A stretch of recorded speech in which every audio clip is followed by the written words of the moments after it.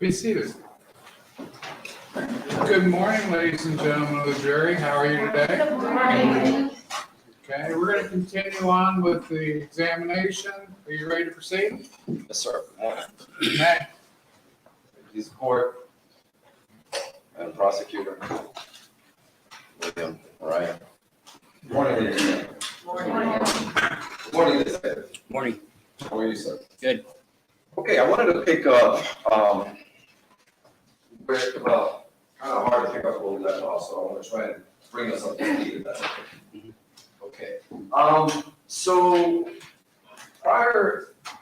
you've been on this case for 2.5 years? About that, yes. Okay, I think you're gonna need to speak up. Yes. Okay. Now, in that time, of course, you became familiar with the case. Yes, sir. Okay, and then prior to trial, I presume you had met with the prosecution to kind of go over your testimony? Yes, trial prep, yes. Okay, so in the trial prep, how many times did you meet with the prosecutors? Just once. Okay. And during that time, did Mr. Zion make you aware that I had requested that you be familiar with all of the audio recordings? Yes. Okay. And in addition to all of the recordings, all of the police reports? Yes. I wanted to give you an opportunity to make this go smoothly. So having said that, did you speak with them after you left the stand yesterday? No, I did not, other than to come here at 9 a.m. Okay, and did you have an opportunity to kind of dig back into your work and be a little more familiar with it, so that way we can hopefully share what we know with the jury? Mr. Baez, I will do my best, okay? But there's a lot in this investigation, so I can only do what I can do. I'm aware of that. I don't know what else to tell you. Okay, both y'all, let's do questions and answers, okay? Okay. Sir, I just want to try and make this go smoothly for both of you and for myself, and especially for the jury. I will do the best I can. And that's all I ask, okay? So having said that, I want to kind of, I kind of want to go over the investigation with you a little bit. And then after we kind of put it together, I have specific questions that I want to ask you so you can see it in an overall picture. And maybe it might assist you a little bit better. Is that okay? Okay. All right. So having said that,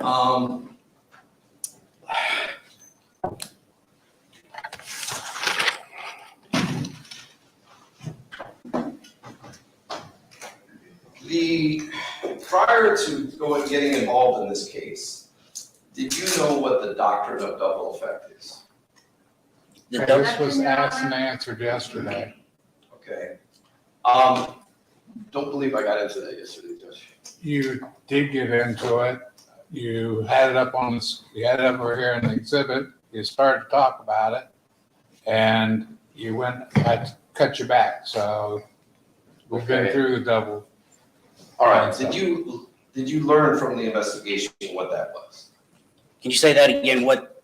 Yes. Did you learn throughout the course of your investigation what the doctrine of double effect was? Your Honor, I'm going to object. This is a medical term. It's outside the scope of his knowledge. He's investigating a medical case. Okay, These are stop, both important of you two. We went through this yesterday. You can, if you're using it as a transitional point, let's get to the point then. Yes, I am. No, I'm not familiar with that. Okay. Do you recall Mr. Dresbach, the pharmacist, bringing it to your attention? No, I do not. Okay. And would you like to review your notes on your conversation with Mr. Dresbach to see if that helps refresh your recollection? Yes, sir. Okay, counsel, we went through this yesterday. Can we approach because I think. Yeah, let's do that. Ladies and gentlemen, entertain yourselves there. Get good.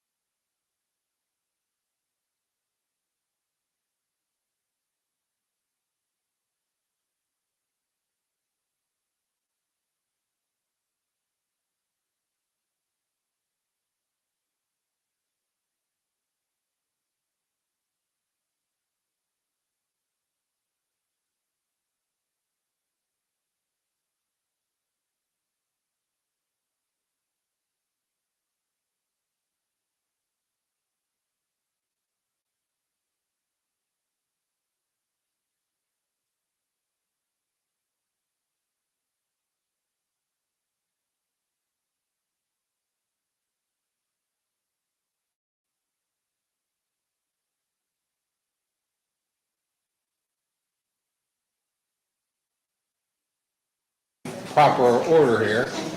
Getting my court reporter going here. Okay, Mr. Baez, continue on. Thank you, Judge. Detective, you recall my last question about the doctrine of double effect? Yes. Okay, in fairness to you, it may have been brought up to you as a principle of double effect. Is that right? No, it does not. Okay. Did you note that in your police report that a witness may have brought it to your attention? Possibly. Okay. Did you take a look during the break? Yeah, I looked at it during the break. I don't know specifically where you're talking about. Okay. It's not, to save us time, it's not in the police report. I agree with that. Not in my summary, apparently, no. Okay. Do you recall Gregory Dresbach, one of the two pharmacists who brought this case to everyone's attention, mentioning it to you? No, I do not. Okay. If I showed you a quick transcript of it, would that help refresh your recollection? Yes. I approach. Okay. Did you guys get a copy? Highlighted on the file. He showed it to me. We have still not gotten copies of it in the transcription. Okay.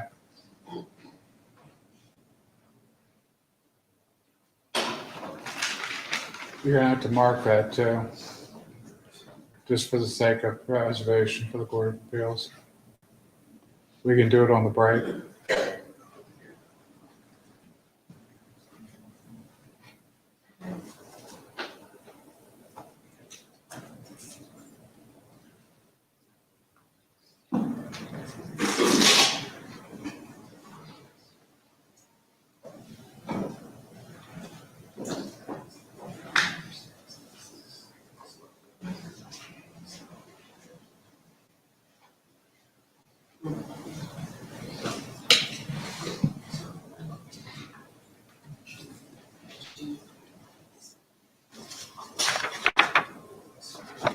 The rest of this too, on the back, or just this?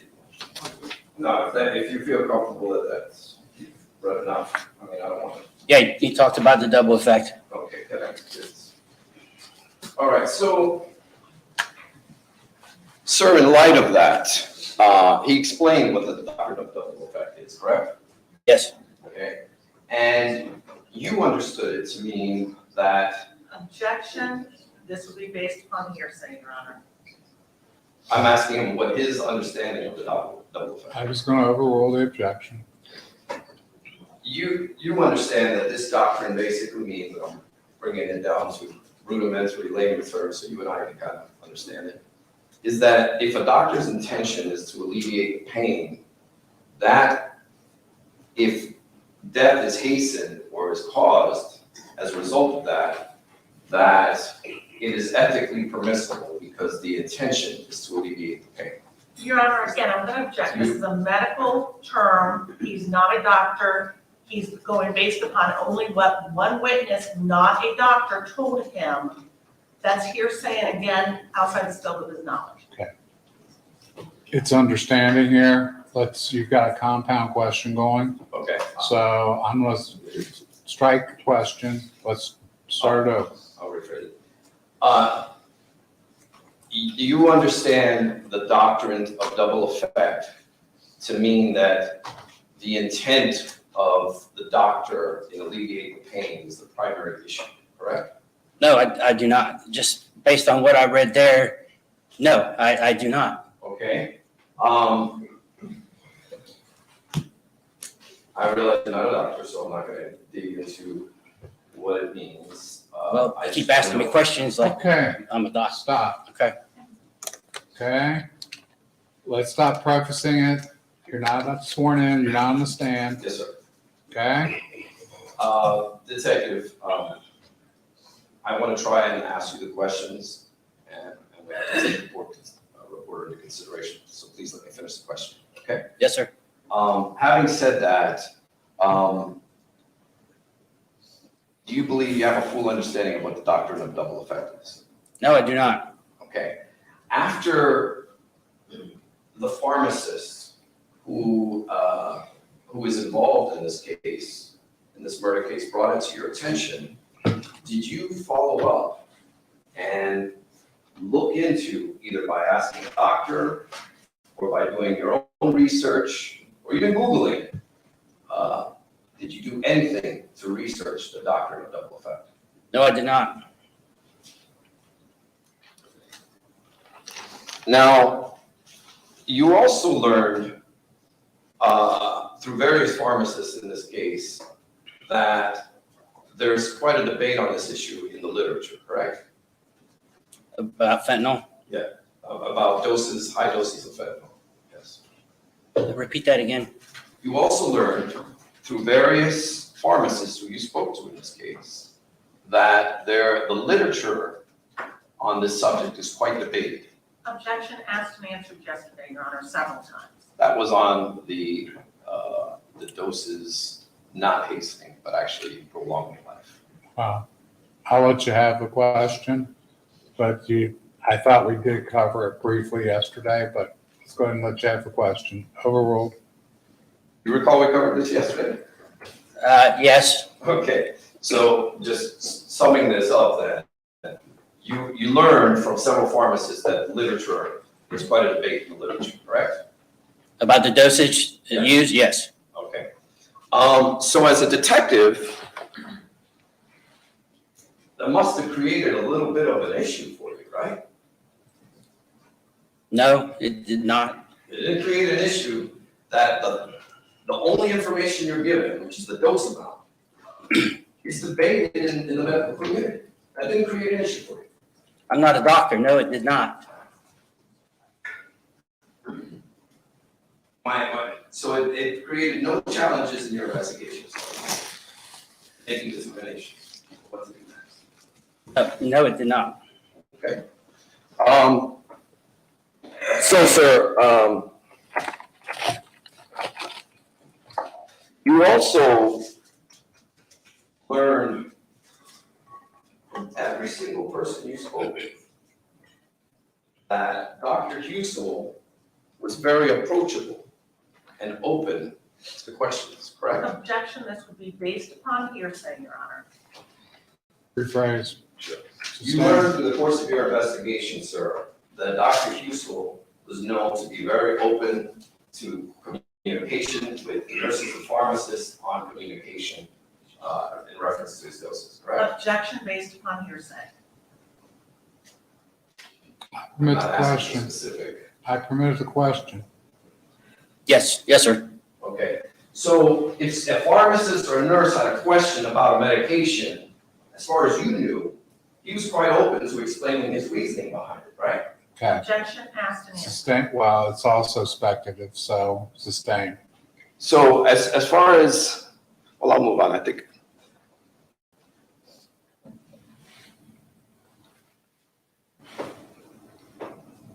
I'll move on.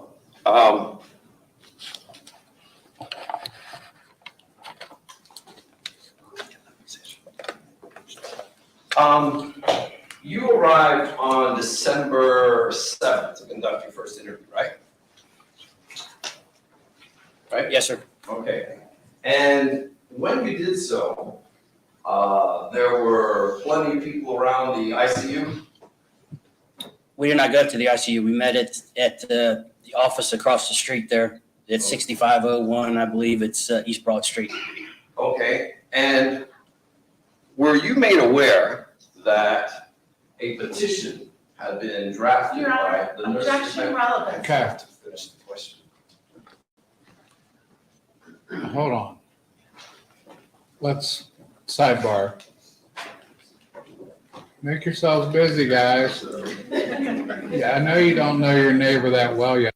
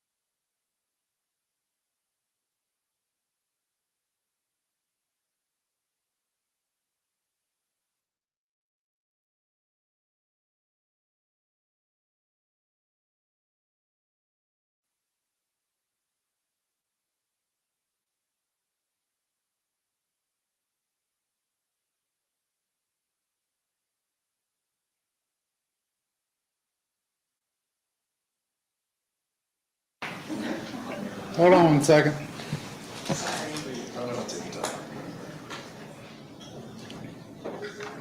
She has her wires.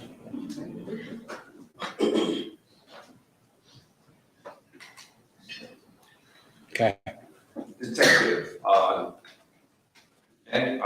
December 7th, when you were there, Yes, sir.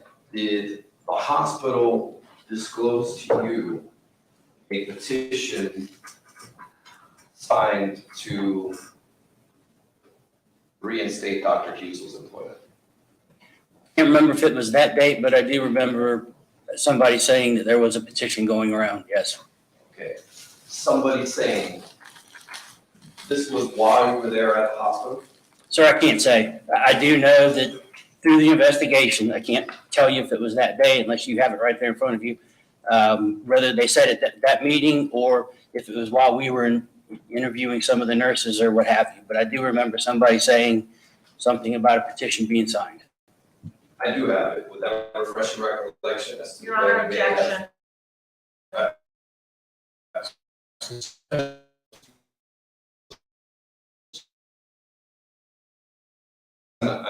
Sustained. Okay. Now, in light of that, did you end up reading this petition? Objection, Your Honor. Sustained. Let me rephrase that. Did you examine it at any time in your investigation? No, sir. Did you not find it to be important? No, we did not. And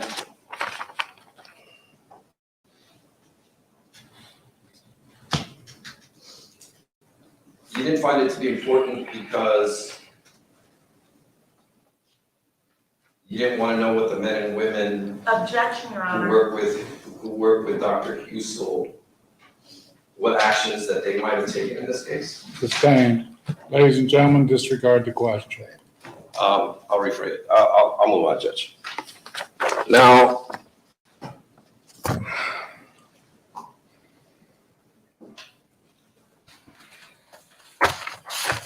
yesterday we covered we discussed the process of the Pyxis machine and the process how doses are administered at Mount Carmel. Do you recall that? Yes, sir. Okay. You're aware that you became aware through the course of your investigation that once a doctor issues the order, that basically the ball basically gets passed to the next individual, correct? To the pharmacist. Or to the nurse, right?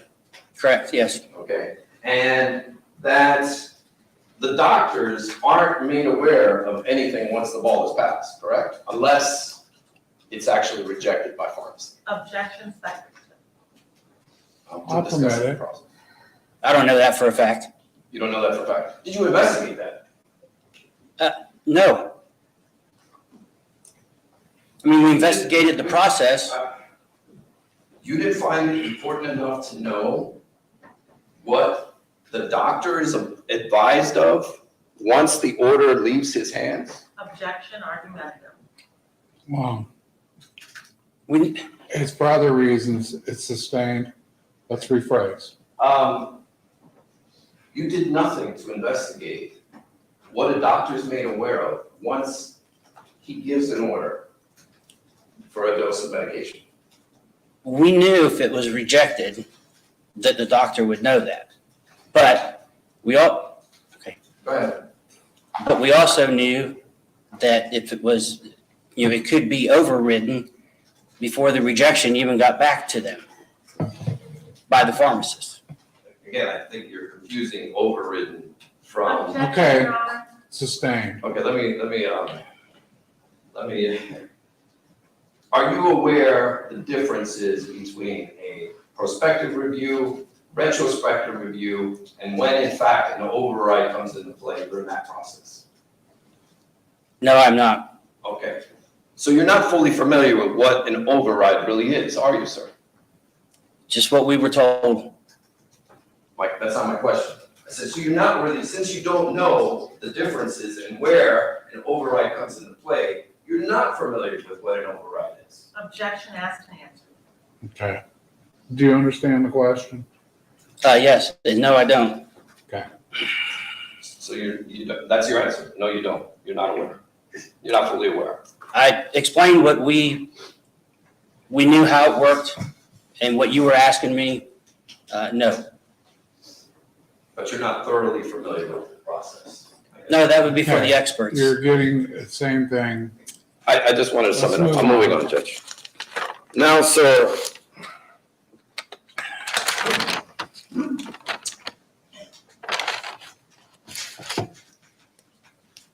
You were also,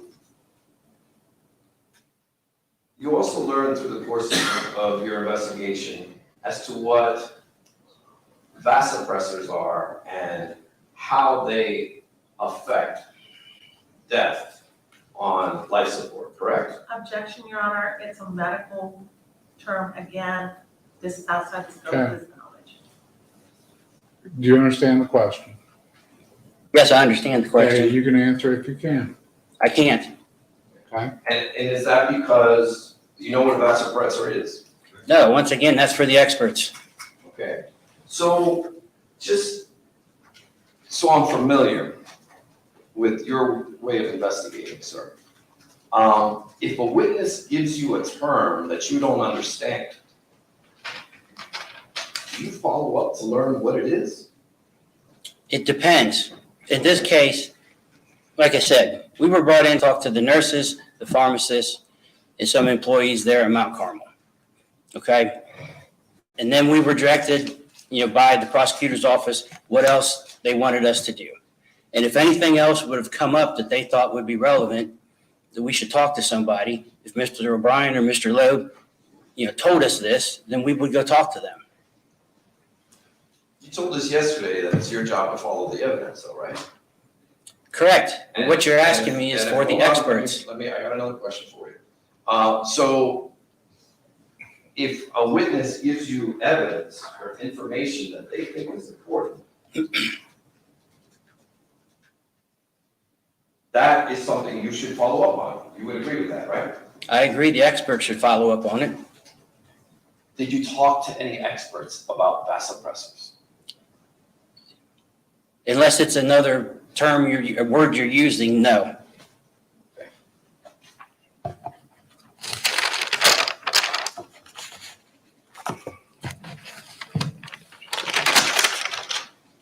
Sir, during the course of this case, you became familiar with what a Pyxis machine is, right?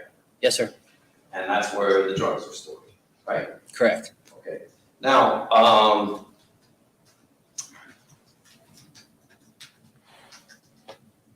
did you ever ask from the hospital, any Pyxis audits?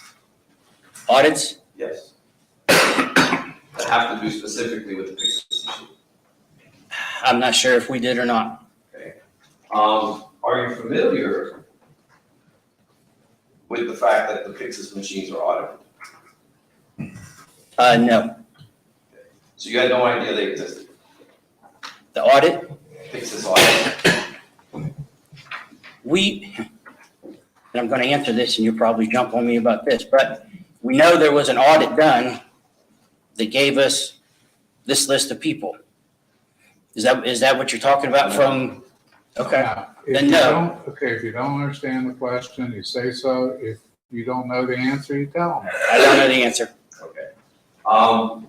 Did the hospital disclose to you that there are Pyxis audits?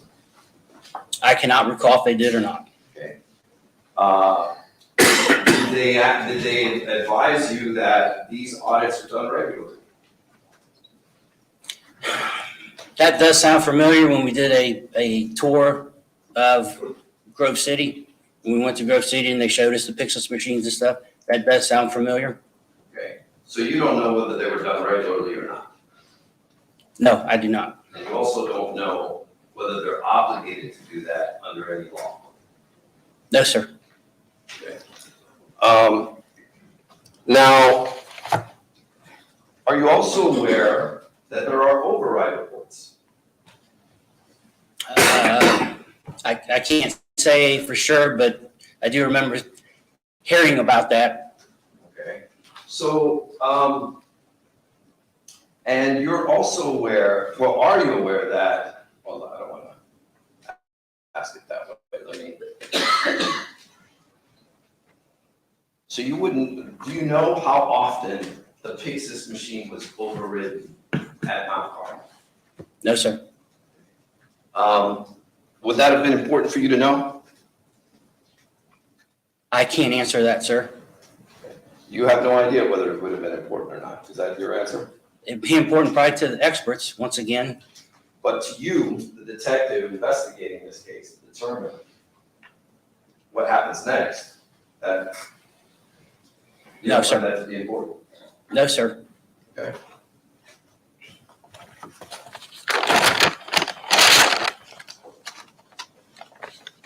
Now, you mentioned yesterday that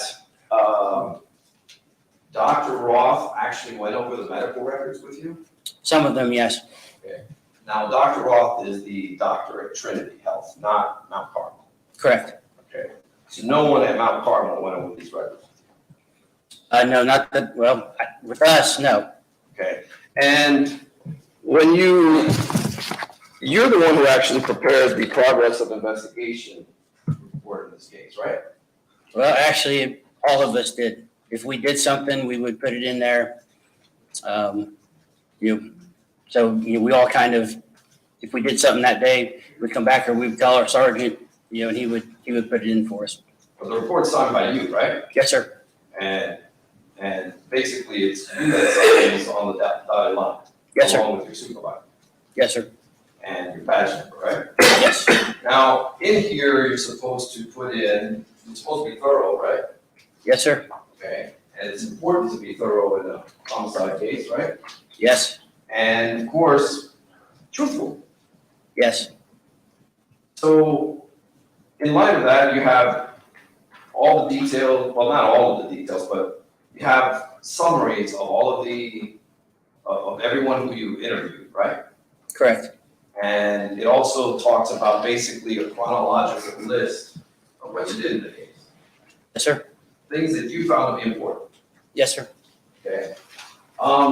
Is there anywhere listed in any of, not only the progress investigation, but any supplemental reports that you may have filed that talks about you actually meeting with Dr. Roth and going over these medical records?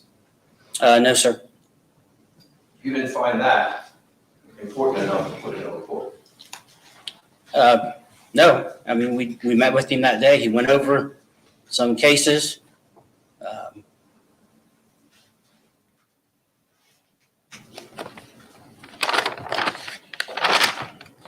So, we've never had any prior conversations, right?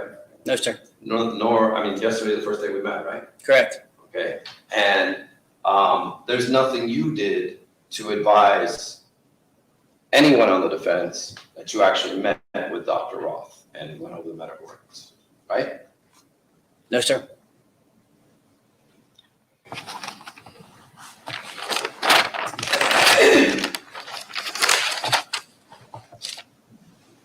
Now, the first person you met with was Randy Miles, right? Correct. Okay, and during the course of that,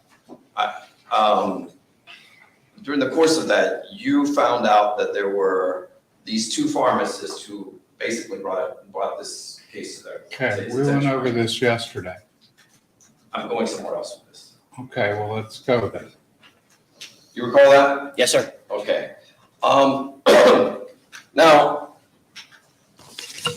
you were given a list of everybody and all the pharmacists that approved all of these cases, right? Yes, sir. And we went over yesterday how these two pharmacists had approved different cases, but there were multiple pharmacists that you spoke with about these cases, right? Correct. And it was only those two that actually brought it to Randy Miles' attention, right? Correct. And the reason for that, you found out, was because they didn't take issue with any of of Your Honor, the doses, objection, right? that would be hearsay. That's also speculation. Sustained, rephrase. What you found out is that they all either prospectively or retrospectively approved these medications, right? Objection still based upon hearsay. Okay, overruled. You repeat your question, please? What you found out is that all the other pharmacists either prospectively or retrospectively approved these medications. Yes. And at any point, did you put together the fact that all the other pharmacists are agreeing with this, and the two that brought this to the manager's attention had equal or higher doses approved in the past, and then mentioned diversion to you? Okay. Did Objection, you Your Honor. put that? Object, sustained, asked and answered. In examining all of this, sir, did you put all of that together? Objection, Your Honor. Again, asked and answered.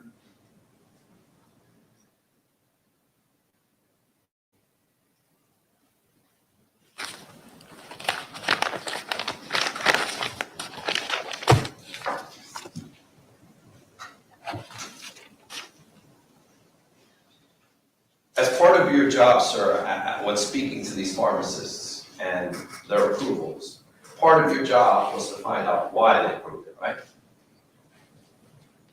I think that would have been for the pharmacy board, when they went before the pharmacy board. Let me ask you this, though. I'm talking about you, okay? I can only ask you what you are doing and thinking. So please limit your answer to that. Okay. So my question to you, sir, is that when you're part of your job, when finding out the pharmacists who approve these medications, is to find out why and their justification for it, right? Yes, Okay. And you do that by simply asking them, right? correct. Okay.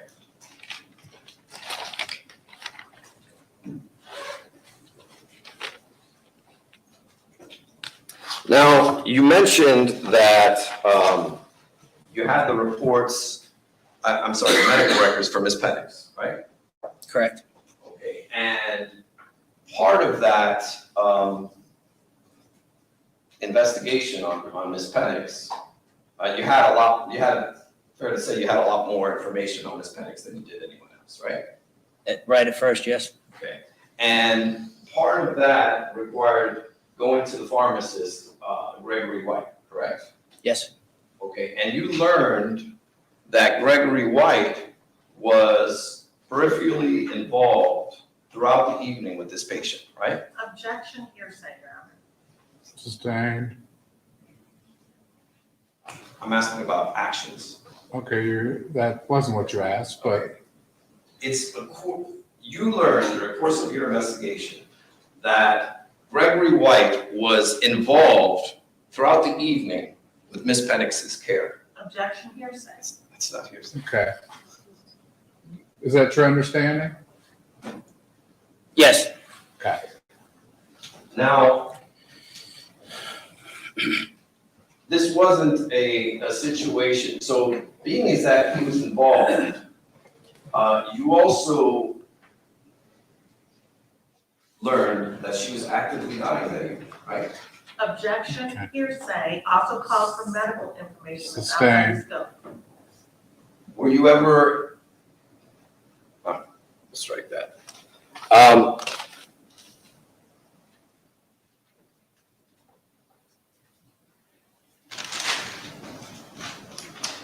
Now, I want to talk to you about part of what you were trying to investigate. One of the things that you also investigated was how the conversations work with families when someone is making a decision to get off of life support, right? we asked about that, yes. Okay, and you learned that Dr. Husel was very meticulous as to the information that he gives when having these conversations. Objection, hearsay. Overruled for now. Yeah, we discovered he had a certain quote that he would tell the families. Okay, so, you also learned that he was one of the doctors that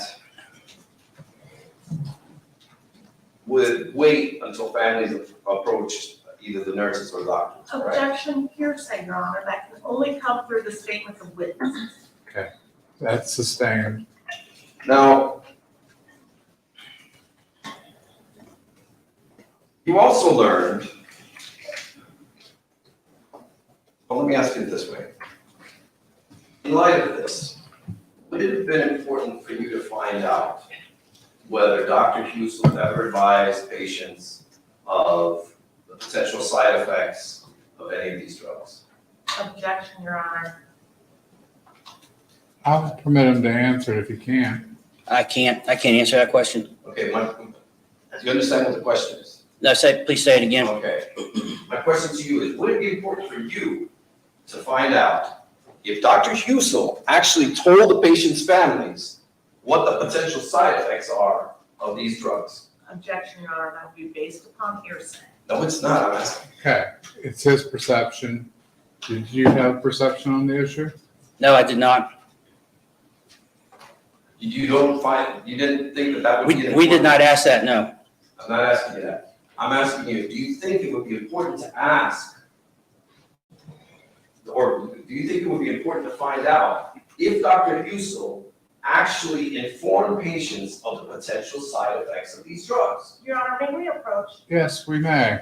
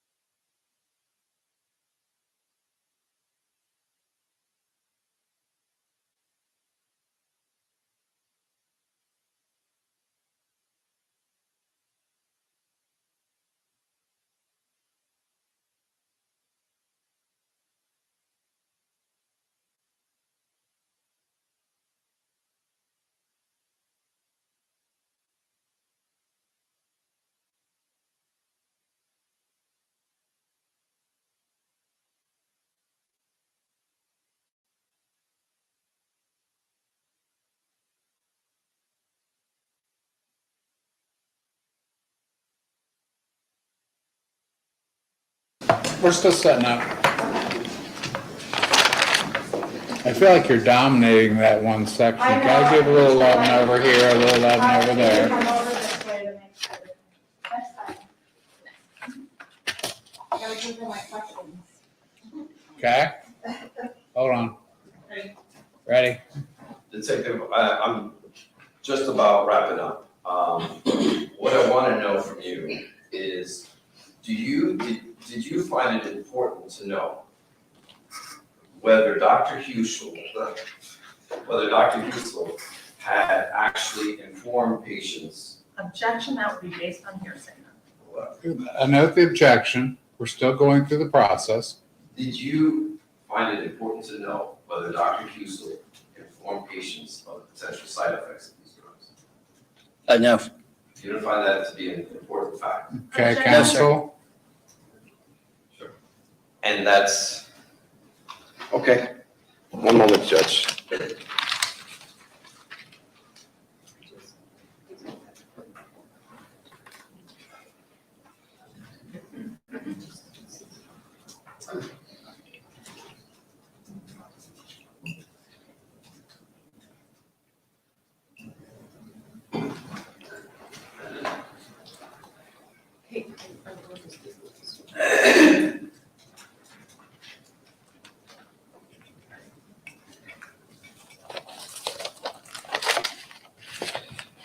Couple quick follow-ups. You said you had toured Mount Carmel Grove, correct? Grove City, yes. Grove City. Did you ever tour Mount Carmel West? No, I did not. So you never toured where any of this happened? A colleague of mine did, Detective Pennington, and one of our CSSU detectives went, and I believe my sergeant. I got a question for you on this.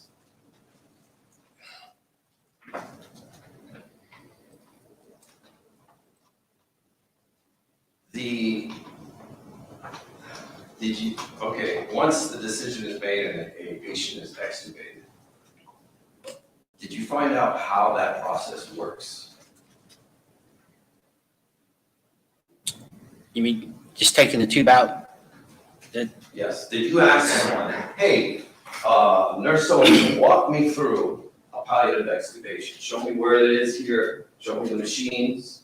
And then also, where does the doctor usually go? Is it in the room?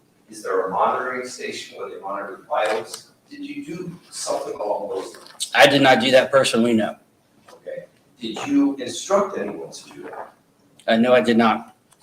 Are you aware that there is a monitoring station? I would, I don't want you to assume. no. I mean, no. So you don't know what devices or what vital signs are monitored after a palliative extubation occurs? Once again, that would be for the experts, sir. No. Okay, and you don't know the custom and practice of Mount Carmel as to what occurs during the process of a palliative extubation? I'm sure they went over it, but I cannot recall step by step, no. Okay. I have no further questions. Thank Redirect. you, Your Honor.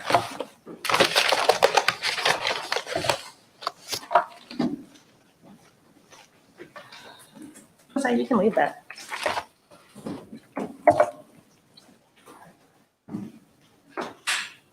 I actually blocked it.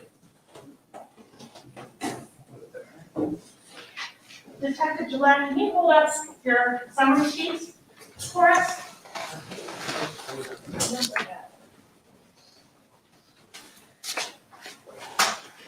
All right, I'm estimating a few hundred pages. Would you estimate the same? Yes, ma'am.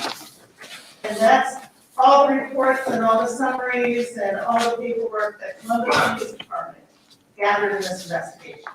Yes, that's our interviews that we These do. not to show the council previously.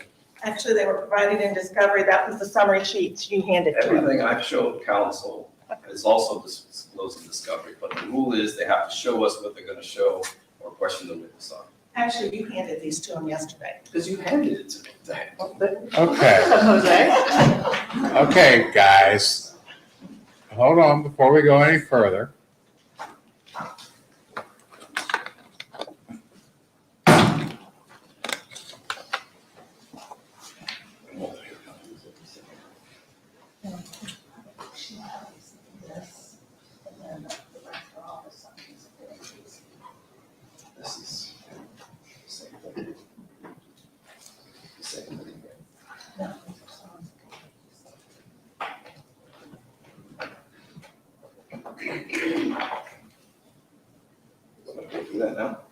Well, I'm just gonna show you two. I'm not gonna show it to it in just the medical records. Depending on your question. So, would you estimate a few hundred pages of your reports? Yes, ma'am.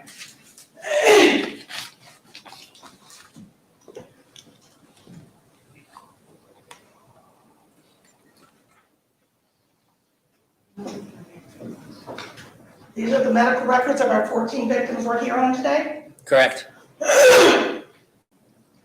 Any estimate of how many pages those are?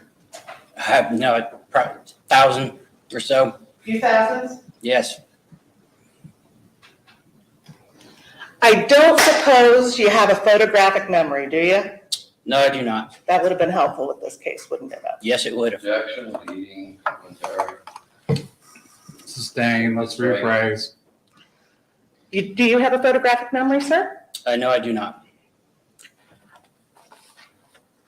And how many people did you have working with you on this case in order to conduct all those interviews? 5 of us. How many hours of audio recordings would you estimate there are in this case? Objection, calls for speculation. If you know.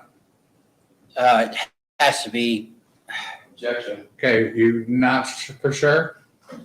I'm guessing over, objection. Okay, 200. hold on. You're not for sure of the number. I mean, I can't give you, Okay, fine enough. Let her ask the next question. But there's probably, I think you estimated 60 witnesses Objection. interviewed. Leading, It's transitional. I'll let her have it. yes, So more than a few hours. more than a few hours, yes. And I believe we received a request from Attorney Baez around this past Sunday at 3 o'clock for you to listen to all those. objection. Would that sound accurate? Counsel I'll says- sustain it, rephrase. Do you recall when you received notice that defense wanted you to listen to all of those interviews? Yes, it was Sunday about 3:30.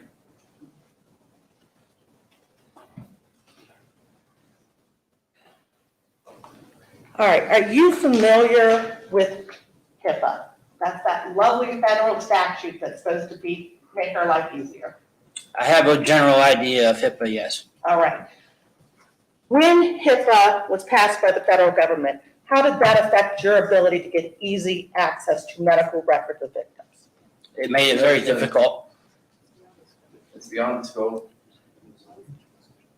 I'll give And it a there's little, law enforcement let's, exception to HIPAA. I'll give it a little bit of leeway with it. Tie it in real quick though. Yep, absolutely.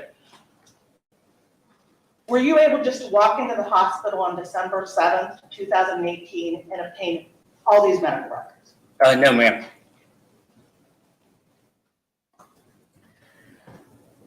All right, so let's talk about one of the witnesses that they questioned you on was Theresa Sauber. And I believe you had asked for your report and it wasn't given to you at that time. Correct. Do you have your report with you today? Yes, Would that help refresh your memory regarding what happened with Theresa Sauber, who was the nurse for Miss Belisari? yes. All right, and I am going to direct you to make your life a little bit simpler to page 7 of your report, Of the progress? of the summary process, yes.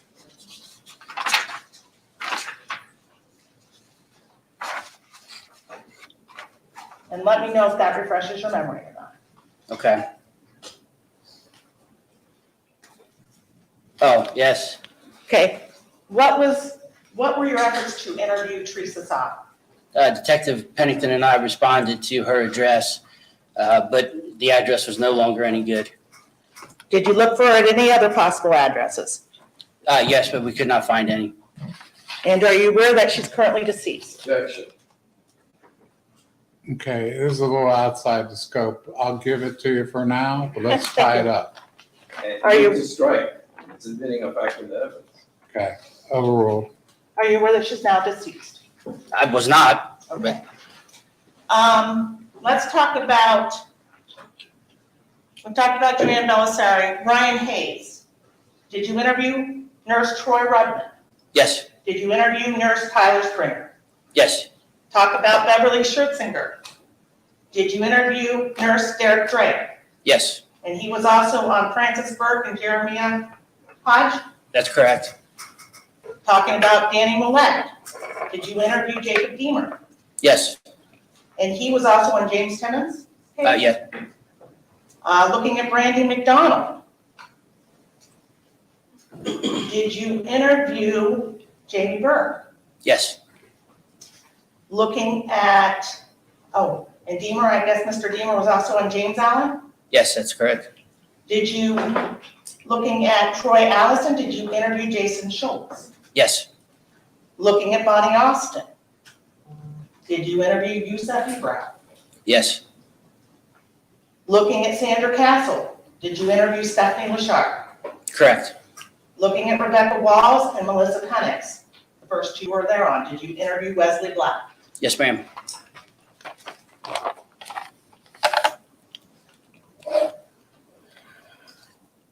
Attorney Baez asked you about other possible crimes when you were there. You're a homicide detective. Correct. Do you investigate federal crimes? No, we do not. He asked you about Medicaid fraud. Did you investigate Medicaid fraud?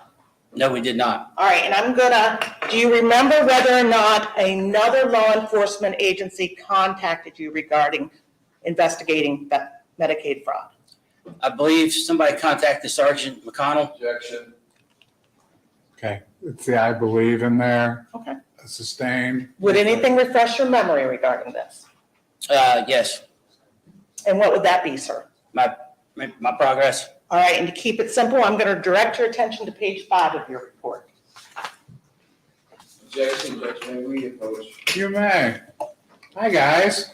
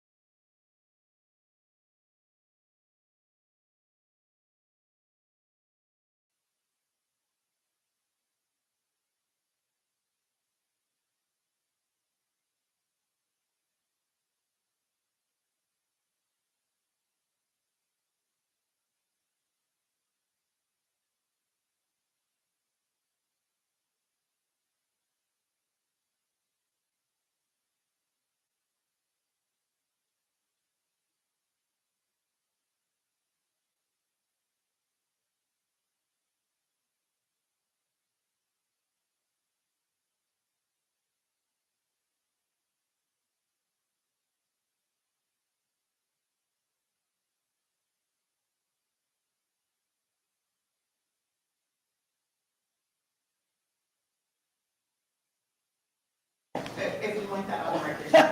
I'm sorry, sir. I got it covered. I'll tell you exactly what happened for the record. I'm ready to go. Okay, the objection's been withdrawn. Do you remember the question? Yes, It was referring you to a page 5. yes, Okay, ask your question. I will. Have you refreshed your memory, Detective Gillette? yes, All right. Was Columbus Police Department contacted at some point by the Ohio Attorney General's office regarding possible Medicaid fraud investigation regarding Mount Carmel? Yes, on January Okay. 28th of 19. Okay, that's enough. Okay.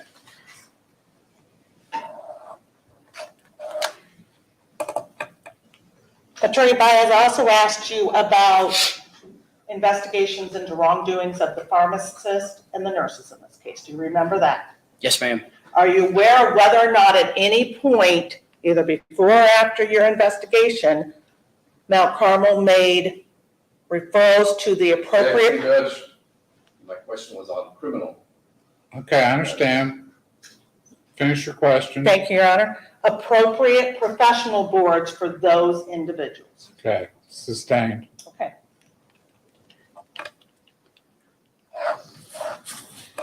All right, and I'm going to clarify this without saying what the witnesses said, because that would be hearsay. After you completed your investigation, did you, as one of the investigators, have any concerns that any of these extremely large doses of fentanyl? Objection, bleeding, she's testifying.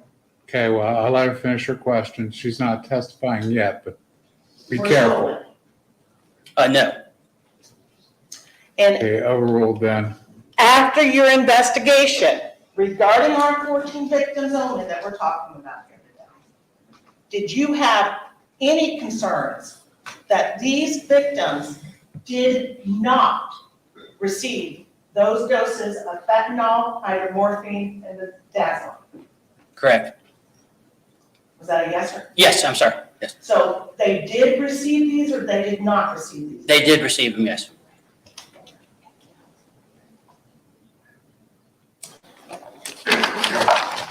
Thank you. I have no further questions, Your Honor.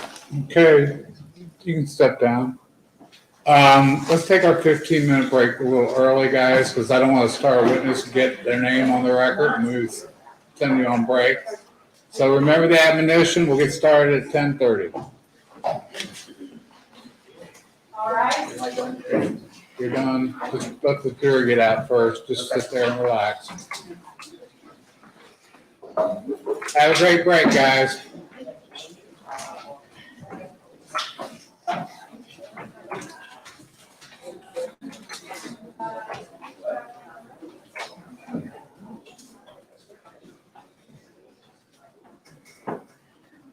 Oh, we're not off the record yet. I had to go on here after they get out of the room. Okay, I need to make a preemptive strike here, guys. We've got a bunch of stuff that's been shown to people. It needs to be properly identified on the record. Okay? And our tradition is one side is numbers, one side is letters. And you guys have correlated yours with multiple letters. Okay? And I don't know if that's a correlative thing. Yes, sir. Well, to be fair, there's so much here. We're using numbers, we're starting with numbers, but then there's subsets, so we're using numbers and letters. And I think we agreed they could use letters. They'll And start numbers. theirs with letters and then put their subparts. I don't have a problem with that. It's just how it starts. Yeah, Okay? But the exhibit yesterday was MFZ. it was, oh, I wrote it down, I think it was M2. MCD-1, that's that chart there. MCD-1. Is that right? So medical chart dilemma or something? I don't know. Marble docs. Oh, Okay. Just so my court reporter understands your system, you guys let her know, do we have? okay? There was a bunch of stuff shown to the witnesses that needs to be marked. Stuff shown to the jury in opening that need to be marked so that the Court of Appeals has a reference point. Judge, I'm instructing Mr. Lapidus right now to take care of that on our end. Okay. Well, I would suggest you do it at the court reporter's leisure and don't make her upset, but that's okay. Okay? Okay. We'll stand in recess till 10:30. Judge, for the record, Yeah, while she's getting the logistics, a packet was shown by both defense and us and on redirect to Detective Gillette. It is, for the record, a what we believe to be a complete copy of his preliminary reports and investigations. We don't believe that this should come into evidence because it contains hearsay. So we're going to mark it as Court's Exhibit 1 because it was shown to a witness. So it'll go just for you and for part of the record. As long as we can identify for the Court of Appeals, that's what I'm after. That's what we're doing. And I don't mind laying it on me, but in the future, if you show something, you should identify it on the record as you show it. That's all. I just want everybody to have it all in line so the Court of Appeals is happy. Okay, Thank you for I know. So, Judge, is that okay? I mark on the outside of the. Yes.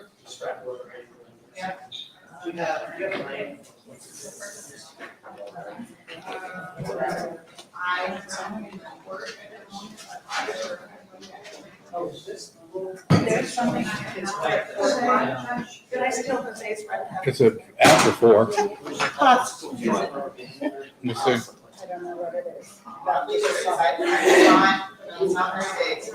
Oh, that was canceled the 3rd or 4th of March. Okay, 3rd and 4th of March. And the dinner I have to go to tonight. As soon as I get done today, I'm jumping. Yeah. I'm jumping and going. Heard you telling her that. Then, one of the jurors was just curious as to what you're saying. Okay, I'll explain it to him. I explained to him yesterday. I think, and I said, I can't answer that question, I'll have the judge talk to you about it, but I can say that a lot of lawyers don't make it. I'm gonna take, before we bring the next one, I'm gonna take another education one, because I've also used the term speculation. And they gotta understand what it means under the law. I don't So, know, but I'll address maybe those. you're better explaining it than I am, but. Do you, I was gonna offer you something, because I saw you. I'm gonna go to the restaurant, I got an exploding fentanyl situation. Well, that's what I heard you say, and I was like, uh-oh, what happened? And then I saw you trying to wipe it out, and you go back, and that's why you, so, All right, look at this. yes, We're out for a few minutes, right? Because of 30. 30? Yeah, 10:30. 10:30. 10:30. Diane had to run and do a judicial release for Sarah, and we'll be right back. Okay. Okay. Well, she's engaged. Why is Sarah even messing with her? Because it's Judge Sarah, he's super important. Yeah, well, I'm gonna show him how important he is. We do. Yeah, it's just in the, like, conference room, where the copier is and stuff. Okay. I'm gonna try and bring down the one for the jury room too, so. It's not even his dispo day. His dispo day is on Thursday. I may have garage you full-size candy bars. Bars today? You are so amazing. Yeah, I'm gonna bury y'all. I'm gonna switch up the top. Oh, boy. Did he actually eventually get to? No, it didn't. I will tell you, I am all of this is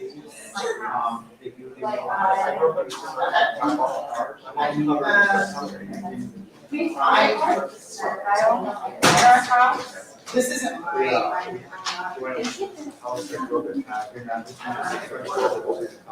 Yeah. Yeah, that's kind of what it's like at our house, sadly, so, yeah.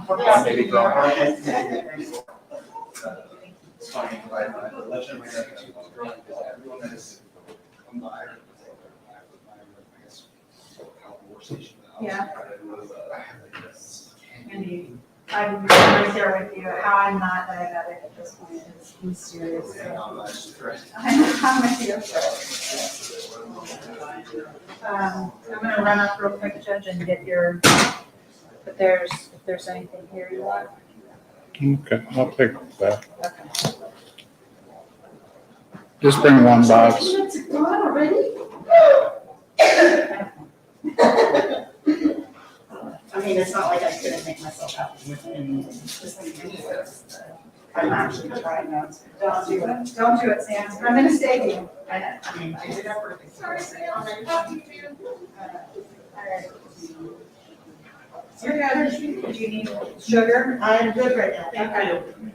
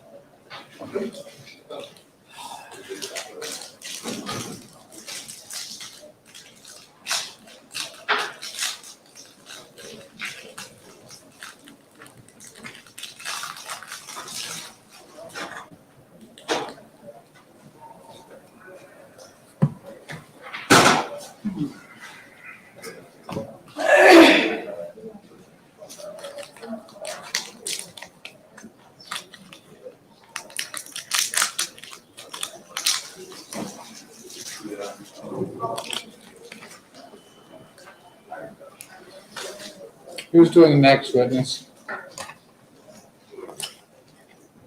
Taylor Schroyer, sir. Bye.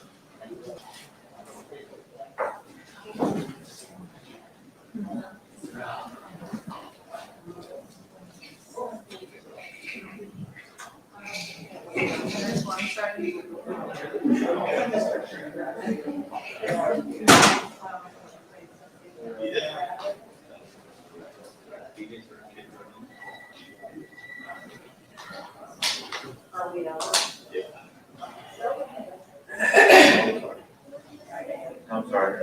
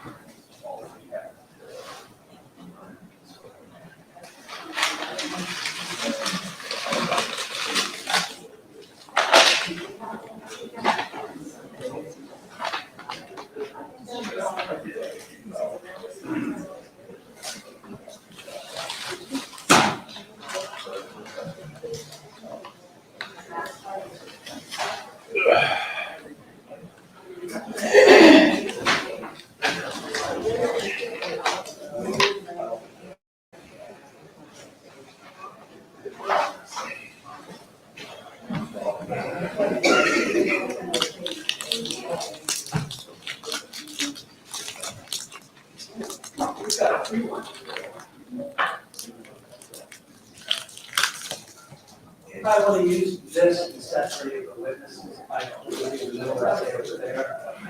You don't have a mic. Yeah, but I can talk loud. Yeah. Is that okay if I never mind talk loud enough? Yeah. Okay. All right. Just because I think you're shouting now. It's all good. I like to quiet. I thought you liked to walk anyway. I do like to walk. Because you're like me, I used to love to walk around a courtroom. Canary used to drive me crazy. Yeah, I was just gonna say, Canary used to say you had it, once you're at the podium, you weren't allowed to leave it. You had only your arm length. No, if you came off the square of that podium, I went to the side of the podium one day and he yanked me back like right now. Is that right? We were doing a robbery case over there, one of the federal robs, and Mr. Hobart, You're okay if I walk around though, right? I don't care. All right. I always thought that was more comfortable. How you walking around? A little moonwalk?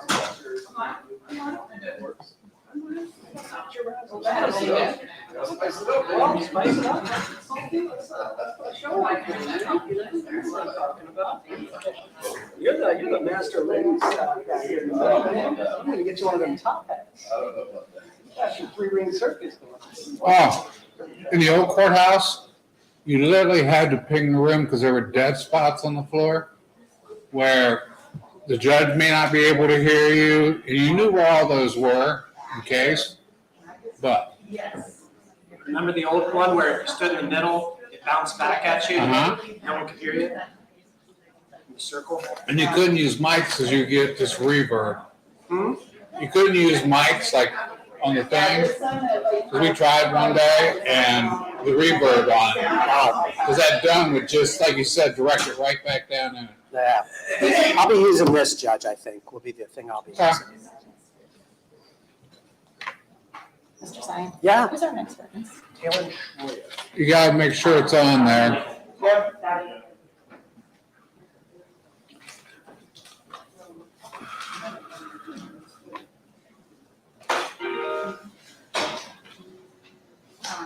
Okay. The overhead, see, David, it's ready. You wanna test something on it? Well, these are all the stuff I use from the medical Yeah. records of the patients he dealt with. And then we have these Pyxis logs. For some of the indicted people, we didn't, I didn't do anything use the indicted stuff, but. Sure,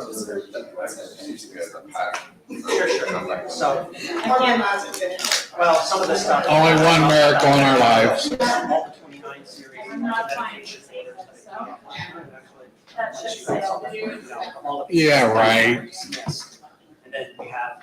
She's the moral fiber of our chambers. The Pyxis logs in there. But Judge, Yeah. You give her a minute when she gets back. Sure. okay, let's get them lined up. Ask them about the files and whatnot too.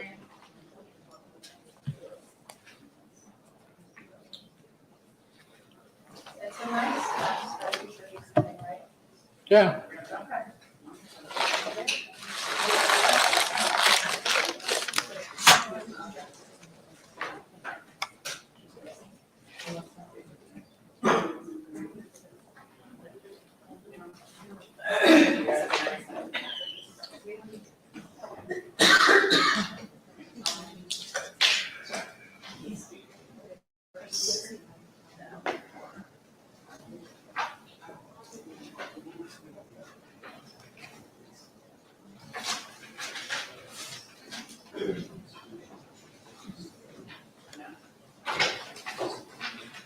Oh, there she is. We're going, but I need to go to the restroom. Sorry. In the next one, line, otherwise I will.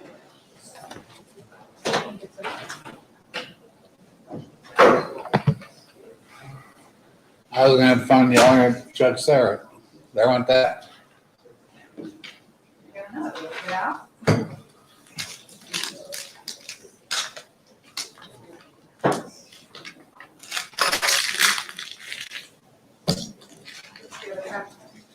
Yeah. Are you fitting it? Some.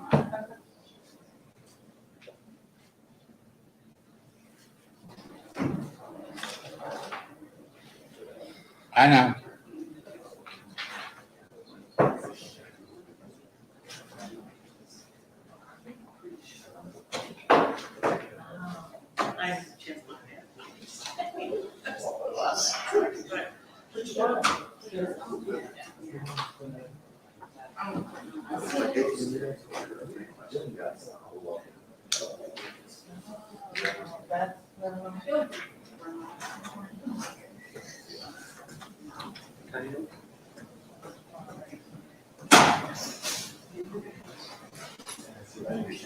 Yeah. When you're settled, I was showing your colleagues the stuff I intend to show. Would you like to look at that right now? Oh, sorry. I had a judicial release and then the interpreter's not back. Oh my God. I didn't even try to- Okay, Like Sarah's like, these are, I pulled these last night actually because I didn't know you guys were gonna be talking about all the dismissed counts, but I think it's relevant now because he had that big chart up. So these are the orders, this is all from the medical records that we've all stipulated to. Since they're not part of the 14, I just made them 19. So he dealt with Longstreet, Bringer. These are all dismissed ones. That's 2 pages of Bringer. Janet Kavanaugh, the orders right from the medical records. And did I have 2 Kavanaughs?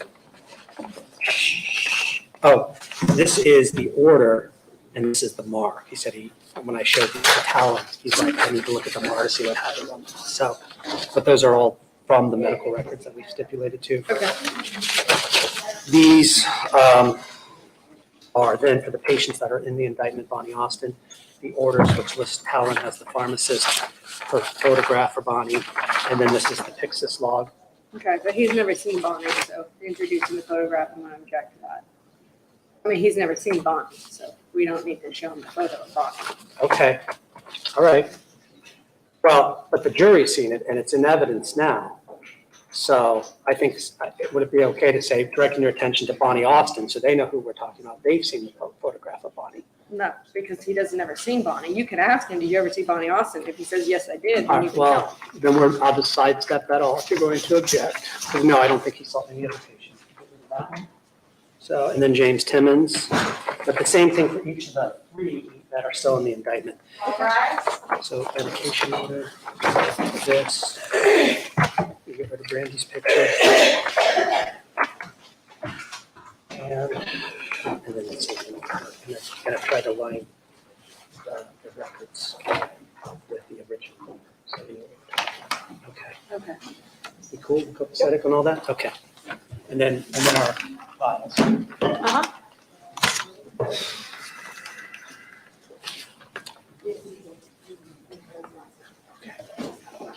That is. Be seated. Before we get started, Mr. Zion, Darcy indicated there were some questions. The concept of hearsay, okay? It's a legal concept. The definition is it's an out-of-court statement offered to the truth of the matter asserted.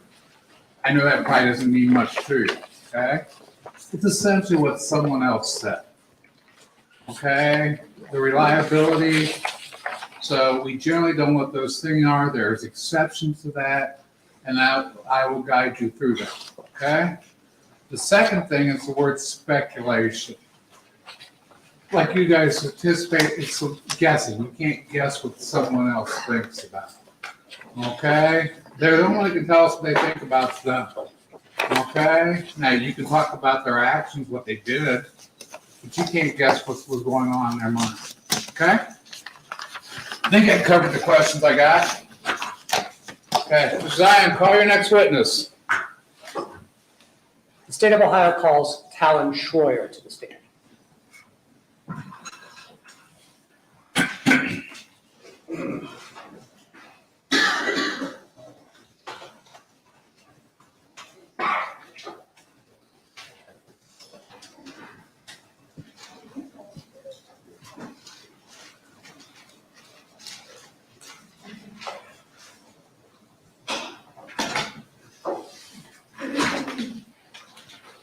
Come on around.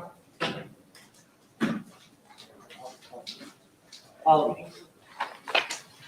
But you're more important getting up here than he is. On up. Please raise your right hand and remain standing. Okay, raise your right hand. You solemnly swear to tell the truth, the whole truth, and nothing but the truth, so help you God. Go ahead and make yourself comfortable there. Now, inside there, you can lower your mask. All right. Okay? I need you to state your name on the record and spell your name so the court reporter can get used to your diction. Sure thing. We're dealing with the plexiglass, and sometimes it's tough for her to hear, so we want to make sure she can. Okay? Yep, they win. Go ahead. Talon Schroyer, T like Tom, A-L-O-N, Schroyer, S like Sam, C-H-R-O-Y-E-R. Is that good? Okay. Now you got an aerial mic there in front of you, okay? Enunciate, and we'll be good, okay? Okey-dokey. Okay, Mr. Zion. Can you please tell the ladies and gentlemen of the jury what it is you do for a living? I'm a pharmacist. What kind of training did you receive, education and any other training you might have had to become a pharmacist? Undergrad degree, doctor of pharmacy degree, and then work experience after that Where did you go to school? at Neomed, Northeast Ohio Medical University, Thank you. And what year did you graduate? 14. And what was your first, and did you then after have to take a test to become a pharmacist in the state of Ohio? Did you take that test? I did. Okay, are you guys hearing okay? We need some volume. Hey, you speak up, knock it down, we're good, okay? I just wanna make sure they can hear you. Understood. That's all Better? people strain. Is this better? Yes. And I'm going to stand back here because I think sometimes when I'm far away from witnesses, it makes them project a little bit. You took a test to become a pharmacist? Correct. Did you pass that test? Yes, sir. And did you become thereafter licensed in the state of Ohio? Yes, sir. And what year was that? 14. All right. Did you thereafter get a job in pharmacy? Yes, sir. And what was your first job in pharmacy? Pharmacy manager at Walgreens. And what type of pharmacist works at Walgreens? Is there a difference between clinical pharmacy and retail pharmacy? Sure. Okay. And what was this job at Walgreens? Was it clinical or retail? It was retail. Okay, so explain to the ladies and gentlemen of the jury the difference between retail and clinical pharmacy.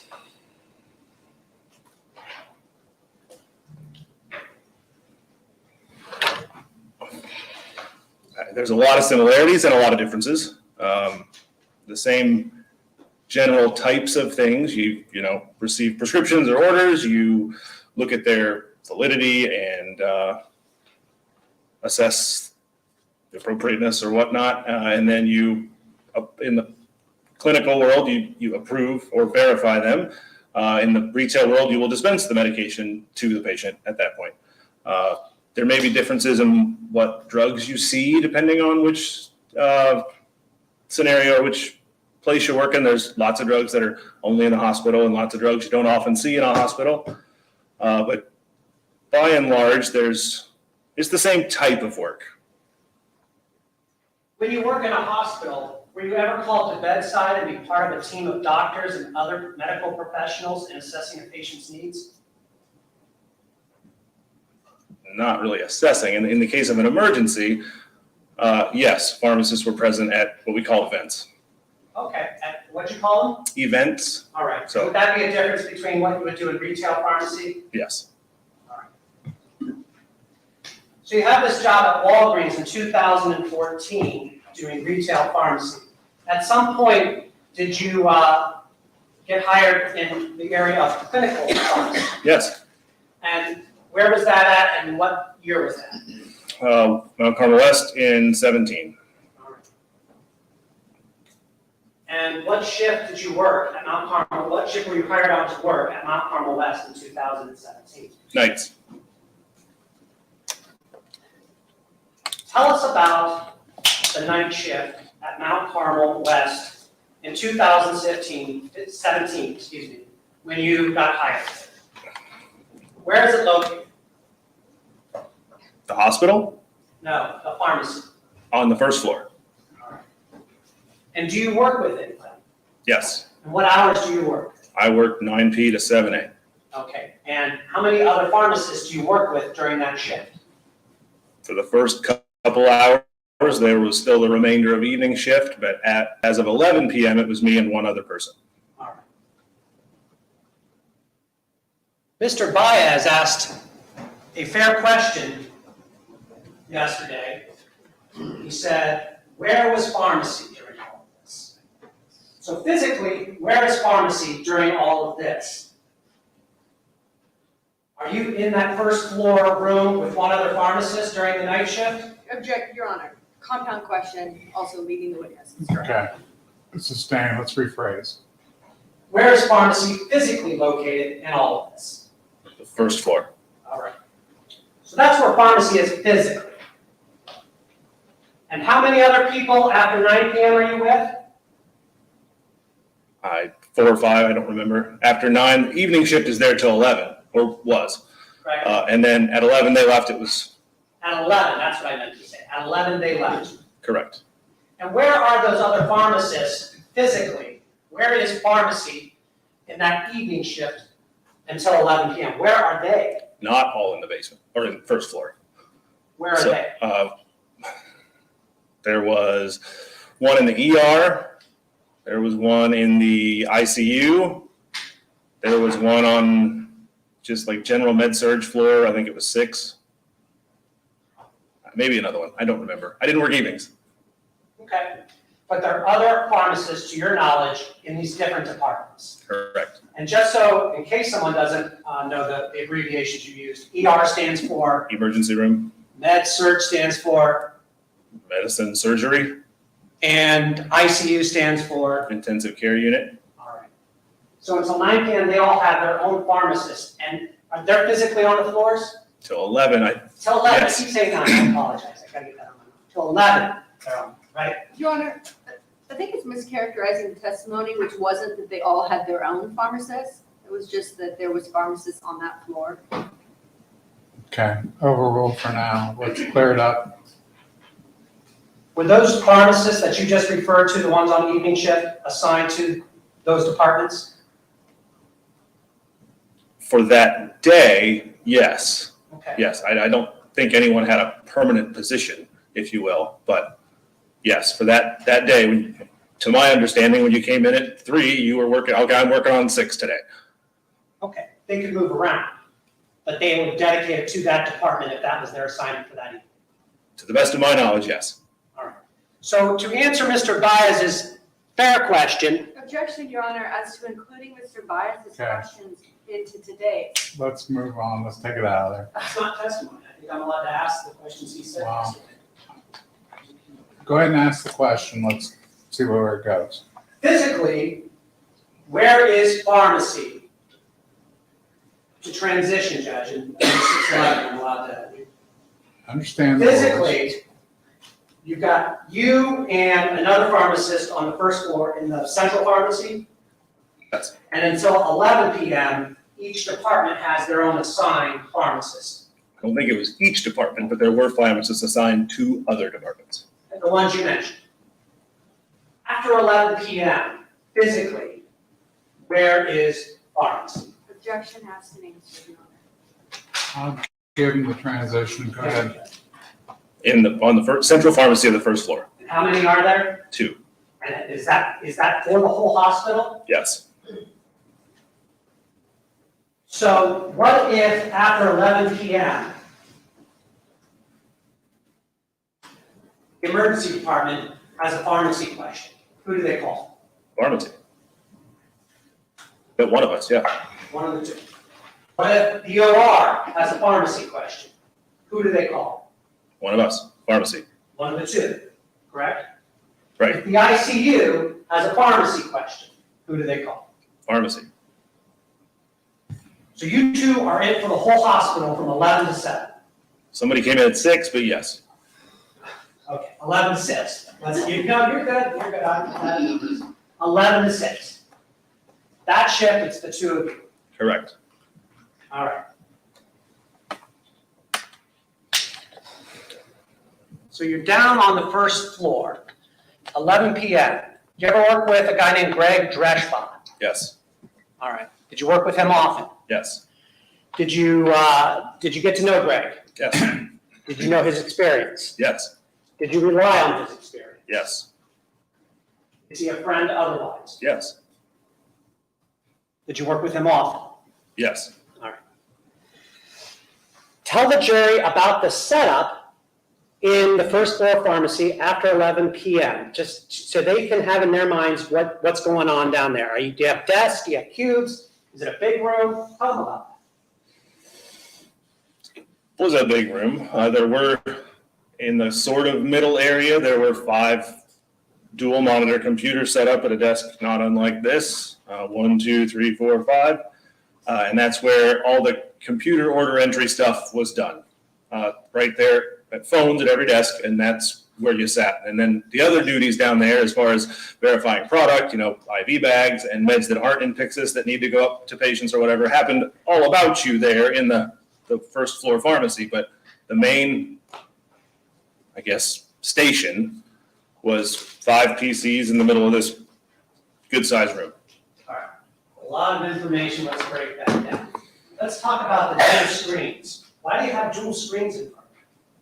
The way Cerner, the pharmacies, or the electronic medical record software that Mount Carmel used at the time was called Cerner. CERN, so the record's clear, is that an acronym or how do you spell CERN? CERNER. Okay, CERN, that's the software program you said? It was the EMR that they used, yes.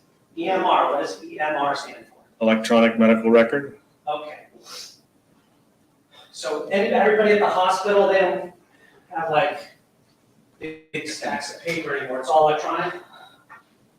I don't know if it was all electronic, but a lot of it was for sure. All right, and that's on the Cerner system and that's on one screen? Cerner had two parts, Power Chart, which was all the everything, and then there was FarmNet, which just pharmacy used. So it was handy to have, in pharmacy anyway, have two screens. All right, so Cerner's on one side, what's on the other side? It's called FarmNet. Okay, tell us about Farming. That's also a computer software program that was in use? I think it's part of Cerner, I don't know. I Okay, think it's all one thing. so it's integrated with the EMR Cerner. Sure. Your Honor, I really hate to object, as this court knows, but let's cut down on the leading, please. I'd ask that he be instructed. Okay, I'm gonna give him a little leeway with this, but she's right. You're doing a lot of leading. I understand you're trying to get through difficult subjects, so I'll give you latitude right now, but, I appreciate that, Judge. I feel I'm summarizing this transition. okay. Tell them about how these two systems work together. To the best of my recollection, FarmNet was just pharmacy. It was the medication orders that came in that you could manipulate on the one side, and the other side was everything else about the patient. So the rest of the chart was in Power Chart. All right. Yeah, Power Chart. POWER. So I'm going to present with you a hypothetical before we go into the particulars. Let's say a doctor in either the ER, the OR, or the ICU wants to prescribe medication to a patient. How does that process work in a general way? And what would be your involvement? If you could explain to the ladies and gentlemen of the jury what your involvement, if any, would be in that process. In the prescribing itself, I don't know. It is done in the Power Chart side, but an order is placed somehow, and then it comes across into pharmacy under that patient in the FarmNet side.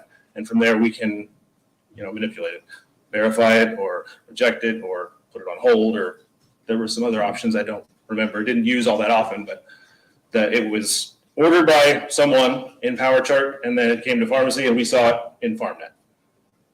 Okay. So when it comes into FarmNet, what is the purpose, based on your training experience, of however it's ordered? You don't know that side of things. But it comes to you, you know this side of things, right? Do you know the purpose of you and other pharmacists being there to look at these orders? Why do we have FarmNet? Why are you down there? To verify Judge, Your medication. Honor, compound question, I we ask agree. one at a time. I agree, sustained. What is your role in this process?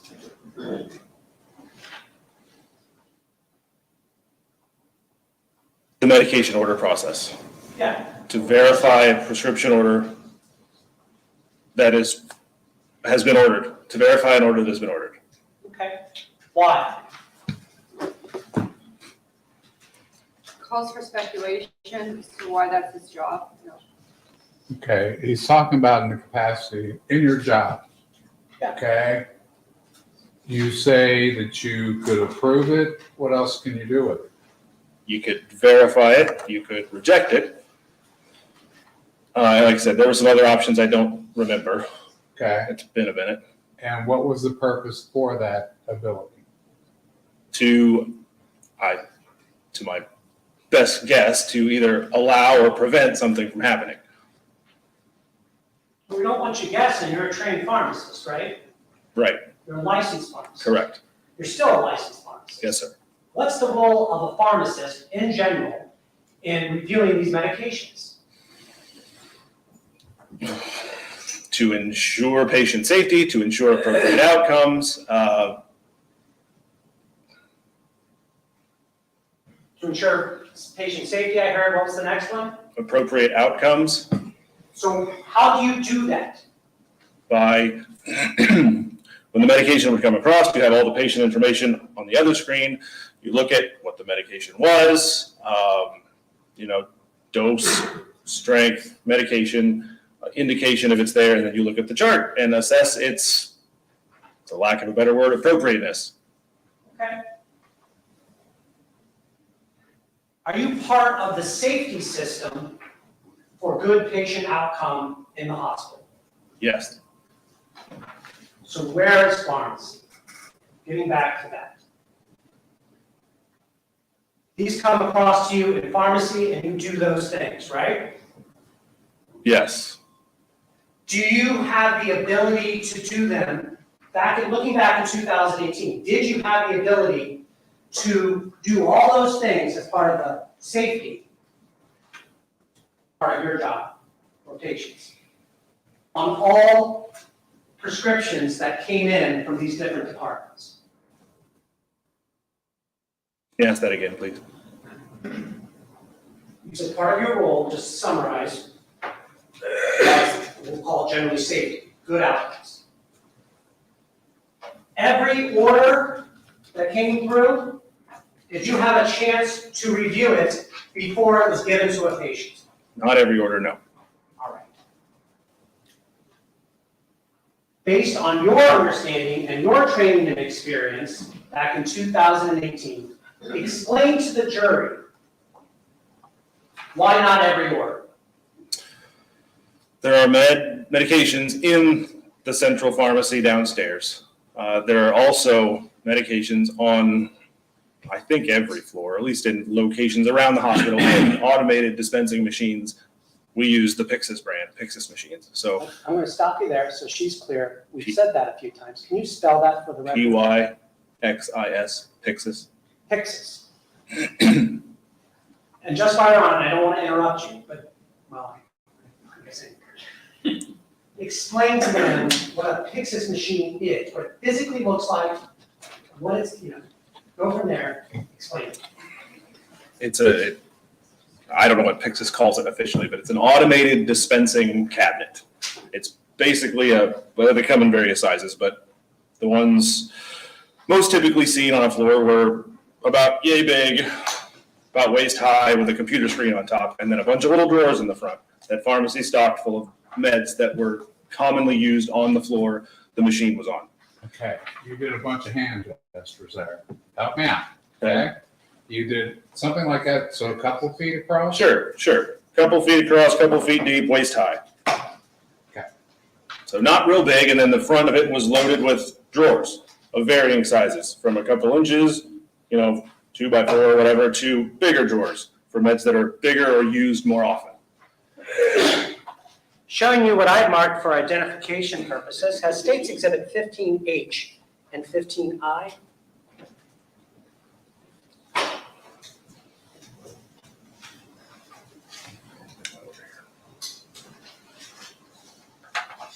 Yeah. Do you recognize what, for the record, those are photographs? For the record, those are photographs I've handed the witness. Do you recognize what's depicted in that photograph? Yes. What is depicted in those photographs? Pyxis machines. And do they appear to be fair and accurate representations of what you just described? Yeah. And where are those Pyxis machines located? No idea. I'm sorry. I mean, in general, where are they located? On the floors. Okay. On the. They're not down on the central with you and Greg. They're up on the floors. Correct. All right, what's your answer?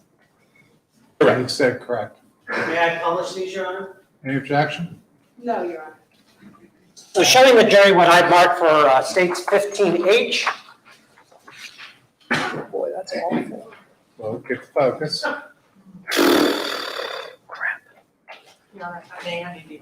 Yeah. You're slightly younger than him, or substantially younger. What they say when it comes to technology, you 13-year-old. I didn't touch anything, I promise. Okay, I guess that, let's see that. All right, 15H, what's the jury looking at now? A Pyxis machine, well, several, but Okay, can you guys see it? I can turn down the lights. You guys okay?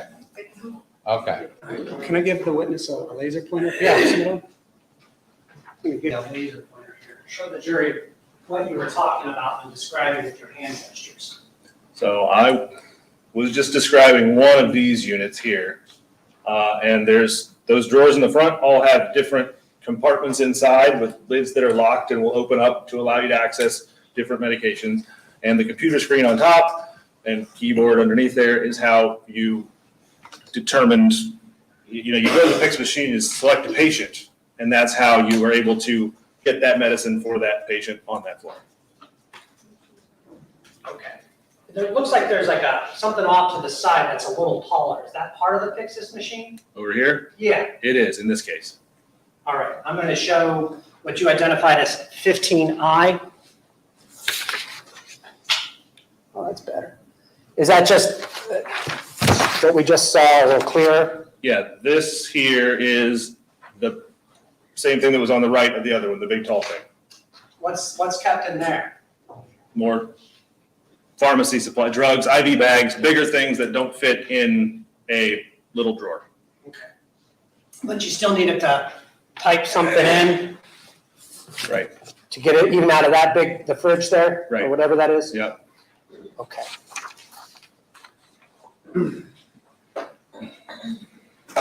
All right, let's back to the first floor.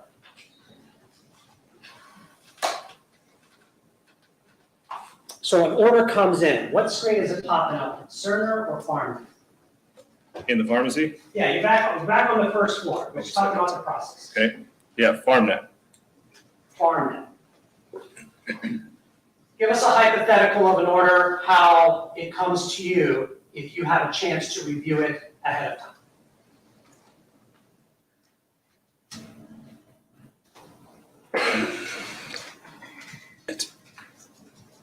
Well, it comes across on the screen and there's the room number and the patient and the drug, and it's just a line in a queue.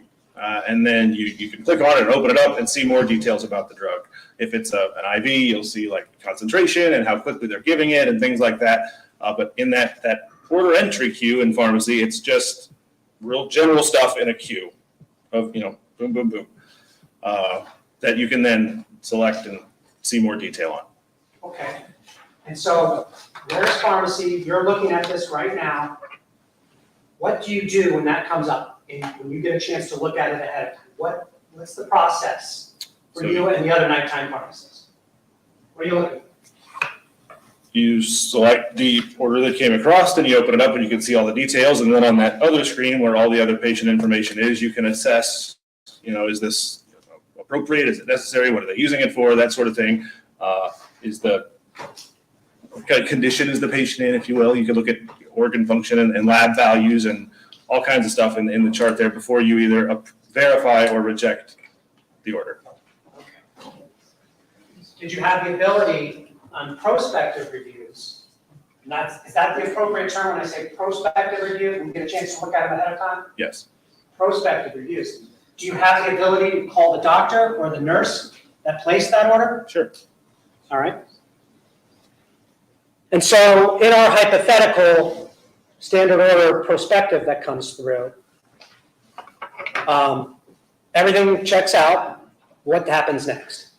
Everything checks out. You click verify, and then depending on where the medication is, you're done in pharmacy or you get the medicine ready. If it's in Pyxis, you're done. The bed that they need is already on the floor where they need it, so that's it. If it's something you have to make or something that's not in Pyxis, then you have to get it ready and get it to the floor. What would you have to make? IV bags, or there's a lot of just oral meds that, Pyxis, you saw, that was a really good size Pyxis. They're not all that big, so there's limited real estate in there. You can't have every drug in the Pyxis machine. So it was not uncommon to get an order for something, even oral, that had to be sent to the floor. Did you have techs, pharmacy techs that could then run that stuff up or prepare those IV bags? Yes. but just two pharmacists doing what you just described. Correct. And is that just for the ICU or is that for the whole hospital? The whole hospital. All right. Is that, we talked about earlier, where is pharmacy? That's part of the safety rule you have for good outcome for patients. Yes. All right. Is there another way, based on your knowledge and experience, that orders came through PharmNet, through the Pyxis process, through everything you just described, where you don't have that chance for prospective review? Yes. All right, describe that situation to the jury. So there, again, this is only really meds. They're in Pyxis on the floor, but that same keyboard you saw there, Okay, let's get it up there, because you keep pointing up there. Putting back up 15, did I say J? Jeez. 15H.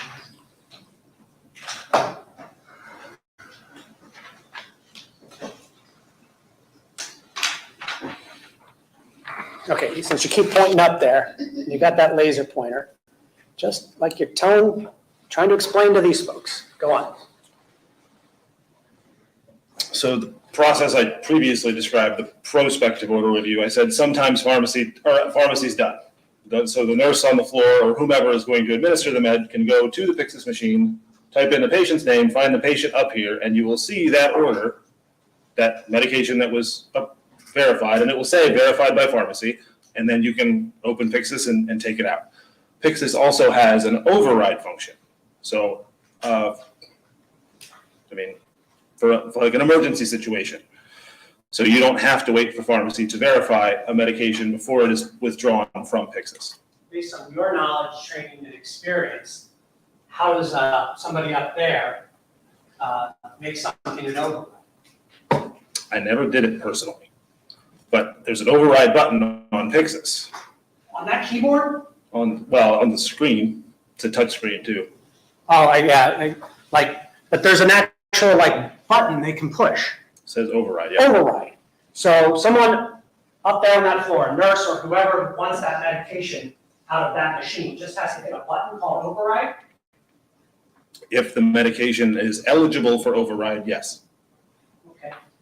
Based on your training, experience, and knowledge back in 2018, was fentanyl one of those drugs that could be overridden? Yes. Was midazolam one of those drugs that could be overridden? Yes.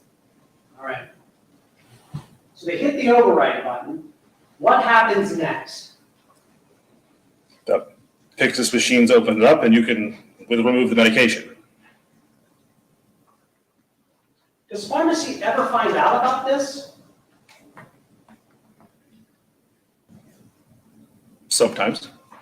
Let's talk about this sometimes. In our hypothetical, they hit that override.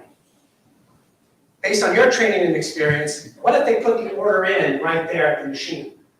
They hit the override, machine, does it actually physically pop open or do the doors just unlock? No, He testified that he'd never physically done an override, so I think the question's about what happens unappropriate. Okay, I'm gonna give him a little leeway with it.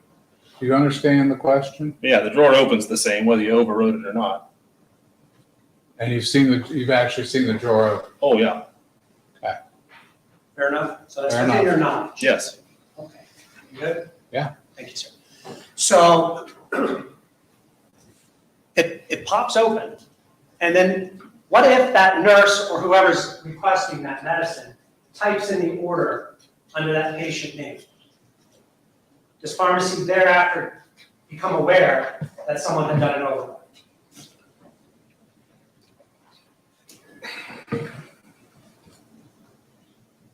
Yes. Yeah, so you're saying after the medication is in hand because it was overridden in the Pyxis machine, then an order is placed in the chart. Yes, pharmacy would see that order. Okay, but this is after the medicine's already been withdrawn? In your example, when the order was put in after it was withdrawn, correct. Okay. Yeah, because if the order's put in ahead of time, it's prospective. Then pharmacy has a chance to verify it, correct? I'm talking about the hypothetical where it's, for, am I using the right term, retrospective review? Yeah. Okay. So by the time you guys get it, if it's been overridden, what shows up down there on the first floor? What shows up on your queue? You use that word queue, right? Yeah, the medical queue there. It's a discontinued or completed order are one-time orders that have already been given or administered. All right. So they're in your queue, but it's already said and done. Correct. What, if anything, do you therefore do as part of your role as safety for the patient in this case? At that point, there's nothing you can do. The medication's already been given in your example. So the order will just sit there unless you verify it. It has to, otherwise they just like build up in the queue there. You have to clear them out by verification. It's the same word as if you had reviewed it ahead of time, but it's not the same process.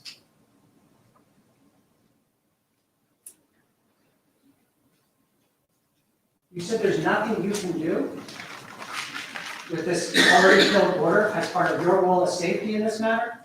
For that particular instance, no.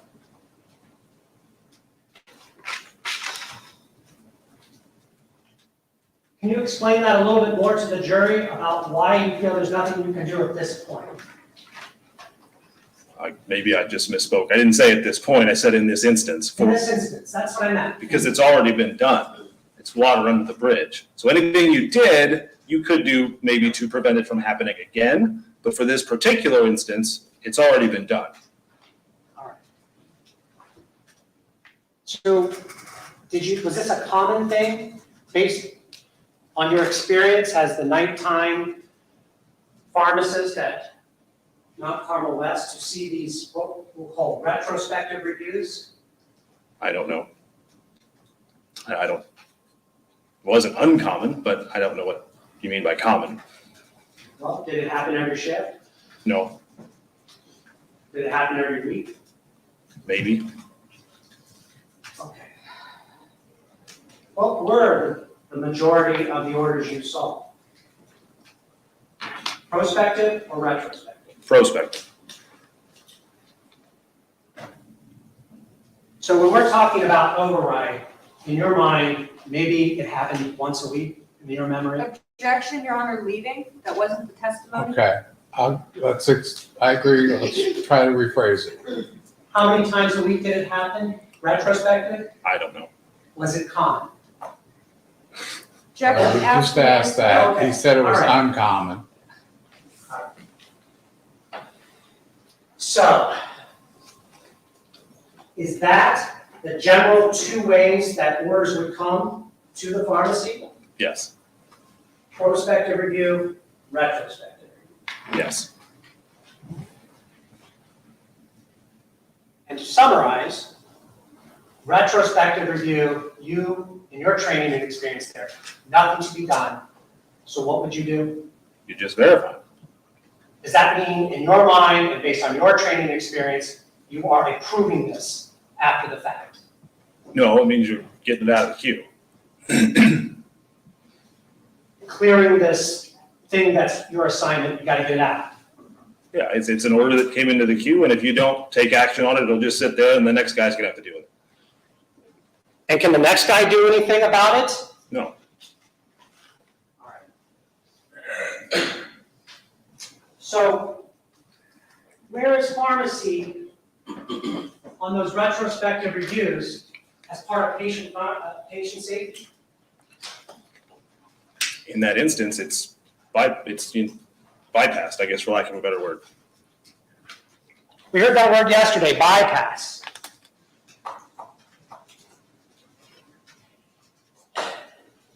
Now, what happens if a nurse comes up here and hits the override button on the screen and the machine pops out and they don't put in an order? Do you even see that? If there's never an order put in, pharmacy wouldn't see it, no. So you wouldn't even have a chance to retrospectively review those. If there was never a order put in, correct. So where's pharmacy when they hit the bypass button and don't even bother to put an order in? Where's pharmacy?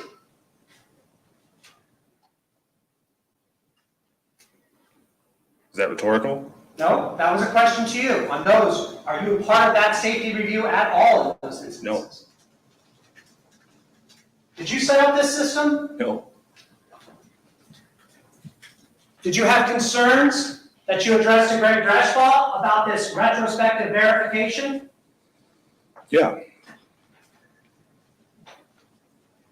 And not for the purpose of the truth of what Greg told you, but based upon what he told you, what did you do? Did you just hit clear, hit verify? Oh, for those retrospective orders, correct, yes.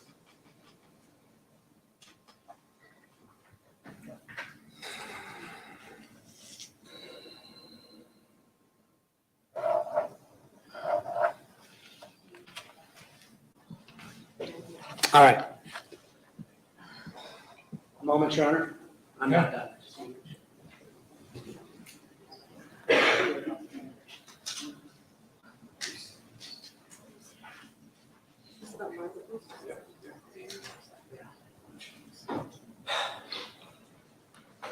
Is there a function, part of this computer system we've talked about, RNet and CERN, that is, you're notified when a nurse scans in the barcode of the medicine as they give the medicine to the patient? I don't know. Okay.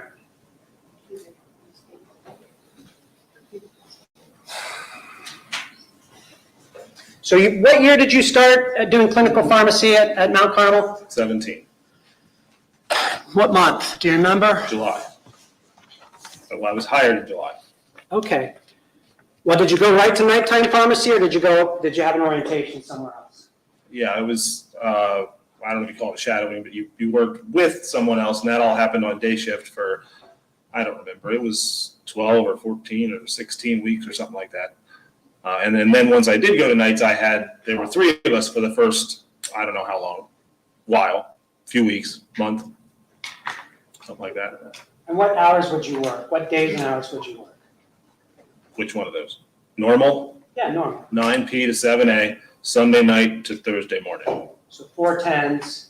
Thursday morning is your Friday night for people that work a regular daytime job. Right. And it's with one other person, Yes. and Greg Dreschlaw was. The main other person, yes.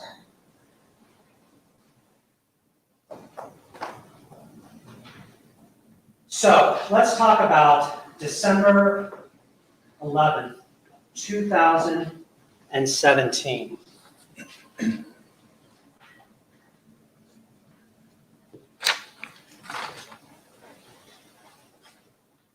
I may approach the witness, Your Honor. Man, Showing you what I've marked for identification purposes. This is Exhibit 29B.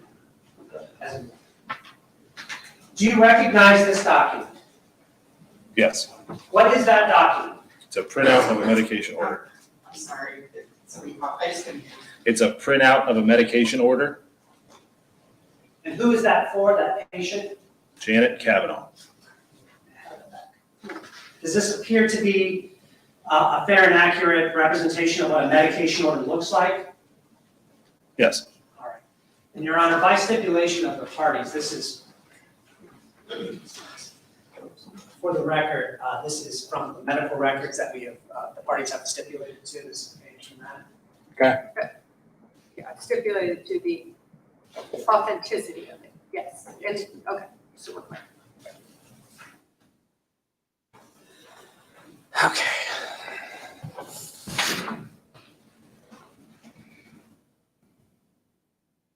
All right, let's see how I can do that.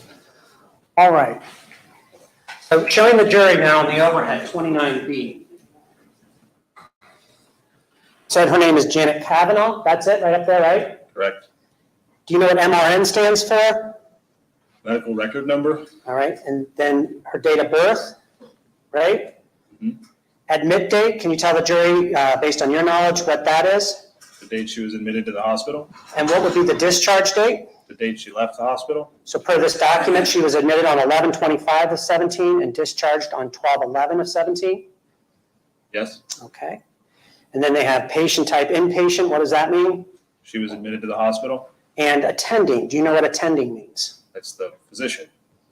Who was attending to her? Just what they call them. I actually don't know where that came from. Okay, all right. So, and then this document, it starts off with the label orders dash medication orders, is that correct? Yes. Just preliminary? Question.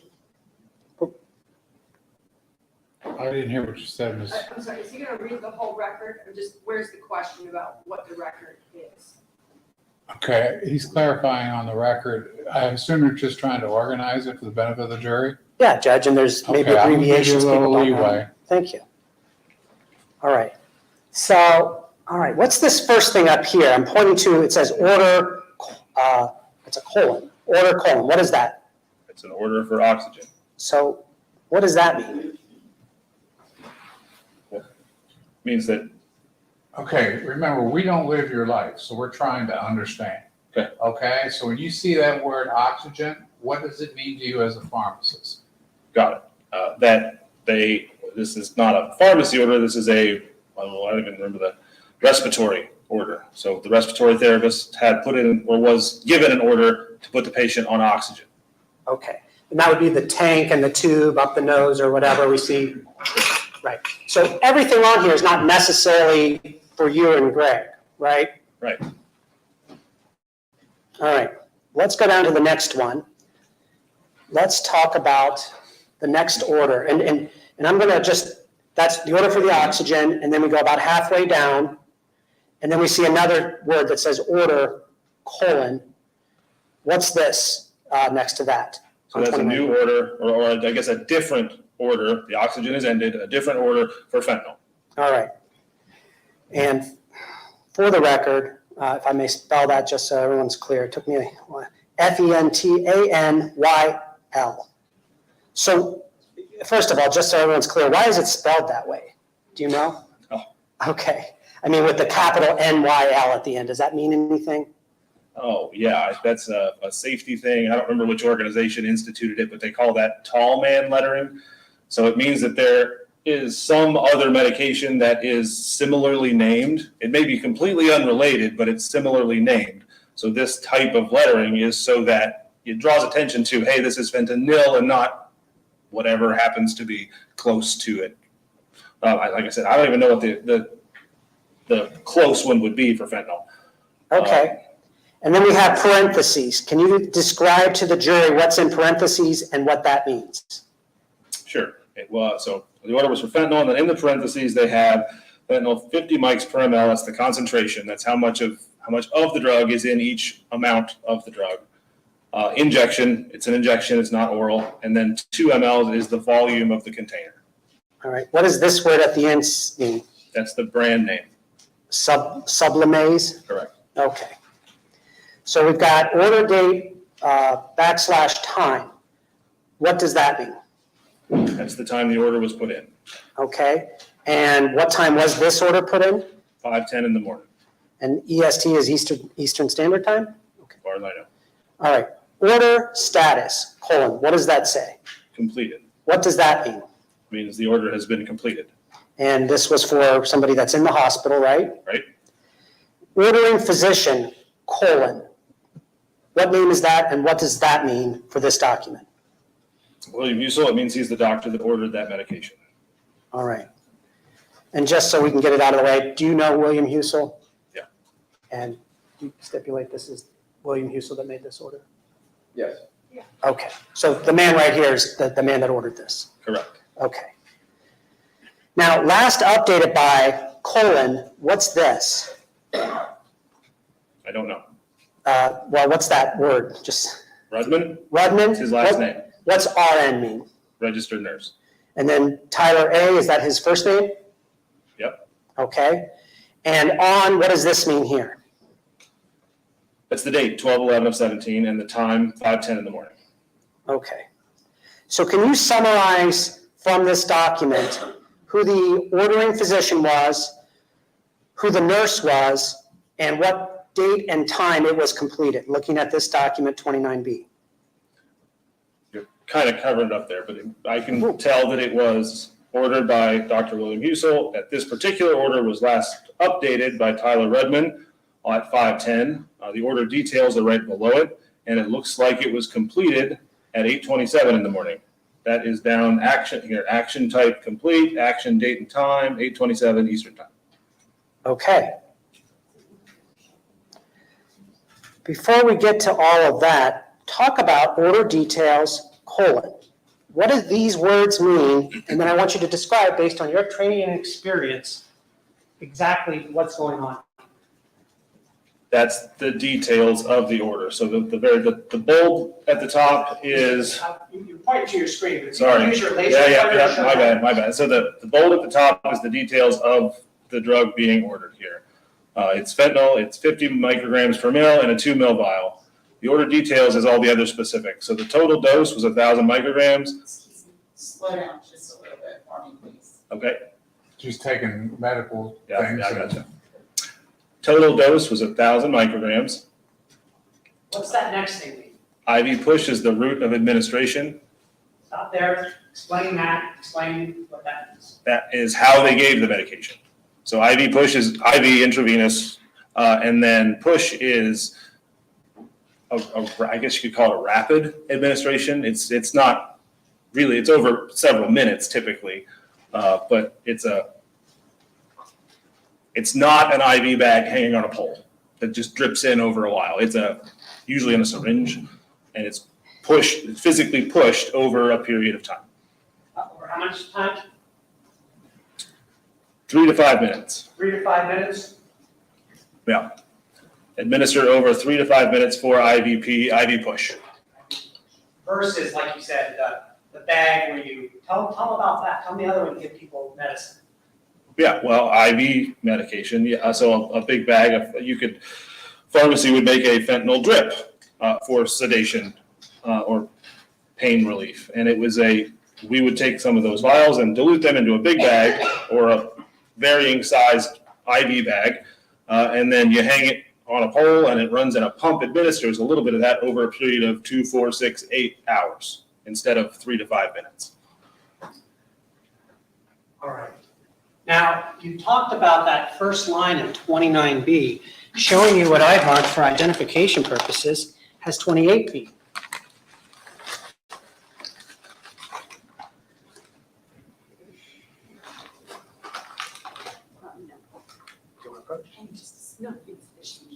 Okay. Hold on, Mr. Zion. We got a technical error we're taking care of here real quick. Battery died. I understand. Well, that'll give me a chance to maybe pull the podium around.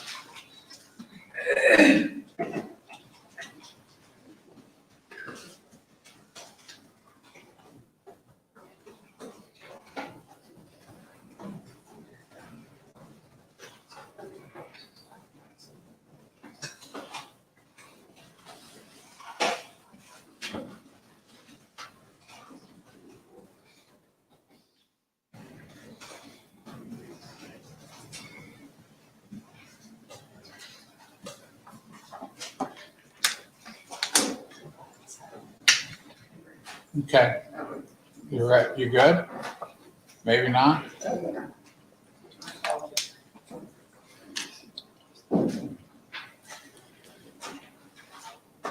You want me to test? Test.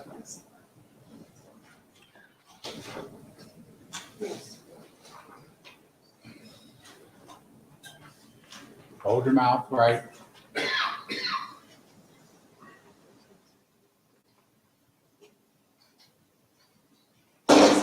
Test. It's all right, you know. Okay. You sure, Sam? It's all right, it's all right. Okay, you're gonna have to give it a little bit more volume. You're encased in this plexiglass, and it feels like it's vibrating off of you. Drives me crazy, okay? But you're gonna have to give me a little bit of volume because she doesn't have the earpiece that's on your mic, Understood. okay? Your Honor, and for the record, 29B is for demonstrative purposes. I'm not alleging these were the actual bottles related to this, but Okay. I mean, Ladies and gentlemen, demonstrative evidence is evidence that's from a different source, okay, but it's to aid and assist you in understanding how the process works or the event that occurred. It's not the physical files that were used that night.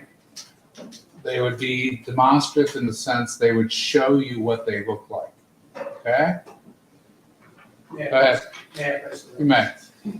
showing you the white bag 28B contains several items. Do you recognize, I'm going to show you one of them. Do you recognize what I've just shown you from 28B? Yes, And what is that? it's a vial of fentanyl. Okay, can you look at the dose on that and then look up at 29B and tell them that that's what that would have been like? Yes, this is what would have been in Pyxis. 100 micrograms, there's 2 mils of liquid in here, and it's a single-use vial. Okay. I may have that back. So how many of those would Tyler Rudman need to get out of Pyxis to fill this order of 1,000 micrograms IV push? 10. So may I, Your Honor, show the jury? Okay. So that's 1, 2, 3, 4, 5, 6, 7, 8, 9, 10. Is that the amount that Tyler Rudman would have had to pull out to give Janet Kavanaugh that order from Dr. Hussel? Yes. Yes, sorry. Okay, all right, we'll do with that. Your monster data, you don't file. No. Okay. So, it's an IV push. Based on your training and experience as a pharmacist, what does Tyler Rudman then have to do with these 10 vials to get it into somebody, in this case, Janet Kavanaugh, in 3 to 5 minutes? I don't know. Okay, fair enough. Will happen then.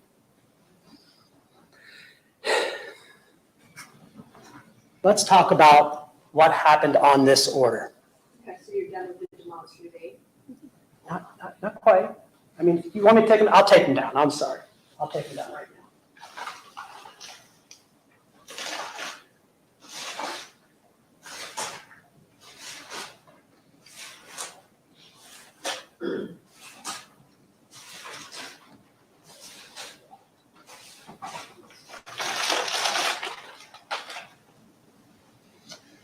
Okay, now we talked, you told them about the 2 ways orders come in to you and Greg at night.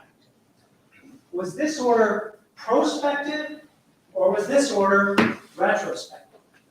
It appears to be prospective. Okay. How do you know that that appears to you to be prospective? Because it was ordered at 5:10. Point up there, show them. Yeah, I was. Oh, up here, ordered at 5:10. Down here, pharmacist verify, that's me, at 5:14, so after it was ordered. But here it says it was given or completed at 8:27. Okay. So it was ordered and then verified and then given.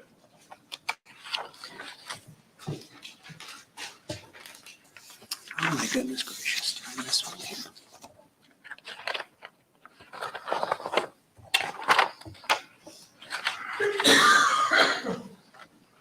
It should be 29 for the 29 series.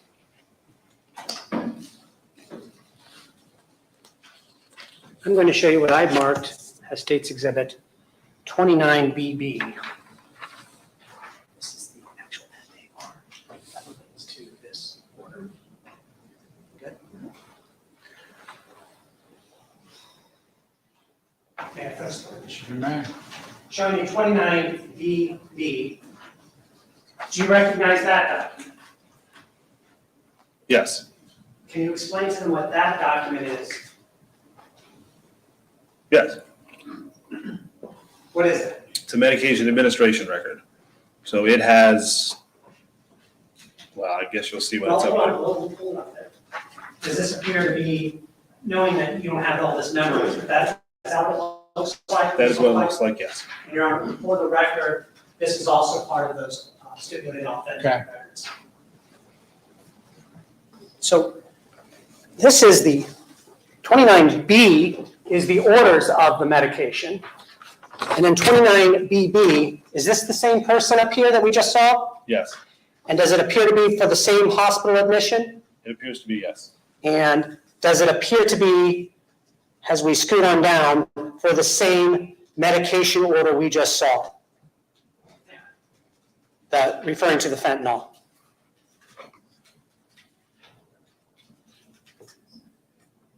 Yes. Okay. So what's the difference between 29B in the medical records, the orders dash medication orders, and 29BB, the medication administration record? As far as information goes.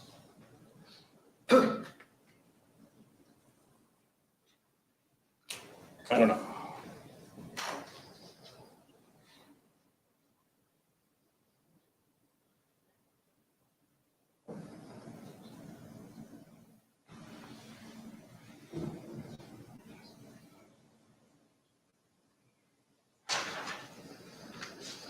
Do the medication administration records indicate what that fentanyl was given for?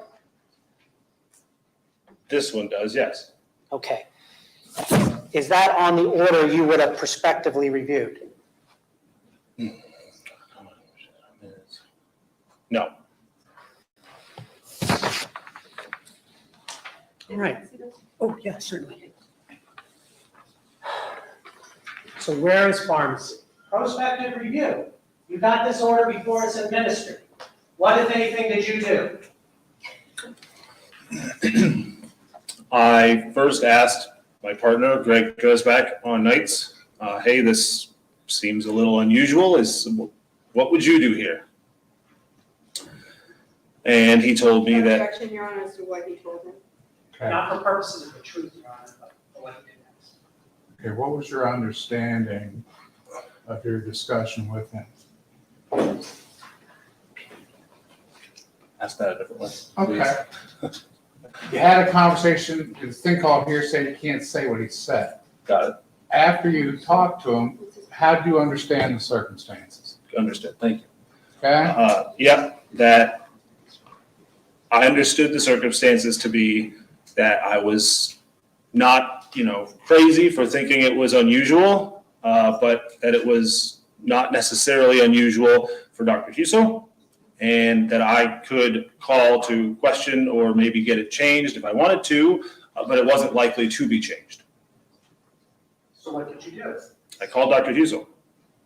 And the doctor, like on the, is it on a telephone? Is that Yeah, how this yeah, all yeah. works? I'm sitting at that desk of 5 there's a phone right there, picked up and called the ICU.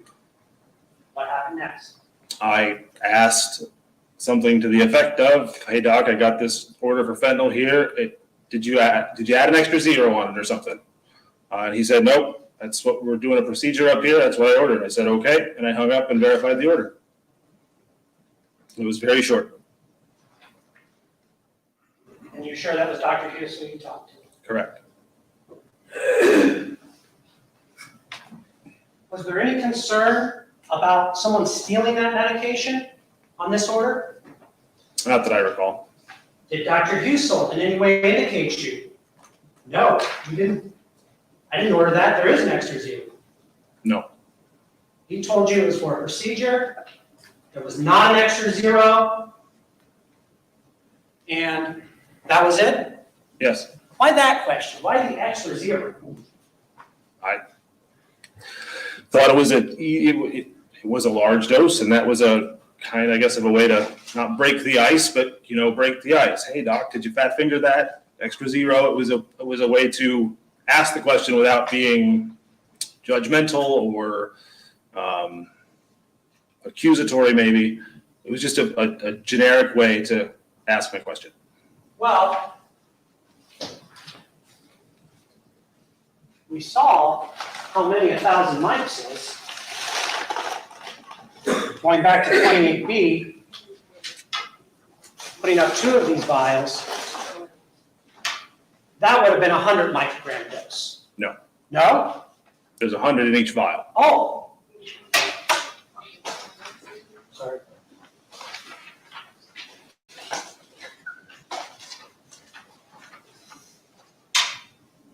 That would have been a 100 microgram dose. Right. And that's what they're kept in the Pyxis machine at the ICU. Right? Right, in this case.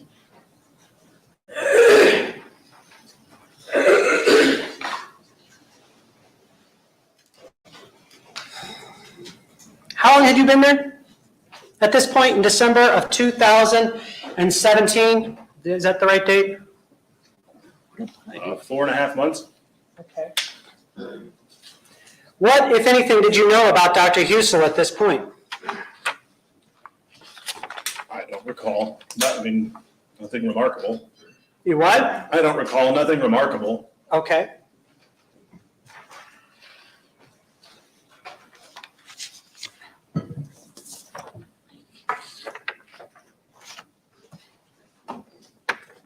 Going to 29C.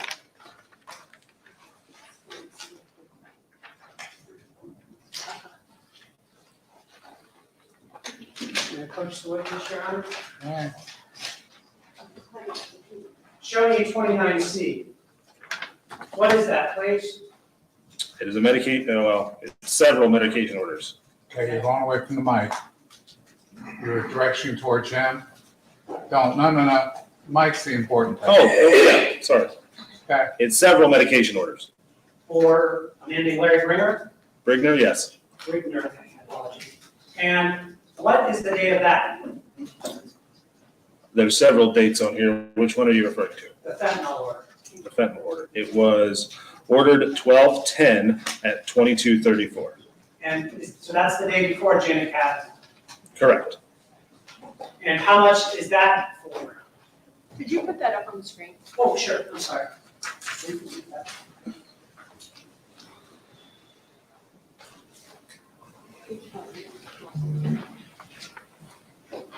Okay, just the front page, and I hope I called it right, 29C, from the medical records of Larry Brigner, who was admitted on December 17 and discharged on the same day, right?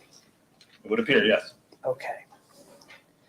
And what's this up here at the top? What's say that for me? Vancomycin. Yeah, what's that? It's an antibiotic. Okay. Well, here we go with fentanyl. That was the one I was asking you about. Is that the same type of vial that we just saw? That size of dose? No, that was for a 20 ml vial. Okay, So that was for a bigger vial. all right. Okay, you got that all the way to the top.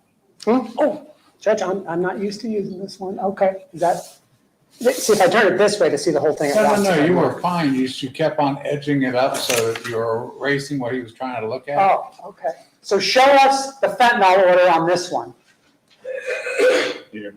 All right, and what is the order detail? How much does Dr. Husel ordering Tyler Redmond to administer? Order details, 500 micrograms, IV push, inject once. Routine is the urgency, if you will. It's just a routine order. It's not a stat order or an urgent order. It's just routine. Okay. And did you get a chance to look at this? Is this a prospective review or a retrospective review? Let's see. Order 2234. Action complete at 2236.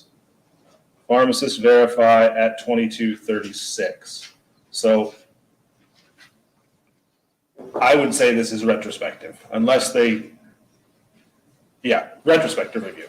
Why do you say that? It was Why? Oh, I thought somebody was saying something. It was administered the same minute as it was verified. So it was either someone up there was extremely fast, or it was given before I got a chance to look at it. Okay. Mr. Brigner was also given, we go to page 2 of State's Exhibit 29C. Was he also given a benzodiazepine? Oh, yep, sorry. A benzodiazepine. Yes, And what was the name of the benzodiazepine he was given? midazolam. And was that given at the same time as the fentanyl per the orders? Going back and then looking at midazolam? Ordered at this order date time 2234, action type it was completed, action time 2236. So it appears they were completed at the same time. All right, and can you tell us about the order details on this one and what all that means? Much of the same. 4 milligrams is the total dose. IV push is how it was being given. Inject is it's IV. Once is it's a one-time order, so it's not a, every 4 hours, every 6 hours, twice a day, whatever. It's just one time. And routine was the speed, or speed's the wrong word, the urgency. It was just a routine order. It was not a stat, we got to do this right now. Okay, and pharmacy verify, what does that say? Pharmacy verified at 2237. Okay, and based upon those times, what would you say, was this a prospective or a retrospective review? This is a retrospective review. So this shows up in your queue, but it's already done. Correct. So to answer the fair question, where is pharmacy on Mr. Brigner? You didn't even get a chance to look at this before it's done. Correct.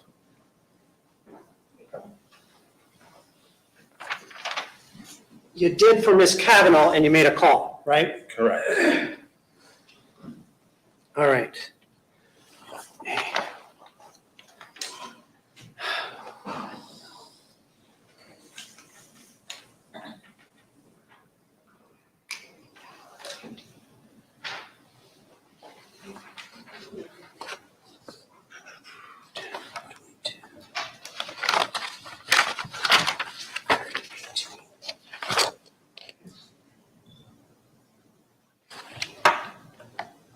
Let's look at one more of these.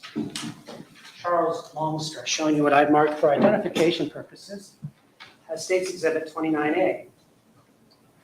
Can you just start on the projector, then have to bring it to me? Huh? Can you just start at the projector, then have to bring it to me? Does he just go back to the projector? Well, you gotta identify it first, Okay, okay? understood. It's what they call authenticity.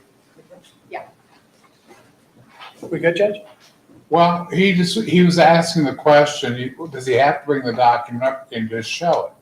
I said you had to go through certain hurdles unless everybody agreed. Do you agree?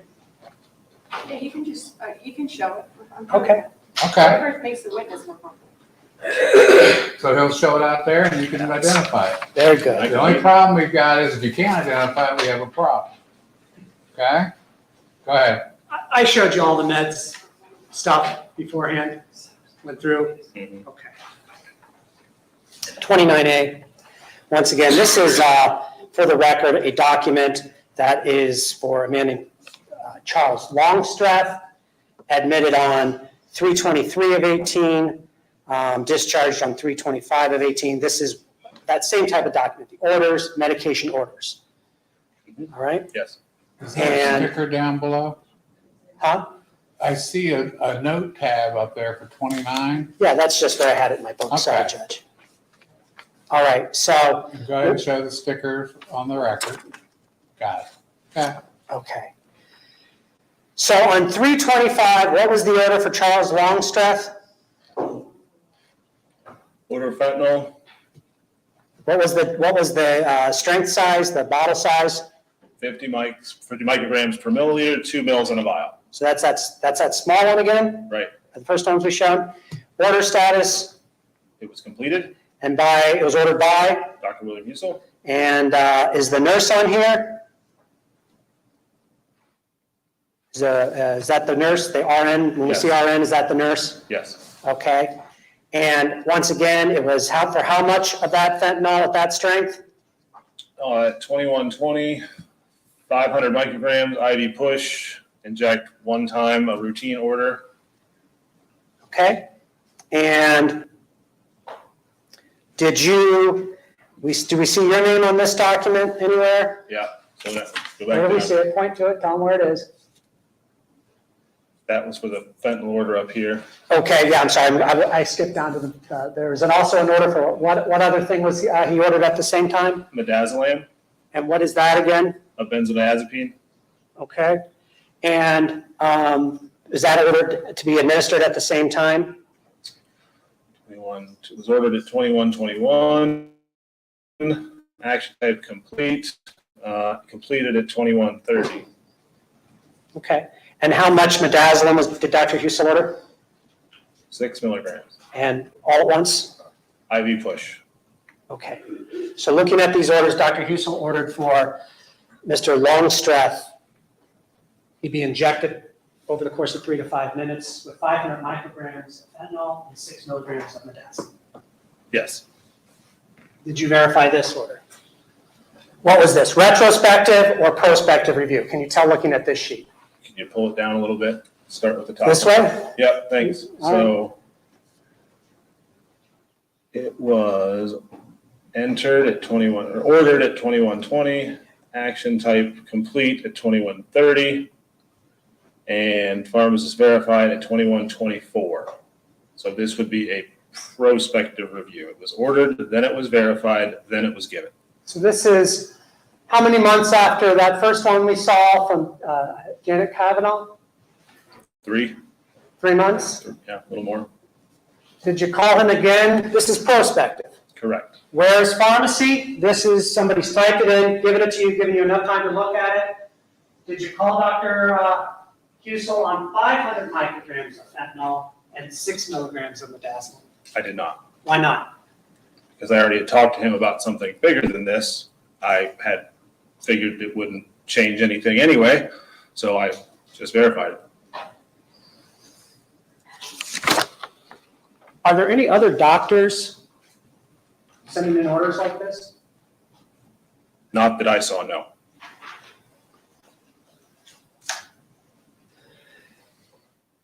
Your Honor, it's my intention now to go to the indicted counts. If you, where are we going till noon? What do you want to do, sir? It's 10 till.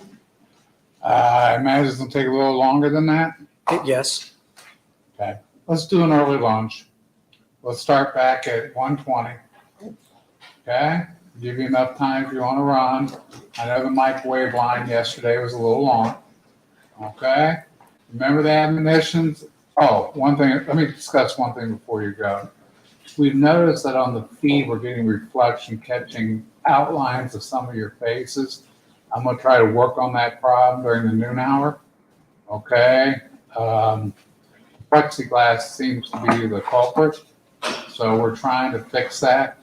But I want to let you know that they can see like image, like it's almost like a ghost type image. So we're trying to fix that right now.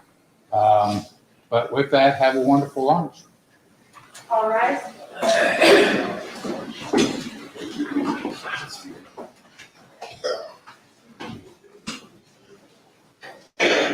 Remember the admonitions too.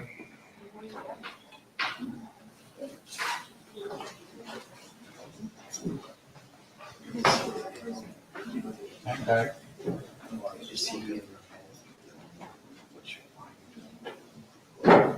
You can go ahead and set up, because I got to still talk to him. Are you speaking to me? I will in a second. Oh, okay, I'm sorry. Okay. Sam, we need to go on for a quick second. Okay, sir, we're gonna take a break, okay?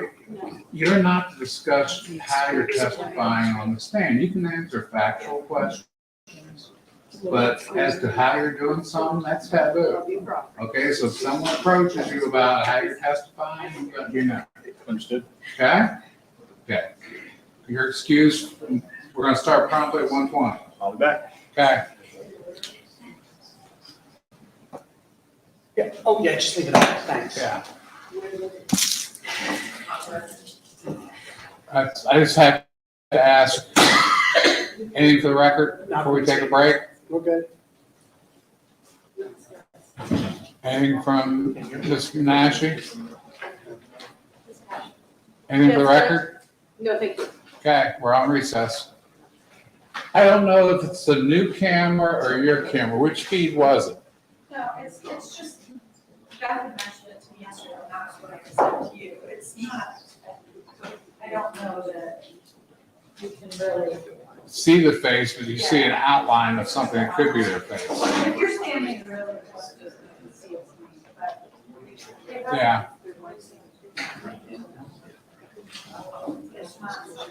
If the plexiglass is ghosting it, I think it's going to be fine. I don't know which feed it is. No, and that's what I know, yesterday. I know, I had run out with David.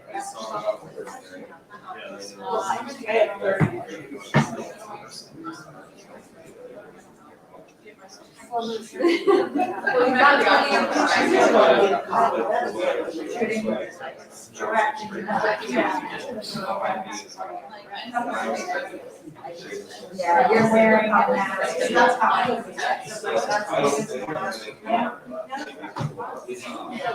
Yeah, and I don't think.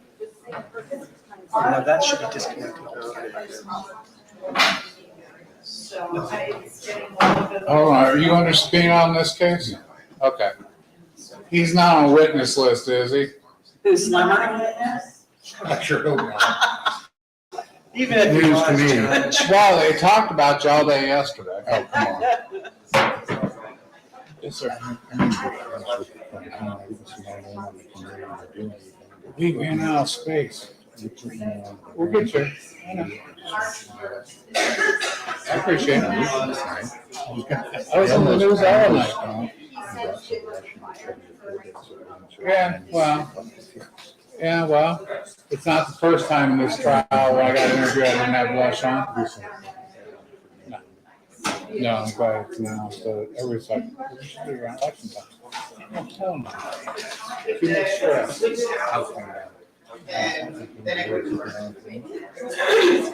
We'll talk. Seriously, whatever it is. We've got invites going out, okay? I'm just. We'll make sure you get one. And I know. I know. It's the same place to talk about. Oh, no, we just need to get it out. You need anything. Okay. Okay, cool. Know that, all right?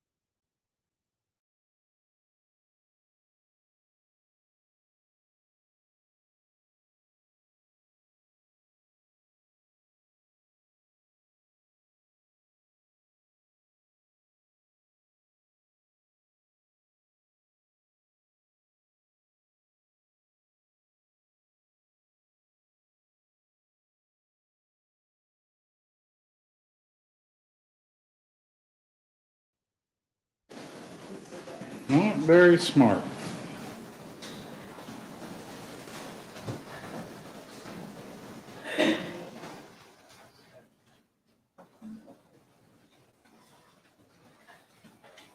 It wasn't the focus of the new news. It was the guy with the gun in the belt at the wrestling meet. I just sent the picture down. I don't know what they do with it down there.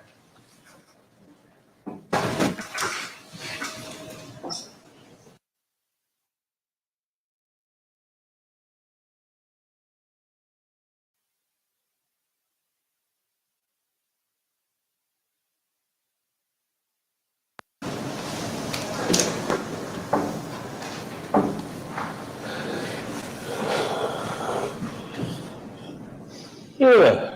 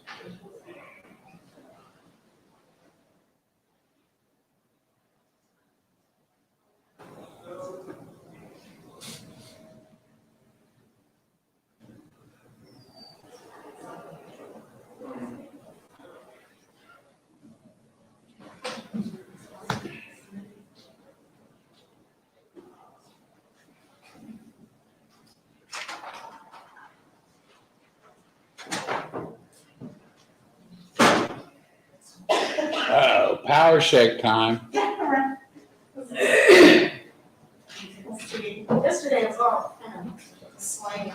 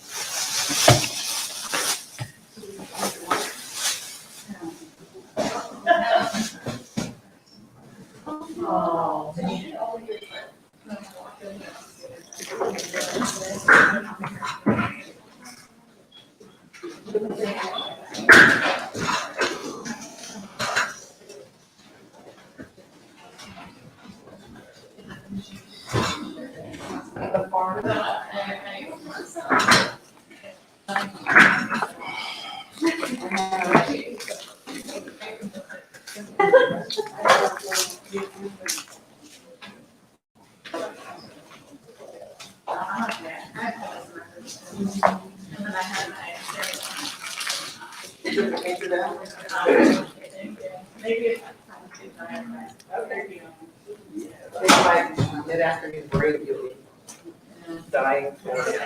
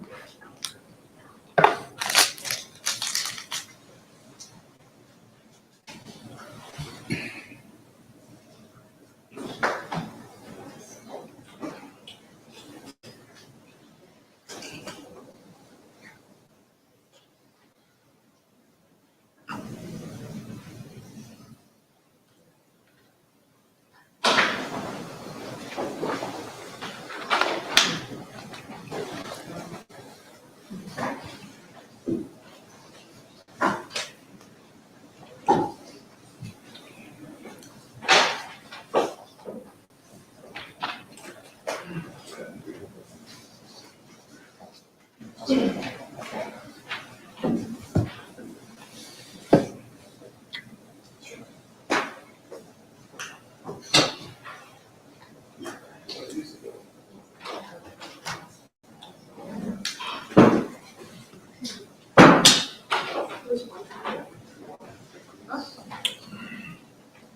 was 120, wasn't it? Huh? 120. 120. Yeah, I just was there. He told me. I had fun with him. I had fun with him. Let's put it that way. I was never mad.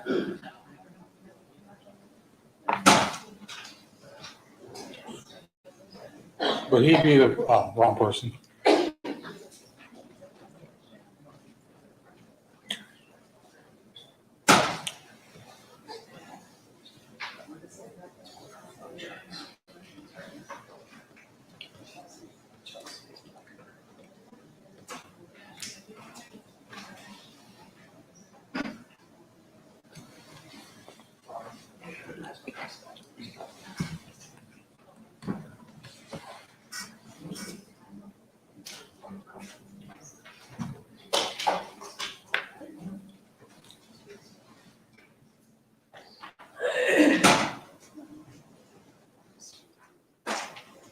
Here's our pharmacist. Yeah, Alan Schroyer, you want me to go see if he's Go ahead and bring him on in. Judge, did you call him? Is that what he said last judge? No, I walked into his chambers, and I wasn't mad, but he'd be the first to gripe about somebody snatching a lawyer from him. He said, what's wrong with Holbrook? He's mad at me? And I was like, I don't think he's mad at you. I was letting April have some fun with him. Oh. Because April had said that they tried to help, but you really needed to do it, and that's fine. I understand, I used to work for a living. So, I was just having fun with him. And now it's on national broadcast, I guess.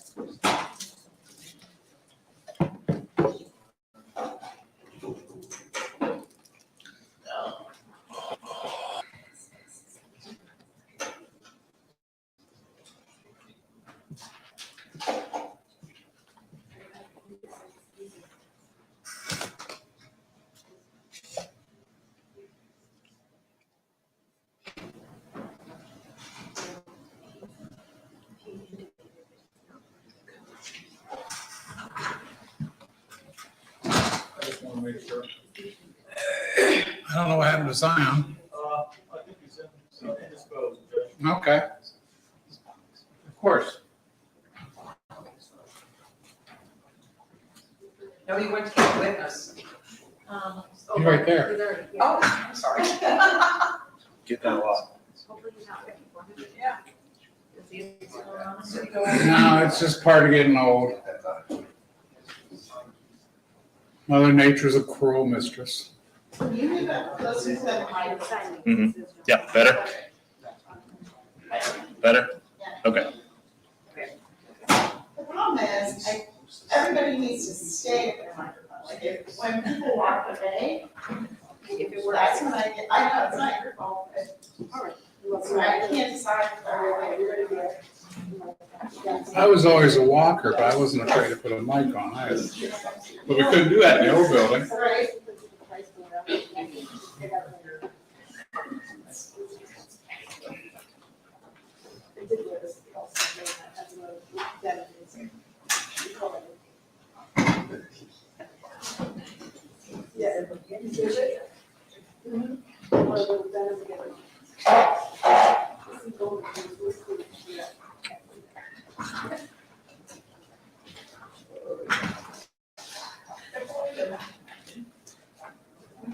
Power chart, is that like the name of the thing? It's all one word, I think. And yeah, and that's part of the Cerner system. And FarmNet, that's PHA and also. Yep. I just Best. looked it up and I thought it looked like it was. Okay, but yes. you never know. So are you good with all of the clarifications? Yeah. All right. If any of us ask and they say a word, just say, I need the spelling. Just say it. Just interrupt. Also, like, which one? For names, like Mr. Longstreth and Brittner, those, since those aren't like the entire name, so I didn't practice. So if you could spell the, like the last name or something. Do you want them now? I don't know, I saw them. Oh, you did? Okay. And that just helps me. I understand. Just give me a timeout and I'll stop and spell. But there's so many names with space, I can't remember which ones are predefined and which ones like. Yes, sir. Okay, all rise.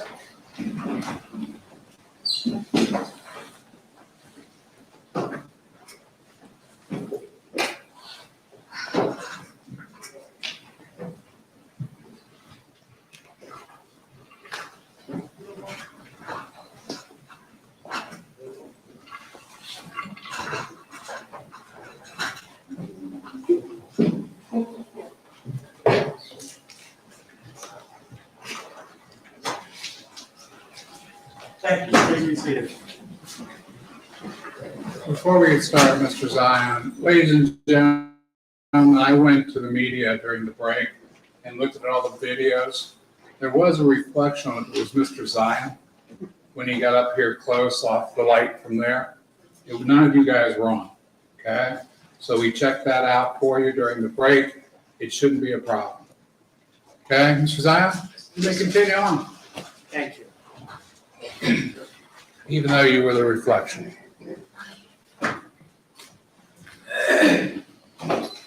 All right.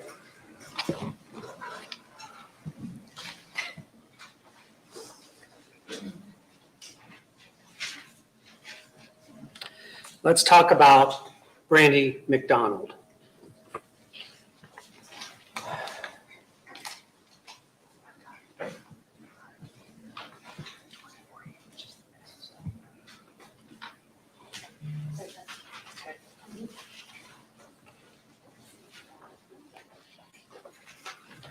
I'm going to show, okay to publish, right?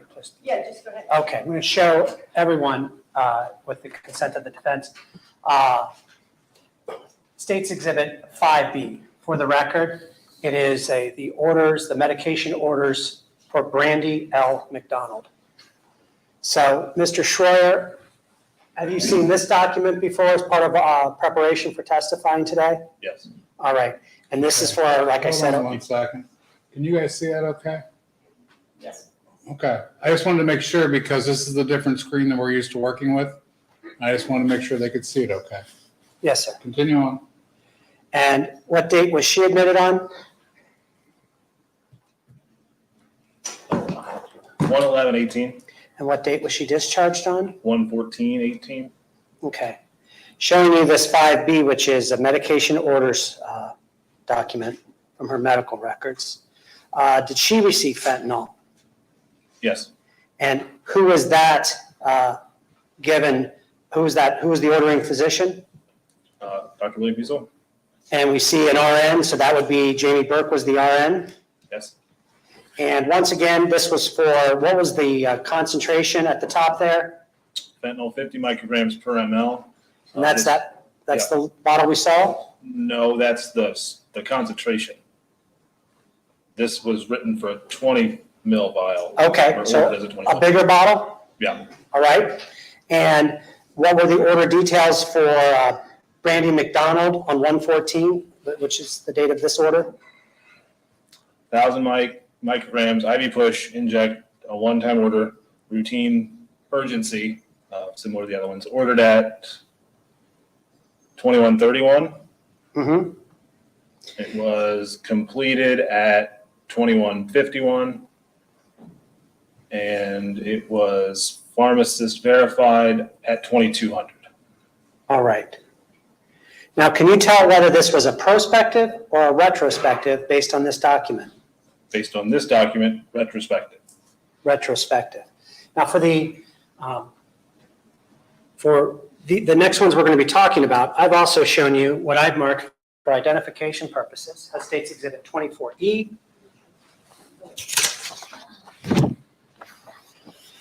And once again, we got this overhead thing. Just as I slide it on across, do you recognize what this document is, 24E? Yes. And what is 24E in general and then specifically? In general, it looks like a Pyxis report.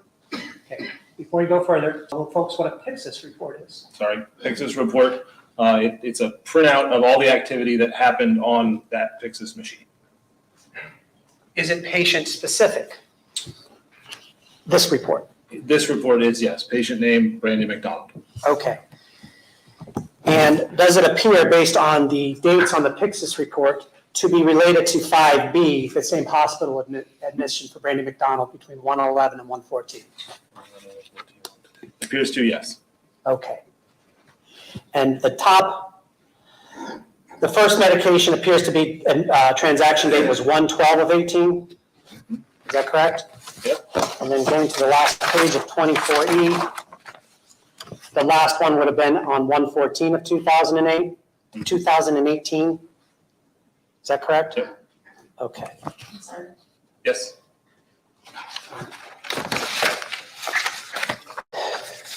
So is 24E all the medications per the Pyxis report that Brandy McDonald received during her hospitalization between January 11th of 2018 and January 14th of 2018?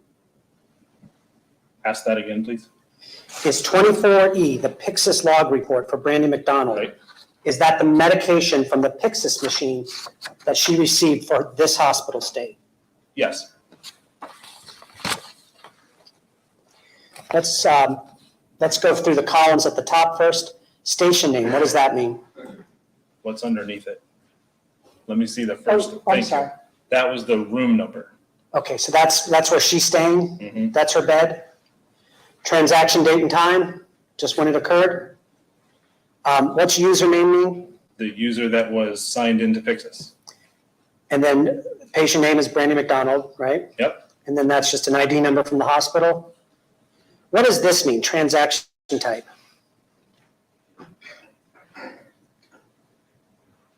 I don't remember.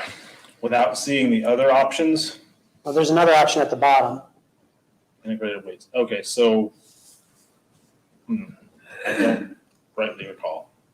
Integrated waste, I know, that was where if you withdrew a medication and didn't use it all, and it was a controlled substance like, I think that was lorazepam, you had to document what happened to the part you didn't use.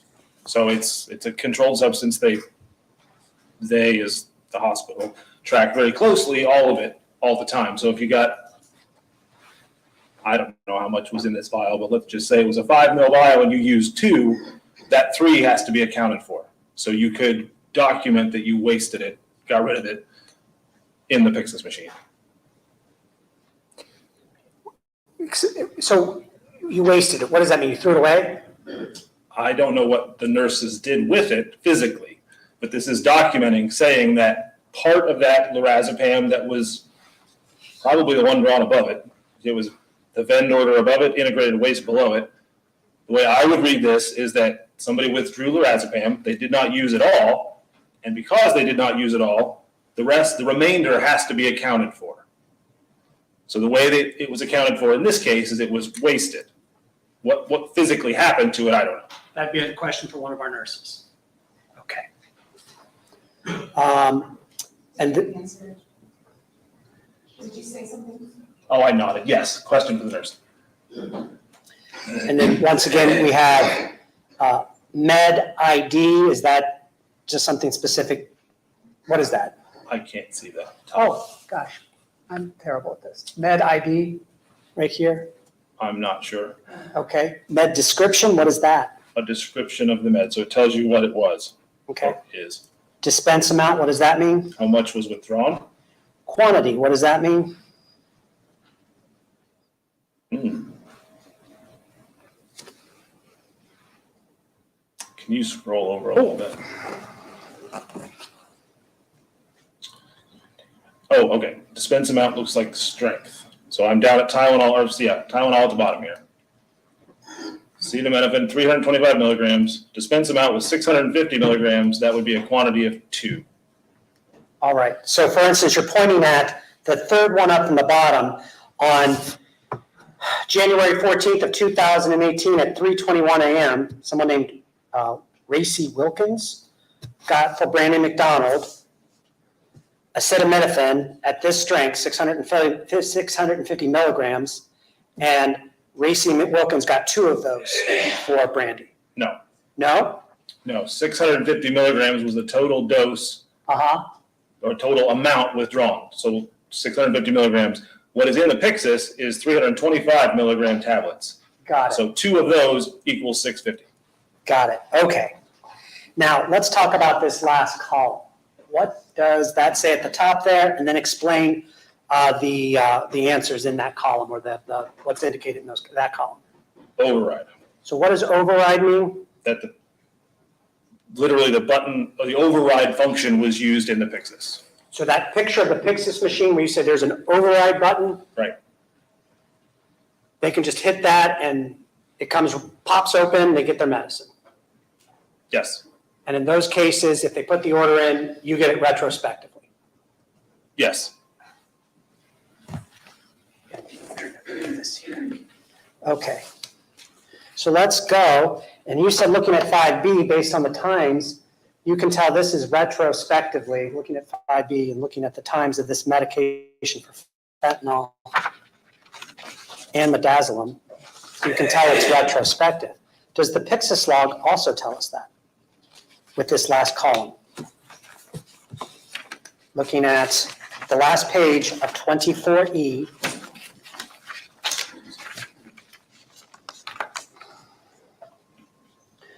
third one up from the bottom, this is January 14th at 21:33. That would be the nurse's name, Jamie Burke. Is that right? Yes. Gave Brandy McDonald fentanyl, right? Yep. And you said this is the strength size, right? That's the thing that's the description of what is physically in the machine. Okay. And looks like Jamie Burke got 900 micrograms out, right? Yes. And so the quantity is 9. Correct. Now, override, what does that indicate? That the override function on the Pyxis machine was utilized. So that would have come through to you as retrospective review. If an order was put in after the fact, yes. And then the very next column, we have fentanyl at 100 micrograms. Is that right? Yes. And these are within 20 seconds of each other? Is that right? Yes. So that's the 1,000 micrograms we see on the orders. And then we've got on this last column, midazolam, right? Right. And for the record, that is midazolam. It says in parentheses, Versed. What does that mean? That's the brand name of the medication. All right. So midazolam and Versed are the same thing. Yes. And that was 6 milligrams. Yes. And to get to 6 milligrams, Nurse Burke had to pull out 3 vials. Yes. And was that done on override? Yes. We've talked a lot about fentanyl, but Jamie Burke was getting fentanyl and an IVP push of midazolam. What class of drug is midazolam / Versed? A benzodiazepine. Okay. And what is a benzodiazepine based upon your training and experience as a pharmacist? What is benzodiazepine? What is it used for? Anxiety mostly. In the case of midazolam, it's used for sedation mostly. All right. Can I have that exhibit, please? Yes.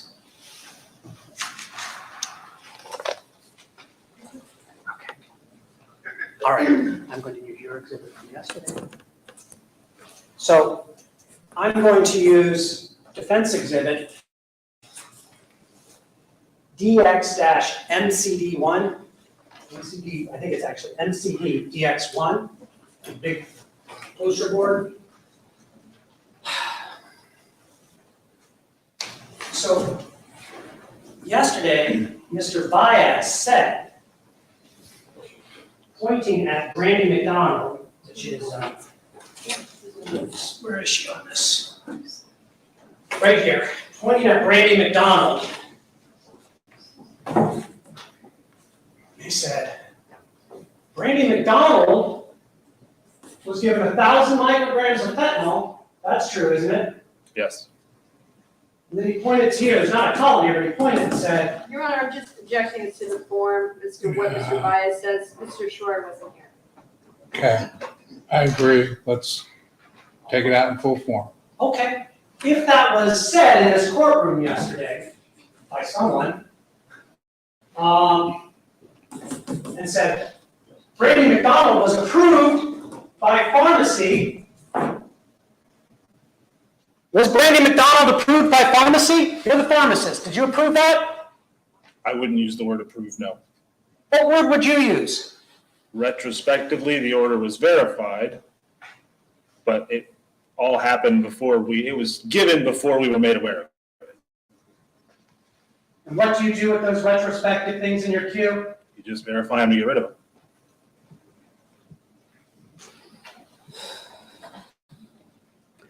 So where was pharmacy on Brandy McDonald? Unaware?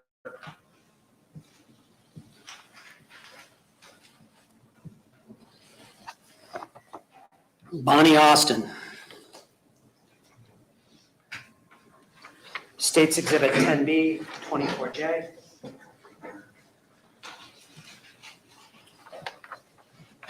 Publishing, for the record, Bonnie Austin's orders, medication orders, States Exhibit 10B. When she came in, what date? 9:30? What date was she discharged? 9:30? So let me ask you this, we're using discharge. What if someone dies in the hospital? What term did they use? Are you aware? I don't know. Okay, fair enough. Discharge date of the same day, right? Mm-hmm. Looking at this order sheet, does this appear to be fair and accurate? Appears to be. All right, so on 9/30 of 2018, how much did Bonnie Austin get? There was an order of fentanyl, ordered at 23:10. Okay, and 23:10, what time, what does that mean, in case people aren't aware of? 11:10 in the evening, 11:10 p.m. All right, and just for clarification, this is a 24-hour clock, like military time? Correct. So 23:10 translates to? 11:10 p.m. Okay. So that's right after you get on, or is that right after the daytime people leave, or the evening people leave? Second one. Right after the evening left at 11. Okay.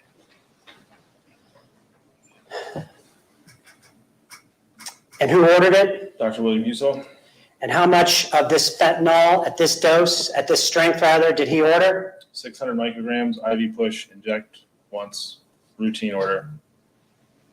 All right, and this was done by a nurse, Ebro? Yep. And then also, did Bonnie Austin get something else at that same time?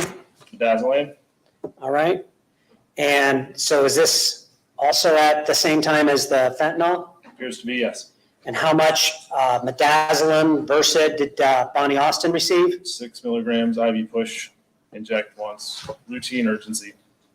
What's that? I was just reading the order there. Okay, Inject once, routine. okay. And over 2 to 5 minutes? Mhm. And that's the nurse again? All right.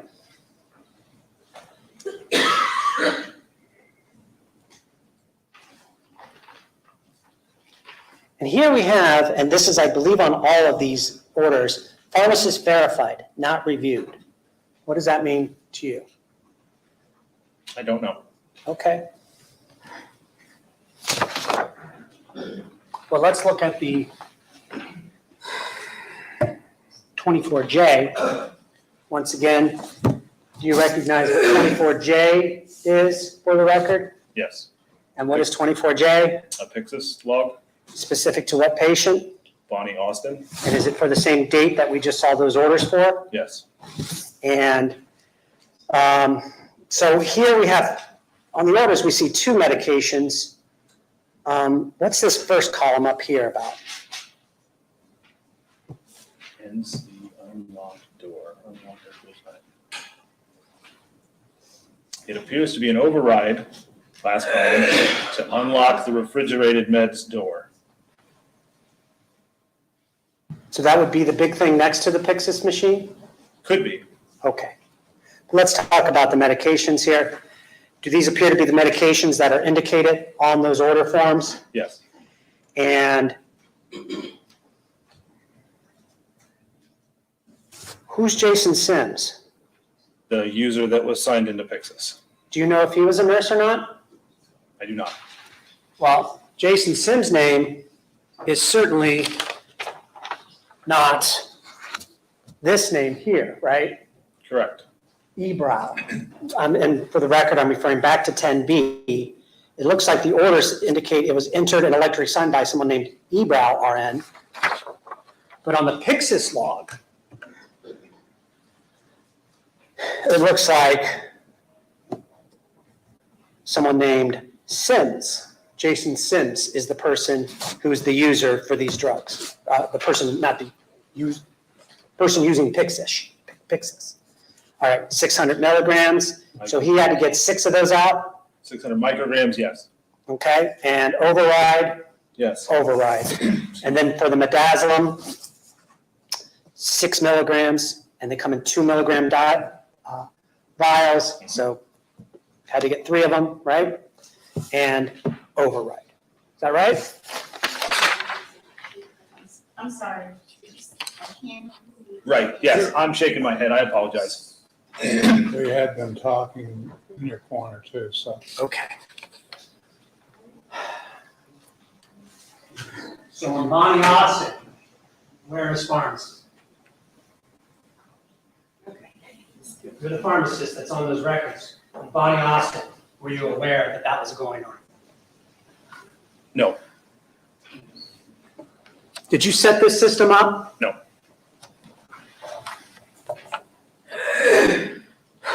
Let's talk about Jack Timmons.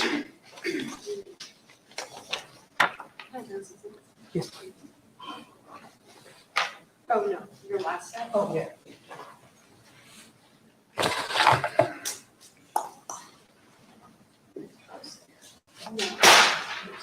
No. Here you go. Thank you. Are we good on these? Ms. Menashe, are we good on these? Yes, yes. Jack Timmons. Showing you for what I've marked for identification purposes, has State's Exhibit 11B. Jack Timmons, when did he come into the hospital? 10/22/18, When was he discharged from the hospital? 10/24/18. Okay. Looking at 11B, the orders, the medications. Did Dr. Hussell order any fentanyl for Jack Timmons during his hospital stay? Yes. All right. So let's go through the fentanyl order. On 10/24/18, right? Right. At 03, now is that 3 p.m. or is that 3 a.m.? 3 a.m. So this is during your shift. This is 3 a.m. in the morning. Correct. Order status completed. Ordering physician, that's Dr. Hussell, right? Right. And this would be the nurse, Jacob Deemer, right? Right. And what's the order details? 1,000 micrograms IV push, inject once. Okay. The midazolam, was that also given at the same time? Appears to be yes.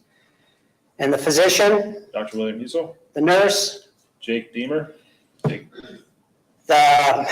amount? 10 milligrams IV push once. Okay. Is there another medication given at this time? Not right at this time, but it appears 5 minutes later, yes. What is this medication? Hydromorphone, Can you please spell that for the record? HYDROMORPHONE. All right, and we got that lettering, because there must be something out there in the world that sounds like this. So, we also see that hydromorphone has, in parentheses, what's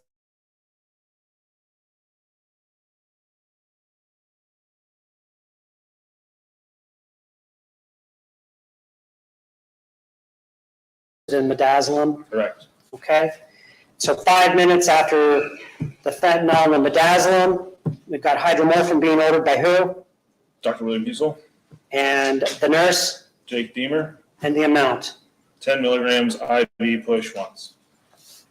What is hydromorphone, Dilaudid, classified as? An opiate, What is fentanyl classified as? an opiate, Based on your training and experience as a pharmacist, is it advisable as a pharmacist to give a patient within 5 minutes of each other opioids from two different types of opioids at the same time, within 5 minutes of each other? it depends. Okay, it depends. Wait, hold on. It's a good lawyerly answer. All right, Your Honor, I want to move to strike the lawyerly answer as the commentary on that. Okay, that'll be stricken. Thanks. It was actually his answer, was it depends. It was, and she got that down. His commentary on the way back is stricken.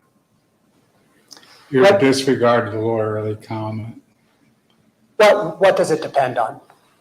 A lot of things. Like what?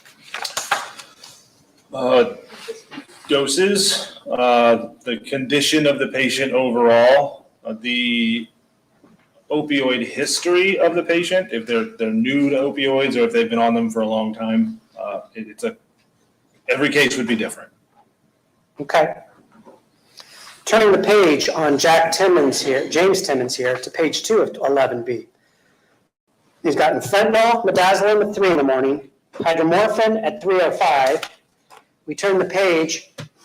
In addition to the hydromorphone at 3:05, was there another drug ordered and given by Dr. Hussell and Jake Deemer? You pull it down a little bit. Oh, sorry. Thanks. What if any other drugs were given to James Timmons per the orders? At 3:05, it appears there was a completed order for midazolam, 20 milligrams IV push once. Okay. And then finally at 3:23, 323 was midazolam, by Dr. Hussell correct? and nurse, Jake Deemer, and how much? 10 milligrams IV push once. Okay. So to summarize, if I may, between 3 a.m. and 3:23 a.m., the orders reflect that James Timmons was given 1,000 micrograms of fentanyl, 10 milligrams of midazolam, 10 milligrams of hydromorphone, 20 milligrams at 3:05 of midazolam, and another 10 milligrams of midazolam. Is that correct? How did you start that? I don't need the drugs. What was the word you used? Did you say it was ordered or was given? Per the orders, this is what the orders reflect were ordered. Correct. Okay. That's what these records reflect. That is what was ordered, correct. All right. Looking at 24K, once again, this would be the Pyxis log for patient victim James Timmons. Is that correct? Appears to be yes. Let's go to the last page.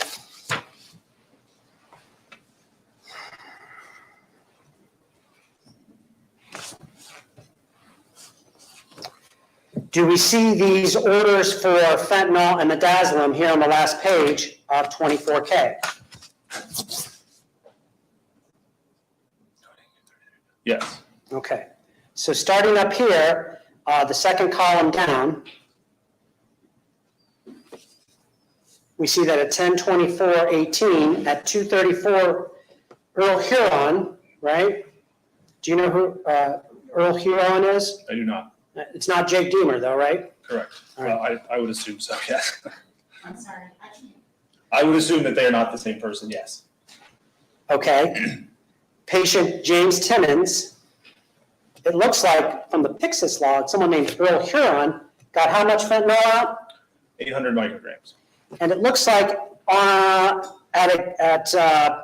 within a minute, Earl Huron for James Timmons got how much more fentanyl out? 200 micrograms. And would that be equal to 1,000 micrograms? Yes. And would that correspond? Hold on, Hang on, hang on. hold on. I need to correct something I Yeah. said. Go ahead. I want to correct something I said earlier. You asked about the far left column. What was that? I said it was a room number. After seeing more of them, that's the Pyxis machine identity. It's not a room number. That is how they classified which machine it came out of. So I apologize, I misspoke.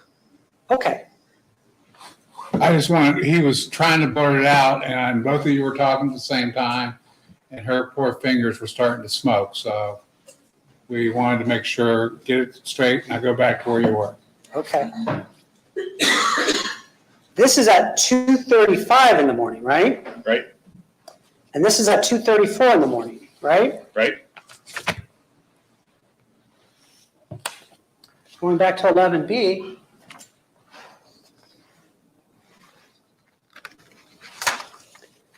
And those two orders together equal 1,000 micrograms, right? Right. And here we have the order for 1,000 micrograms, right? Right. By Dr. Hussel, different nurse? Correct. Different Okay. nurse. Just so everyone's clear, this is for James Timmons, and this is the same hospital stay, same day, right? What, does the Pyxis, Sorry, can you let the witness answer the question, Your Honor? Just, can you move it over a little bit so I can see the date? yeah, I'm sorry. The date for James Timmons is? 10/24 was the order date, and the Pyxis report there. Yes. 10/24, yeah, okay. Correct. Sir, does it appear that Earl Huron is pulling 1,000 micrograms of fentanyl out of the Pyxis machine almost a half hour before the order comes through? It appears so, yes. And how, what, if any, button is Nurse Huron pressing to get this fentanyl, 1,000 micrograms of fentanyl? What button is he pushing? Judge, override, or, Oh, there we go. Thanks for the assist. Hold on, everybody. Okay. It's not one I've heard before, No. but And I know my rules, but it's not one of those. yes. I believe it calls for speculation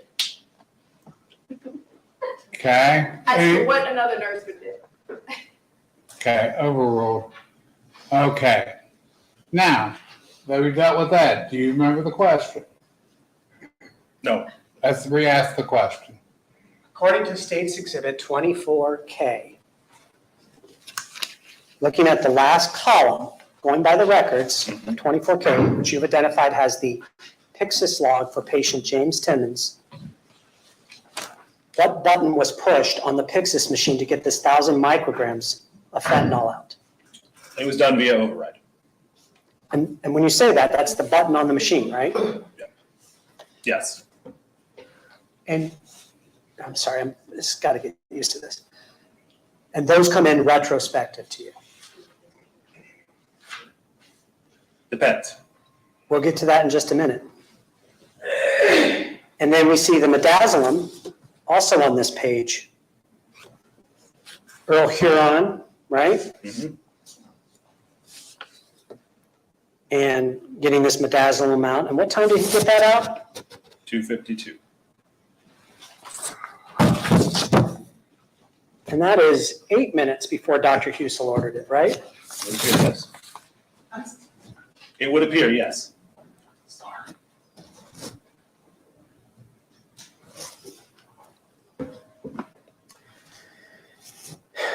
And here we've got Emma Young, the next entry down. Oh, I'm sorry. Earl Huron also pulled the hydromorphone, also known as Dilaudid, out too, right? Yes. This is also before the order was even entered into the machine, right? Yes. And then we've got someone named Emma Young, right? Right. Getting lorazepam out. Is that right? Yep. How much of lorazepam did she get out? 10 milligrams. And this is for patient Jack Timmons, right? James Timmons, yes. James Timmons, my apology. What's lorazepam? For the record, spelled Lorazepam. What's lorazepam? It's a benzodiazepine. Is it a different type of benzodiazepine than midazolam? It's a different medication, yes. Okay, and lorazepam is also known as Ativan. You can see there. Is that what the, Oh, yes, I didn't realize that was a question, sorry. Right, Yes, I'm just asking, yeah, that's once again, brand name versus generic name. correct, Ativan, for the record, is Ativan, and that was 10 milligrams, right? correct. That comes in 2 milligram doses, so Emma Young had to get 5 of those out, right? Right. These are all by override, correct? The two I can see are yes. Ah. Yes. Okay, well, I'm not good at this.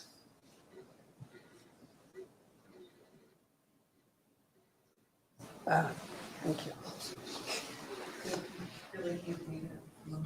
Okay. And then we've got Emma Young for James Timmons getting lorazepam out, right? More lorazepam out, correct? We're looking at the second to bottom one, right? Correct. No, this is, it looks like it's being wasted. And this is being wasted. So that means it wasn't given, that's how you interpret this. So you don't know the physical thing, how they do to waste it, but it means it wasn't given to the patient. Whatever part of it is being wasted, correct. And then finally, the last entry here on State's Exhibit 24K. Finally, we see Jake Deemer's name, right?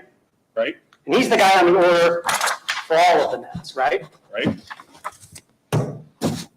He got more fentanyl out, correct? No, that looks like a waste order. Well, he got it out, but he had to waste it. He had to account for it, correct? Say that again? I mean, it's on here because it got out, but it wasn't given to the patient. Objection leading also misstates the other. I'll let him clarify. Do you understand the question? I do not. Okay. This waste you said here the last time, Right? does that relate to the previous draw? It may. It may. Okay. Okay. That was not done via override, or explain it to us then. If I'm misstating anything, please explain what these two columns mean, these last two rows mean. Why don't you do this? Why don't you bring it up so he can take a good look at it, because you've got it so far back. Well, I was told that I had to zoom out. I'm just doing my best. It's okay. We'll bring in a 13-year-old tomorrow to help.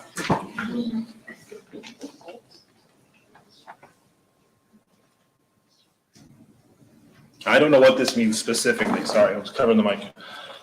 I know the waste function in Pyxis is there so that you can document medication not used, not given. And that it appears that is what was done with lorazepam and fentanyl, but it doesn't have a quantity here. And I know it exists. I know that the nurses do it. How they do it, I don't know.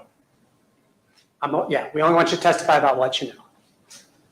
All right. Based upon your knowledge of the matter that we're here for today, were those all the patients you were involved with?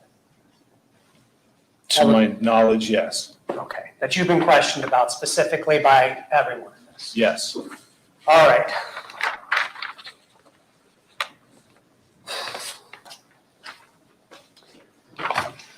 In preparation for today's trial, did I ask you to review a statement by the CDC guideline recommendation number 11? Or did your attorney ask you to review that at my request? I'd like to see it, but Okay, well, it's this thing. I was just reading something we ask every single person. Where is this in the script? But this is just it's not this piece of paper. It's not a medical quack. Where is that a discovery? It's just a question I'm going to ask. What's the question? Are you familiar with the CDC guideline? If you ask him guideline number 11 and without reading it, we'll see what it says. But you can't read all of it. I can certainly ask a statement and see if it's just because it's yes or no doesn't mean. Let's just see how it goes. Okay, guys, May I ask a question, Judge? I would like for you to ask a question and we'll see where we go with it. Thank you, sir.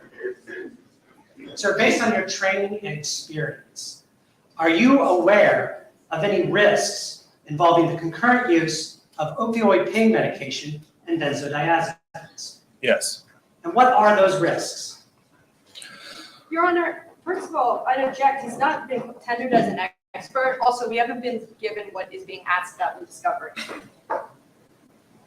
Okay, I'm not tendering him as an expert. He's a pharmacist with training and experience, and I'm asking based on his training and so experience. that's the very definition of an expert, isn't it? Based upon training and experience, you want him to opine what the result is? No, I'm just asking, was he trained or does he have experience with this, of a risk between using opioid pain medications and benzodiazepines? And he said yes. Okay, And I'm going to ask, what is that risk? aren't you asking for an opinion then? No, I'm asking what his training and experience taught him. Same objection, Your Honor. That's what an opinion is. Okay, lay some foundation before you get your answer. In school, in pharmacy school, did you learn about benzodiazepines? Yes, Did you learn about opioid pain medication? yes. And was that part of the test to become a pharmacist in the state of Ohio? Specifically, I don't remember. Is it part of the expected knowledge of a pharmacist in the state of Ohio? Yes. And what, if anything, did you learn about concurrent use of opioid pain medication and benzodiazepines? Same objection, Your Honor. Do you want a voir dire? Sure. Take a shot. Thank you. Good afternoon, Diane Menashe on behalf of Dr. Husel. Hello? You want me to call you Mr. Shore or Talon? Talon's fine. Talon? Awesome.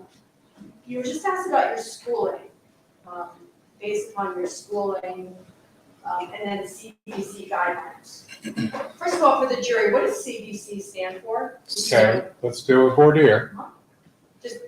I'll get right to the questions about the CDC, but I first want to make sure the jury knows what CDC is. Okay, The Centers for Disease Control? And as part of your schooling, did you learn about the CDC guidelines as a whole? I don't recall. You don't recall? Right. As part of your time at Mount Carmel, the relevant time of 2017 and 2018, did you have an opportunity while you were working at Mount Carmel Hospital to review the CDC guidelines, if you recall? Would I have had an opportunity? Yes. Did you? Not that I recall. Have you reviewed the entirety of the CDC guidelines between being terminated from Mount Carmel and today's date? I have not. Nothing further. okay. Ladies and gentlemen, we talked about experts before. You guys can give whatever value. I'm basically a gatekeeper. Okay, you guys can give whatever value you want based upon what you heard about his experience. Mr. Zion? Thank you, sir. All right, just take the CDC. Going back to what we said, you learned about benzodiazepines, right? Right. Do you recall that? Yes. You learned about opioid pain medications. Yes. What, if anything, did you learn about the concurrent use of? That the side effects, or I guess the effects period, can be synergistic. Tell the jury what synergy means. And spell that, I don't know. No, you got it? Okay, I'm sorry, I'm terrible. Now, relax. No, I'm not sure I could. I have to Okay, think about it. Spelling is not my strong suit. That's okay. So tell us about the synergistic effects, what that means. Very quickly that the sum is more than the parts. So when you get effect X with just this drug and effect Y with this drug, when you put them together, it might be more than one, 1 + 1 might equal 3, basically. Are there any risks associated with the concurrent use of narcotic pain medication and benzodiazepines? Your Honor, asked and answered. I'll permit it. What did you say? I'm sorry. I said you can answer. Okay. Yes. What are those risks? This same risks of taking either one separately, just magnified. So specifics, Yes, specific risks. Yeah. largely respiratory depression. What's respiratory depression? Your desire, your automatic urge to breathe is reduced. Thank you. Back to James Timmons. Now, did this come in We saw it was done on override. How did you become aware of this? Was this retrospective or something else? You said this is James Timmons? This is James Timmons. This is on. Yeah. Just to get you back, October 24th of 2018. Okay. You're in a Central Pharmacy. Who are you with? Greg Dresbach? Okay. It is, what time was that in the morning? 3 o'clock, was that it? Yeah, 3:05. Okay. How, if at all, you become aware of what's going on with James Timmons out there on the floor? I got a phone call from one of the nurses. Do you remember the name of the nurse? I do not. What, without telling us what that nurse said, what did you do next?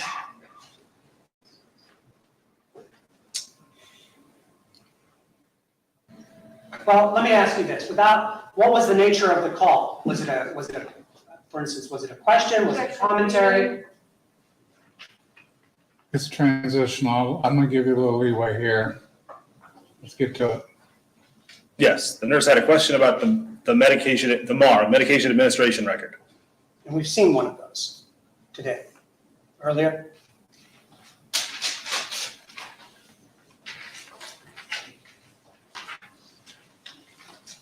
Is that right? That's the question. Do you remember 29 seeing BB? Margaret today? Yes. Okay. What was the question? Not for the truth of it, but what was the question, so we know what you did next, if any?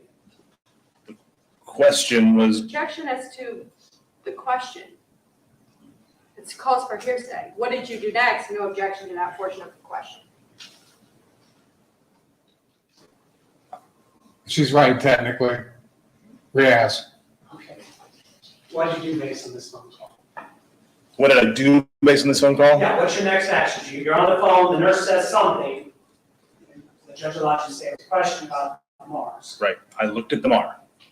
You looked at the Mars. What happened next? I saw the medications that had been given. Go ahead. I saw the medications that had been given according to the MAR. What happened next?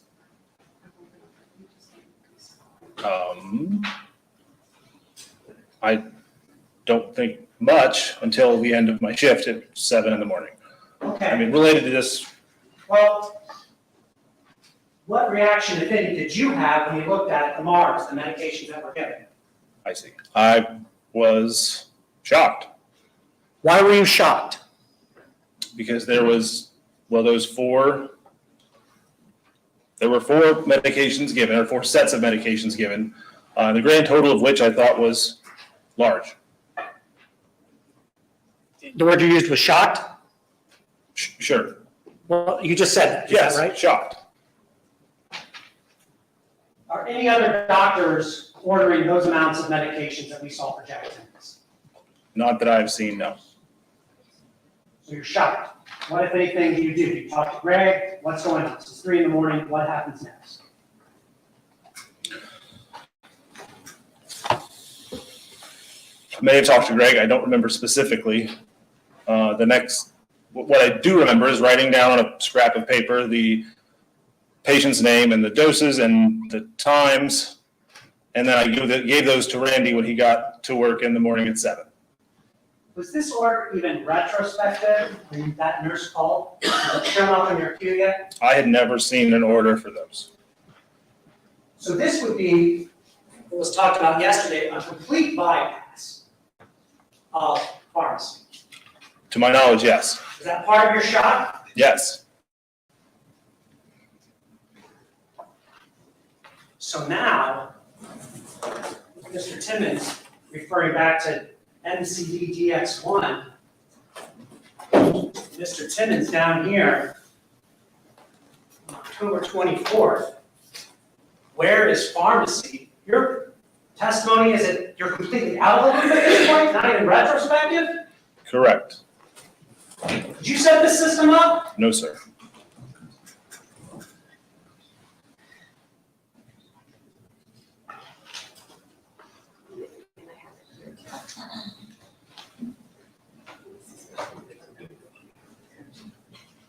Thank you. This is always helpful. I don't mind interruption. Sorry. Yes. Yes. So, what time's your shift in? 7, Is that the next thing you can remember happening with the Jack Timmons stuff? yes, You said, you told the folks here, you wrote it down on a piece of paper? Right. You mean like literally like a little piece of scrap paper? yes. Old-fashioned pen and paper.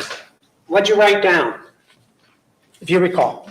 The patient's name, maybe the MedRec number, just so he could have been identified in the computer, an identifier for the patient, the drug and the strength, and the times they were administered. What, if anything, did you do when you got off work that day? Now, this is, what day of the week is this? It's a Thursday morning. All right, so that's what I think we established is like your Friday night, if you're working at 8 to 5. Correct, Monday through Friday. correct. So what happens when you get off shift? Is there a gap or does somebody come in and is there right away? People are supposed to be there by 7. Okay? What's your memory of October, the morning of Thursday, October 24th? So before I left at 7, I pulled Randy into his office and just sat down and showed him the papers. Okay, I'm gonna stop you there. Okay, Who's Randy? my direct supervisor, And what kind of, based on your knowledge of Randy, what kind of training is he? he's a pharmacist. Okay, so he's one of the other pharmacists that works at Mount Carmel, He was the operations manager, yes, so he's above you. correct. All right. What do you say to him? I don't remember specifically, I can give you the gist. Well, give us the gist of what you said to Randy. That was a short meeting, but just that this is, I'm shocked, this is alarming, and the optics of this, no matter what's going on in there, the optics of this are not great. What do you mean by that? Well, the rest of the evening, I guess you could think on the drugs that were being used, and I could only think of 2 real cases in my head. That was that these were actually given to the patient, or someone is stealing drugs, and neither of which are really ideal. All those other ones we've talked about before that your name's on, either as a prospective review or a retrospective review. Did you know what procedure those were being used for? At the time, no. When you called Dr. Hussell on Janet Kavanaugh about the extra 0, did he tell you what procedure he was using? No.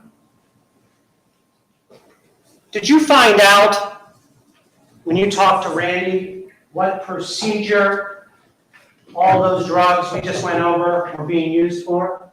Yes. What procedure were those drugs being used for? Palliative vent withdrawal. And did that, in your mind, raise any concerns? Yes, Why? because it doesn't look good. Explain it to them. Why doesn't that look good? It's a very large dose of medication at a palliative withdrawal, larger than it maybe needed to be, and it just,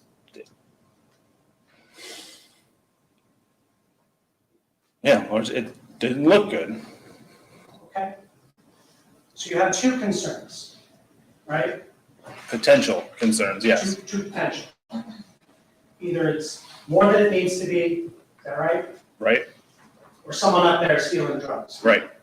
That's also known as diversion in the hospital setting. Objection, Your Honor, leaving? It's transitional, let them have it. I'm sorry, I'll rephrase. Is that also known as diversion in the hospital setting? Yes. Thank you. All right.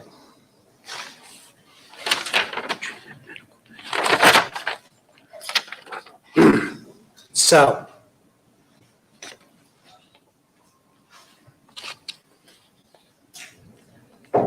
why are you telling your supervisor about your concerns? Self-preservation, What do you mean by that? that's the irony of this whole situation, at least for me personally, is the real motive for me bringing this to Randy's attention was I didn't want to end up in a witness chair in a court of law. All right? Why would you think you'd end up in a witness chair in the court of law? I didn't think I would, just it was a possibility. And if you see something and you don't say something, you can be accused of being party to that something. And the two somethings in this case was somebody's really giving this to a Objection, Your patient. Honor, leading. It is leading, go ahead, rephrase. And what are the two concerns you have in your mind, those two somethings that ended you up right there are? Objection asked and answered. I'll let him have it as a summary, go ahead. That it was larger than it maybe needed to be, or someone was stealing drugs, also known as diversion. Based on your conversation with Randy Miles, are you recommended to do anything? Yes. What, if anything, are you recommended to do? He asked me to put in a voice report. All right, let me hear that term many times. Voice, is that just, how it's said, VOICE? It may be an acronym, I don't remember. All right, what's a voice report? It's was the hospital's internal incident reporting system. It was not specific to pharmacy or any one department. It was on Mount Carmel's intranet, the way that you reported anything, Like what? Like you say anything? like an incident here, or if a patient received a wrong drug, or, sorry, my bias is sort of towards pharmacy examples, but it doesn't have to be anything egregious. Somebody slipped and fall in the hallway, like you could put in a voice report about it. It was just any sort of incident that you thought the hospital should be aware of, you could put in a voice report. Okay, had you ever put in a voice report before? Once. All right. Well, did you put in a voice report? I did not, Why not? because they aren't quick. Okay. I'm sorry, say that again. They're not quick. Lots of questions, lots of type in the box. They take a long time. Okay.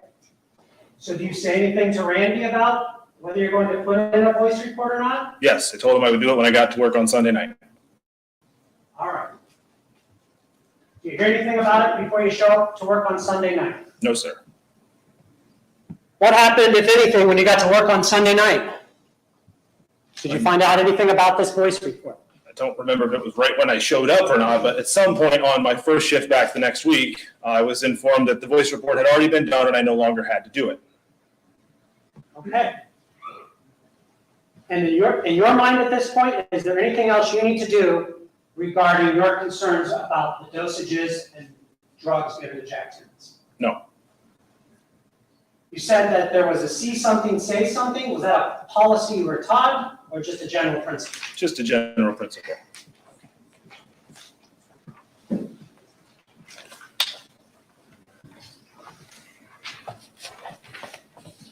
Did you ever receive emails from your supervisors about dosages and drugs as part of the safety culture at Mount Carmel?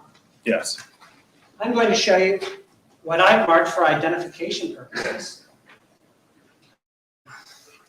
as State's Exhibit 20D.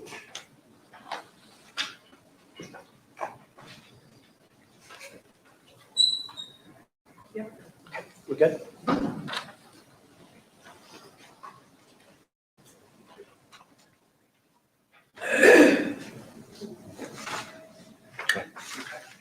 Do you recognize 20D? I do. What is 20D? An email from Josh Mush. Here's another name, Josh Mush. For the record, that is M-U-C-H. I think it's SCH. I was trying to guess. Yeah, let me find it here. I'll do that later. Does this appear to be a fair and accurate copy of that? Appears to be yes. May I publish, Your Honor? Any objections? No. Okay. What is the date? And I'm going to zoom in a little bit because I think I can get the whole thing here. That's the wrong way. Okay. Whoa, Too much? All right. Zoom out. felt like it was an oncoming car. Zoom out. All right. Judge, can you ask if everyone can see that? Can you all see that? Yes. Okay. All right, so up here at the 2 line, do you recognize the names that are in the 2 line? I do. Who are those people? Do you know what their jobs are?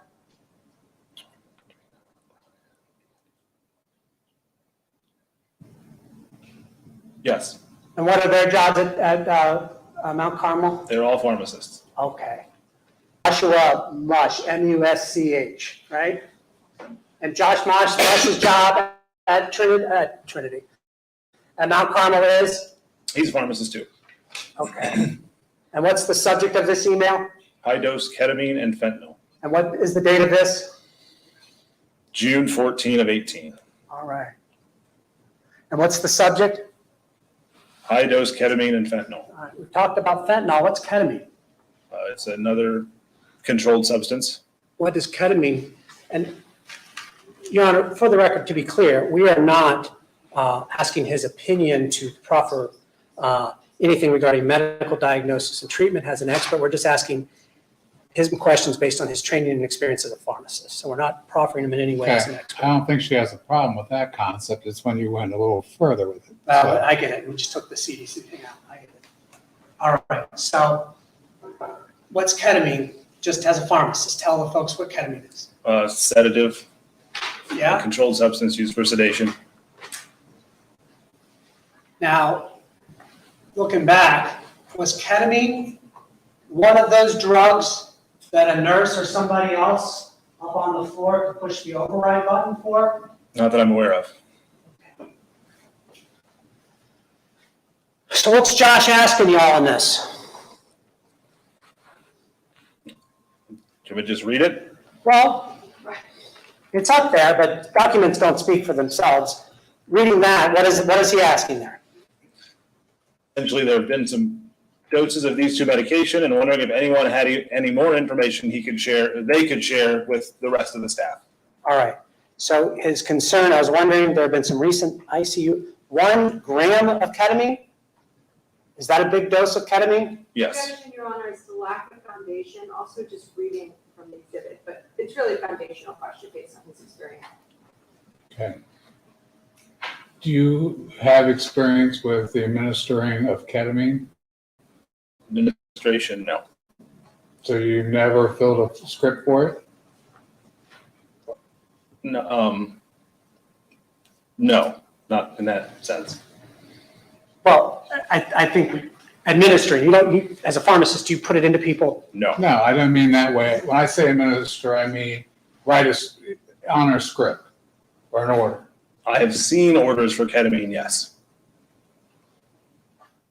I have verified orders for ketamine, yes. I still don't think it gets you to where your question is. You might want to lay a little bit more foundation with it. As part of your job at Mount Carmel, have you verified orders for ketamine before? Yes. Can you estimate how many times?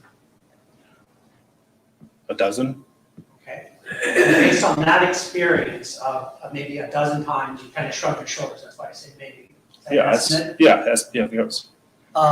Is 1 gram of ketamine, based on your experience, a big dose of ketamine? It's on the higher end, yes. Okay. And then 1 milligram of fentanyl. Is that the same thing? Is that the same size we were talking about in the orders? 1 milligram is 1,000 micrograms, same thing. Just different ways of saying it. All right. So for someone like me that didn't do well in math or science, a microgram is 1/1000th of a milligram. Correct. And the Pyxis, they have them in the microgram. They don't put them in milligram bottles. Correct. What, you're talking about fentanyl? Yeah. Yes. All right. And what's Josh asking y'all in this email 20D? If anyone had more, Asked and answered. I asked what he was talking about. Now I'm asking what he's asking them. I'll permit it. Go ahead. asking if anyone had any more information about the using these doses. I can't read it. Any more information about the use of these two drugs? All right. And from what standpoint is he asking you these things? Safety. Okay. Do you remember getting this email back in June of 2018? Yes, Well, did you give Josh a call? I did not. Why not? I didn't have any more information to share. You'd seen these doses from Dr. Hussell? Correct? Had you seen these doses from anyone else? Not in my experience. Did you know who he was talking about when you saw this email? Yes. Okay, that's Jackson, speculation. Seriously, speculation. Strike the question and answer, ladies and gentlemen, disregard, rephrase. Based on your training and experience, verifying orders in the ICU, was anyone besides Dr. Hussel giving 1,000 or 1 milligram doses, 1,000 microgram or equivalently, 1 milligram of fentanyl? Asked and answered, Your Honor. He asked me to lay a foundation for the next question. Yeah, okay, I'll give it to you, go ahead and answer. Anyone else? In my experience, no. So, did you know who Josh was talking about? Okay, Objection as to speculation. As to what Sustained. Josh is talking about. Well, who did you think Josh was talking about? that's a different question. There we go, okay. You get there. Who did you think Josh was talking about? Dr. Hussel, All right. You didn't respond to this? I did not.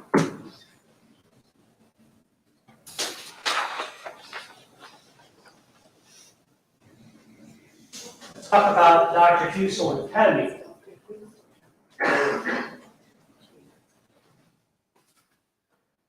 I think you said ketamine can't get over it. Correct. Well, at the time, I don't know what it is now. At the time, it could not. That's everything we're talking about is that. Did Dr. Hussel ever call you about him not being able to get things out on override, him not being able to get ketamine out on override? Yes. Were you ever present when Greg Dressbaugh received a phone call from Dr. Hussel about him not being able to get ketamine out on override? Yes. So yesterday it was said that doctors had no idea how the Pyxis machine worked. Dr. Hussel, based on your conversations regarding the override function regarding ketamine, did it appear to you that he knew how the Pyxis machine worked and its override function? Your Honor, objection as to speculation as to what Dr. Hussel thought. The question is also compound. Okay, overall, can you answer the question? Can you ask it again, please? Based on Dr. Hussel calling you and your awareness that he would call Greg Dressbaugh about his inability to override ketamine on the Pyxis, did it appear to you that Dr. Hussel knew about the override function on Pyxis? It appeared so, yes.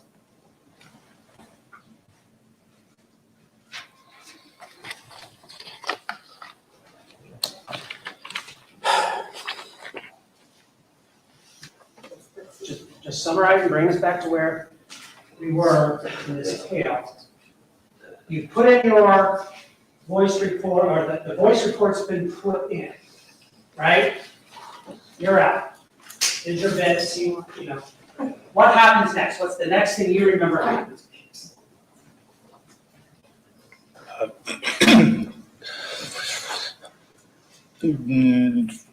Nothing until it was like 2 or 3 weeks later, there was another case came up that Greg saw. Were you present that night when Greg saw that? Yes. What happened with that? Just your observations of what you saw. Greg sent an email to Randy. Okay. What happened next? Do you remember the date of that? Thanksgiving-ish. So it was.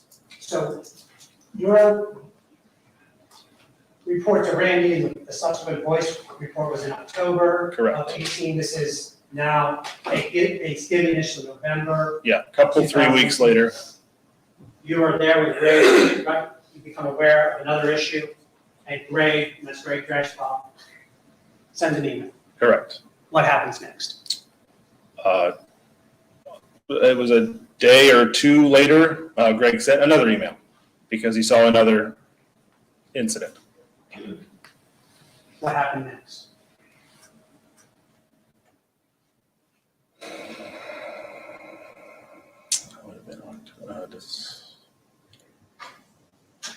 Next thing I remember, we got an email, everyone in the hospital got an email that Dr. Hussel had lost privileges. Was this unusual to get emails like this saying a doctor had lost privileges? No. So that, let's just say hypothetically a doctor quits. Do you get an email when a doctor quits, moves on to something else? It would Like just that? say that they no longer have privileges at the hospital. And that's the email you got regarding Correct. Dr. Husel. What happens next? Do you remember the date of that? Not specifically, no. Early December, but I don't remember the date. What happens next? The interview with homicide was after that. Yeah. What date was that? December 8, 9, 10, somewhere in there. Is there anything I could show you which would help refresh your recollection as to the specific date you interviewed with CPD homicide? Yes, And would that be the summary of your interview with them? yes. There's number 11.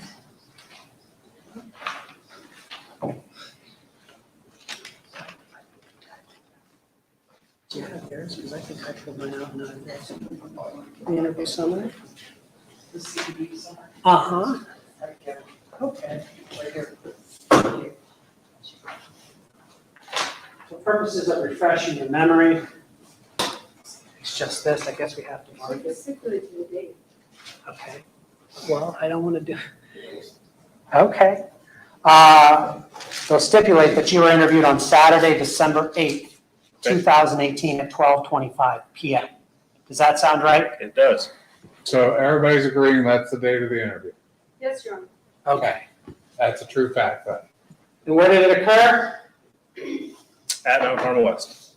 Okay. I'm sorry, say that again. At Mount Carmel West.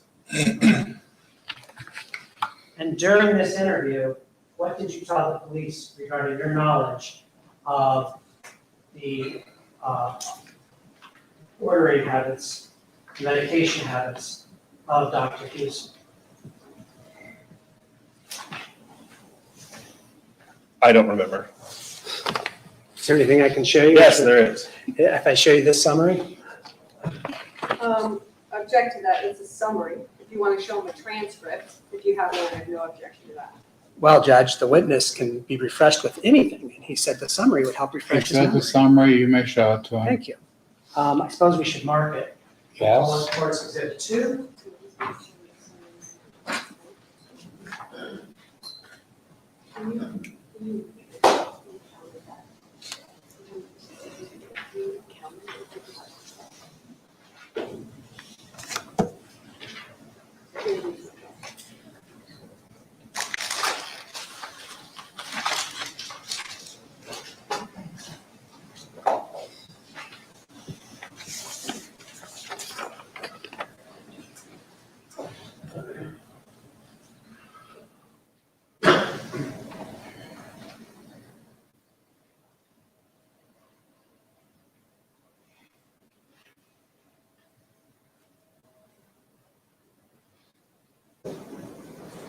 Okay. Okay. Does that help refresh your memory as to what you told CPD? Yes. Okay, yeah, put that down. Yeah, I got it.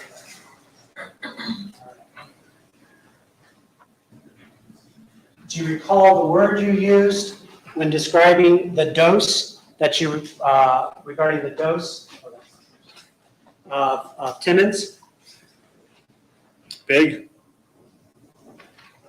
What about your state of mind? Do you remember getting a statement as to the state of mind that you were in when you saw that dose on Mr. Timmons? Alarmed? And do you remember why you told the police you reported this alarming dose?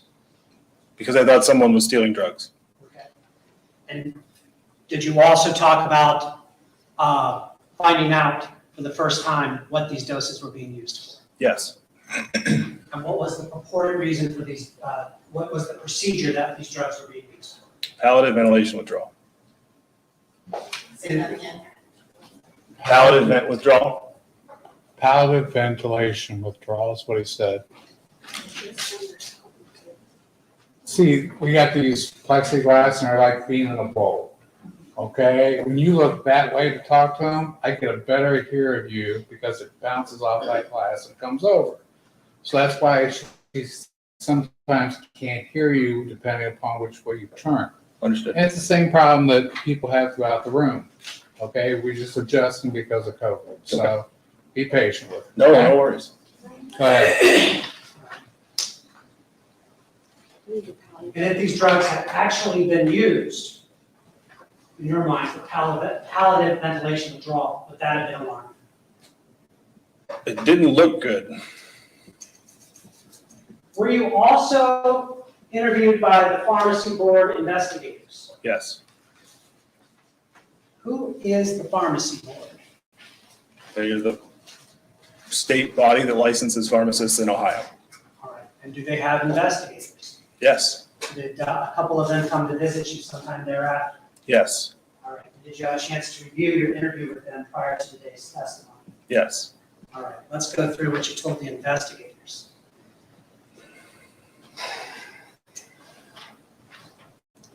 Do you remember? Hold on. Counsel? Yeah. Please.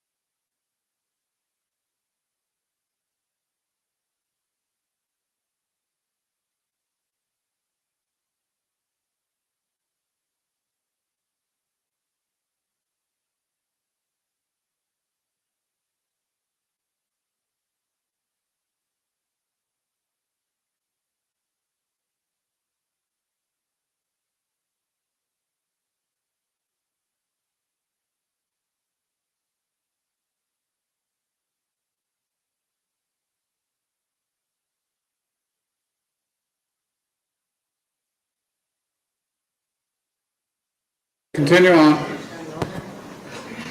All right, Directing your attention to your interview with the pharmacy board investigators, specifically, what, if anything, did you tell them about, and I've just been admonished, I keep referring to James Timmons as Jack Timmons, James Nick Timmons, the one you talked to Randy about.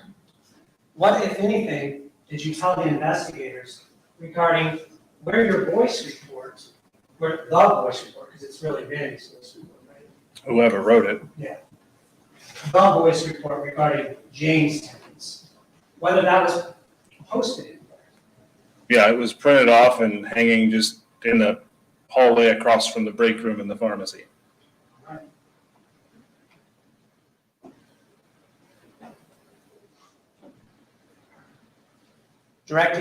Still directing your attention to what you told the pharmacy board investigators. What, if anything, did you say about Dr. Hussel and his likes or dislikes for compliant patients? That it appeared he liked compliant patients. And what, if anything, did you say regarding how he got compliant patients? That it appeared that patients on a ventilator are compliant patients. Was there anything about their level of consciousness that you specifically told them? Objection leading, Your Honor. Well, I'll get the question out. Let me rephrase. What, if anything, did you tell them about their level of consciousness on the ventilators? You have to be sedated to be on a ventilator.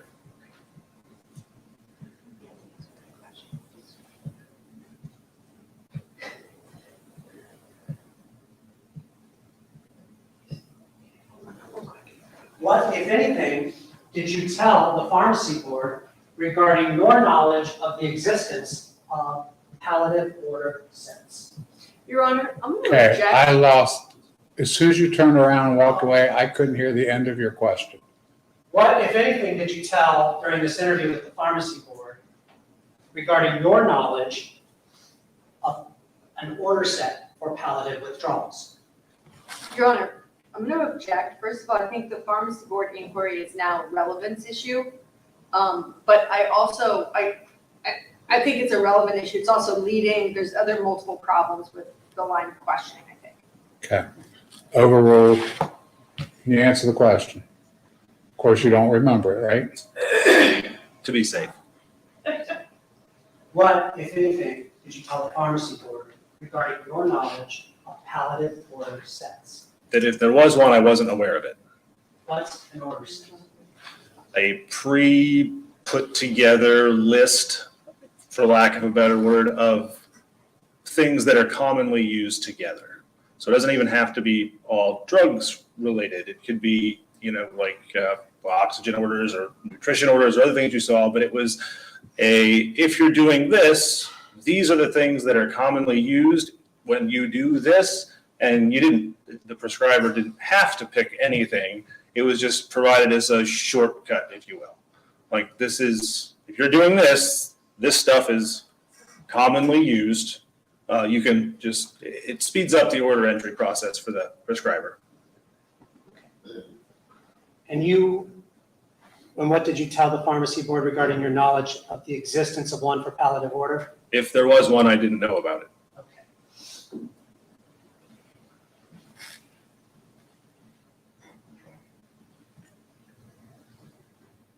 What, if anything, did you tell the pharmacy board about why you did not confront Dr. Hussel about his dosing practices? Your Honor, can we object? Can we approach? Sure.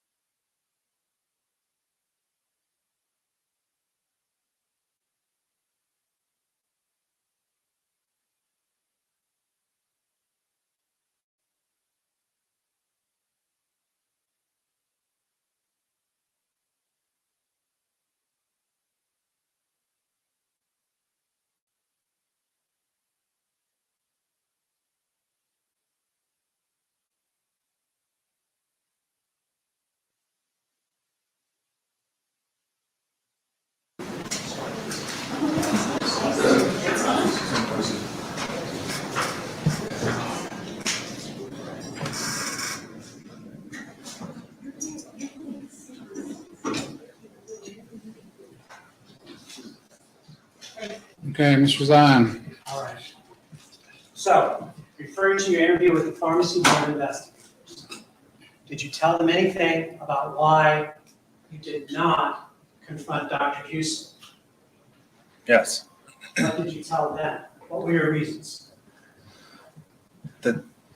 There weren't any real specific policies, guidelines, rules I could really lean on to enforce anything I might say anyway.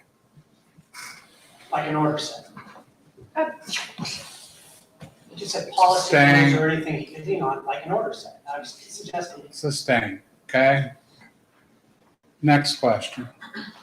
would an order set have been one of those policies that you could have leaned on? Could have referenced it. Okay.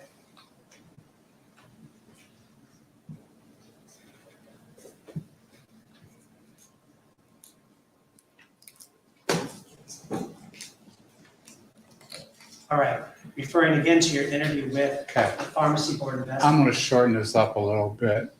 Ladies and gentlemen, we're talking about an interview over the next series of questions. So instead of us hearing that line repeatedly, let's move on to the direct questions. Okay, And if you change the subject matter, then we can tell them what subject you're talking about then. very good.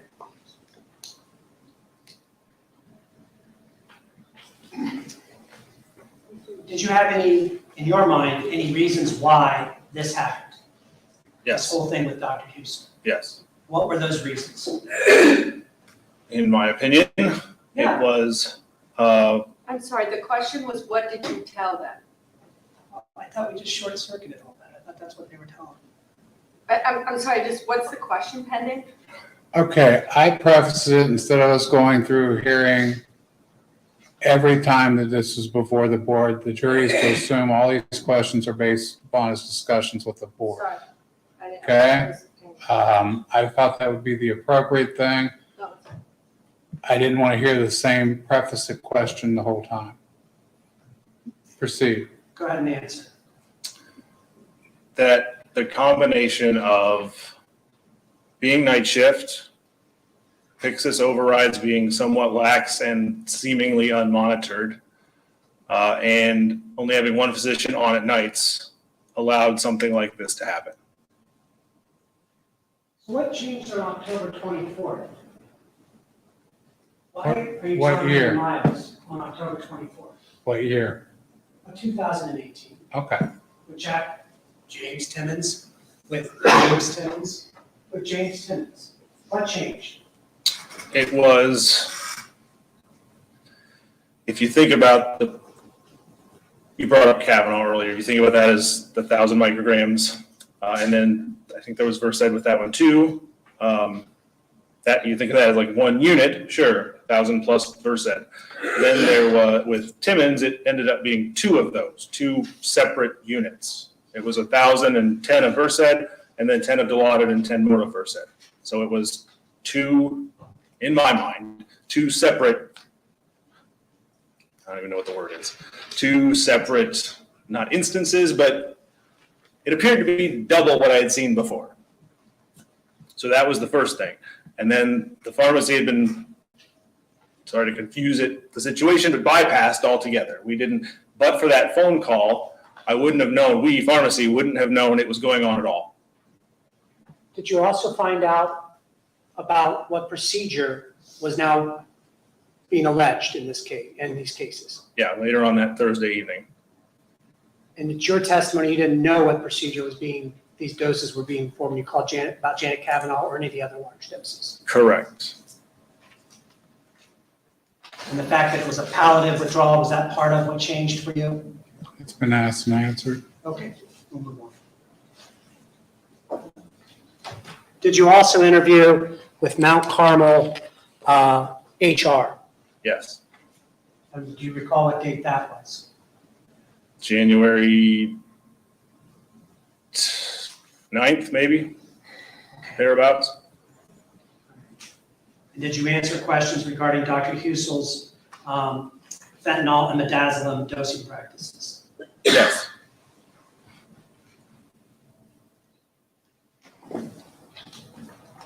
Have you ever been able to listen to a recording of that interview? No.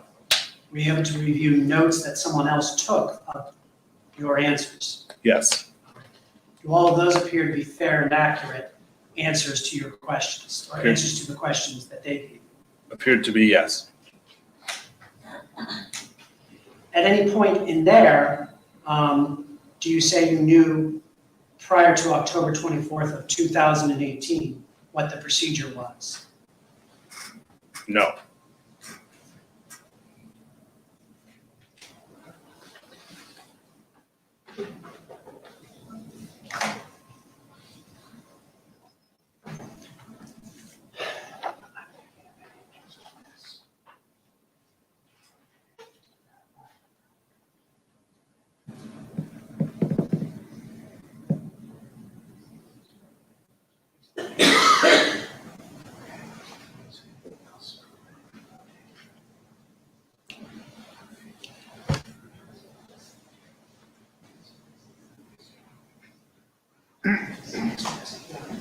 Who's Bo Chang? He was, well, still is, I guess, was a pharmacist at Mount Carmel. Okay. Do you recall an email from Mr. Chang on Friday, February 21st of 2018? No. If I were to show you State's Exhibit 20C, could I have you look at that and see if you recognize this document? Sure.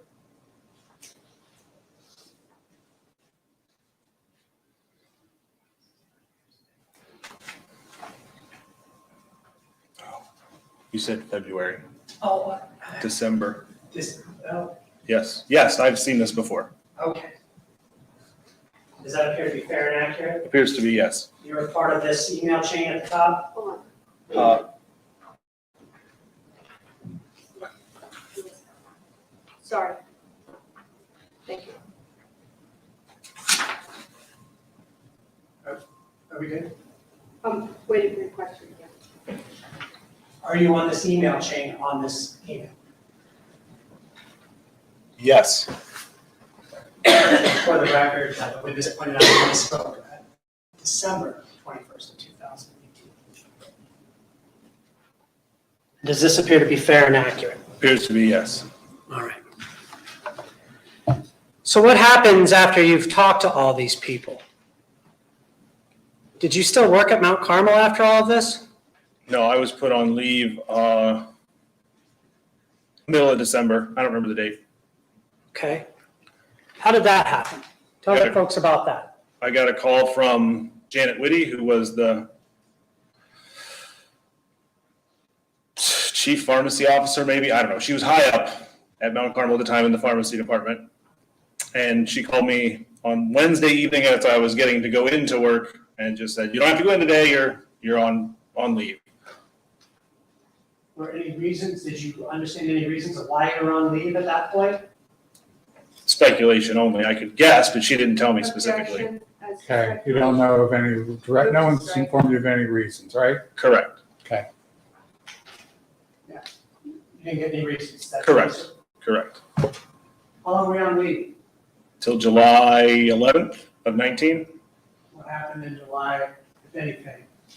July 11th, 2019. I was terminated.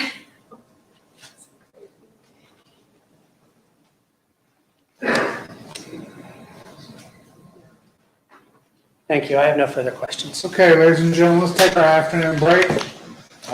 15 minutes, it's close to 15 after 3. Remember the admonition? David, call us up. Have a great break, ladies and gentlemen.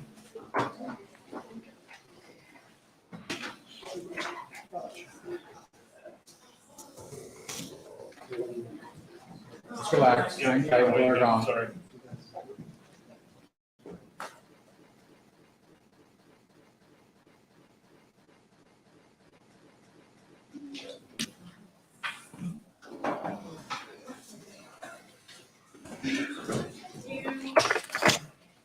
Okay, let's hold on until. Are you ready, Sam? Remember I instructed you earlier, you're not discussing testimony, you're under the same rule. Okay? We'll see you back on the stand in 15 minutes. Thank you. Anything for the record, Mr. Zion? No, Your Honor, thank you. Ms. Menashe? No, Your Honor. Okay, the court reporters indicated that sometimes the echoes of the talking going on in the background over here is causing her problems to hear. Try to keep it down a little bit, okay? Just right there. Could I have all the exhibits, David? If The ones unless I have used? them? Yes, please. Absolutely. And I think this is all of them. I just scooped them out. My job. Is anything missing? Anything in our sheet? That ain't gonna make any difference. Right there. This was just. Yeah, I know, well, it's the fish bowls. This is Why you my, gotta took mine down? I mean, that's, I think the rest I of mean, this is that's all. just why I took Okay. it up. It should be in because I somewhat just of a- can't, I think I hear it, but I wanna make sure I'm hearing the right things. so. Well, we think that the holes will help a bit. Yeah. We're hoping.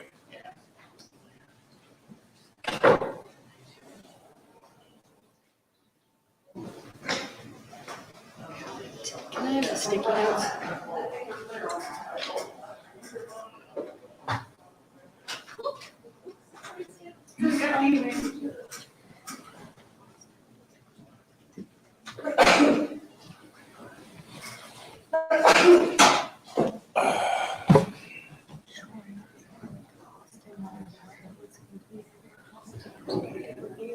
I think I have that. Yeah, I have it right here. But I need that record, so that's in my exhibits. Timmons.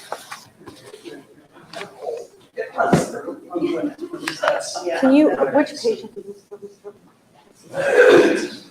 So this is Timmons. So wait, Timmons.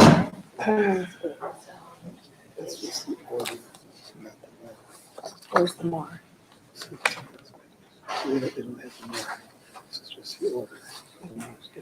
Wait, don't we have, you ordered 3? Yeah, but when is it, when Greg saying this is a perspective review?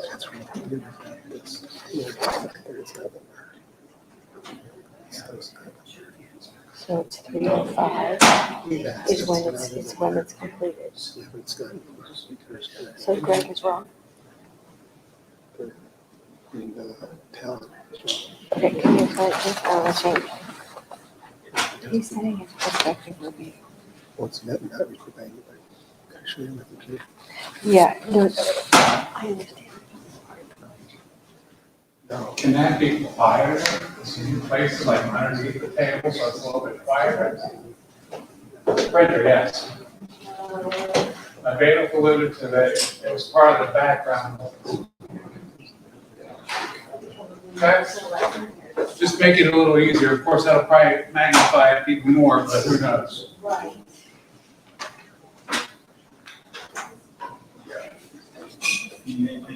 I just told them to see if they could put it like underneath the table or away from the top.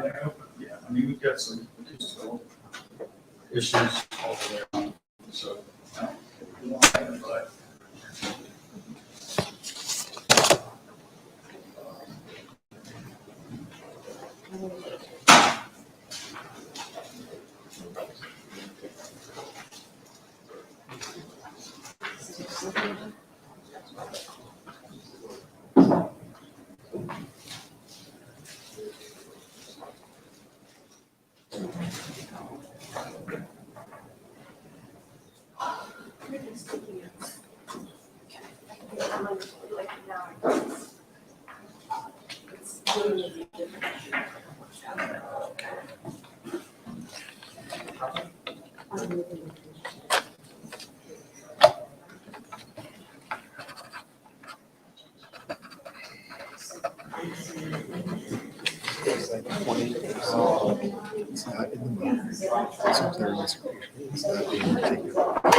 Right, so really,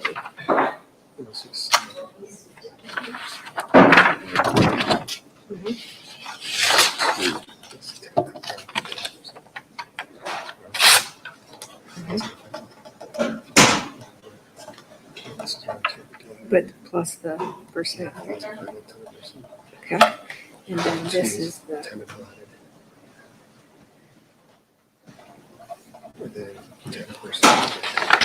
This was never given.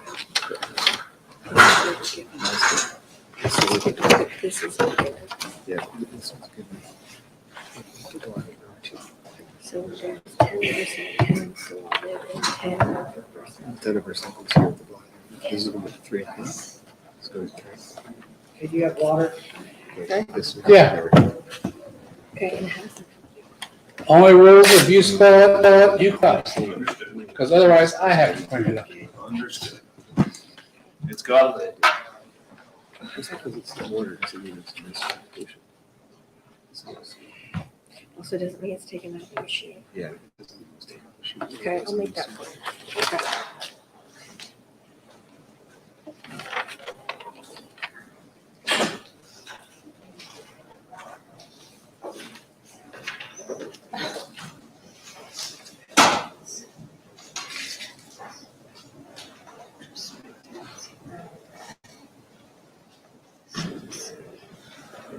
So David, you want to call R? I'm good right now, thank you. Okay, where's Austin? Can someone help here? Where's the Austin records? I need the Austin exhibits. He asked me Austin.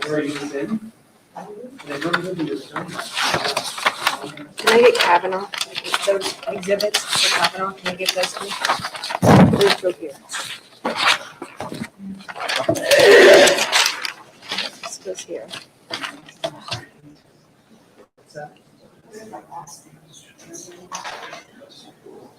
Just 1 second, I can't do all this at once. Okay, he had records about Austin. Yeah, he said he gave me everything. It should be, in that sector, and that, that's it.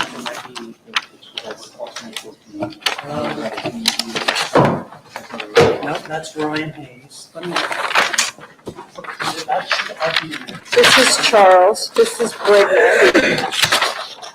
If it's not an indicted, it's not one still in the indictment, we didn't run the Pixis reports for that. No, but you did do an order for it. This report, I didn't print them out. Oh, we do? Yeah, they're electronic. Yeah, I would have said. No, I'm just trying to get your exhibits. Yeah, that's one of the ones that's still there, so that should be up there. I don't have any loose things here, and I didn't put anything back in my phone. Sorry, I didn't have. No, I'm sorry, I'm not talking loud enough. I don't see your face. It's no big, on a normal day without the secretary, she would have no problem hearing you. This is Larry It's Brigner. This is official. Kavanaugh. And this is, we've had to put this up because of COVID, so Yeah. it just makes life absolutely miserable. All right. Okay. Okay, so I don't have anything. Is the mic working? Can if I get closer to the? Okay. Bonnie Austin, Bonnie Austin, maybe it's up there. Understood. Yeah, he should. No. And I have your whole stuff. You did, this was like, you did this, you had an exhibit for Austin. I did, yes, you're right. You can, this is my stack, it's all Kavanaugh. Kavanaugh. I wanna like move or go through your stuff. Yeah, go through it, yeah, go through it. No, I just saw a sticky note here, so like. Charles. It goes in this book. It's I didn't put it there. obviously right where it needs to be. I mean, you know, you'll find it right where it's. Bonnie Austin, I think, is just a one-page. It is, it's an order sheet. So it's long, I didn't stick anything back There in. was no order form, I don't think it was a Pixis sheet, it was just the actual, was that the MAR or the actual? Well, we can always print another one off too, super quick. Okay, so, Here's so, 20C, which is Bo Chang thing, you want that up, you wanted everything. You looking for Bonnie Austin's faces? No. just whatever It's a David MAR. used on Bonnie Austin, one page Mars. Yeah. Okay. The records, the order. Or the order. It looks exactly like something like that. Yeah, those aren't them. Those are great, at least that was my knowledge. Fucking mess. All right. Well, let's print a new one off. Yeah, print, Let's print a new one off. Wait, can you do that? That'd be great. It would have been exhibit 10B. Where's the,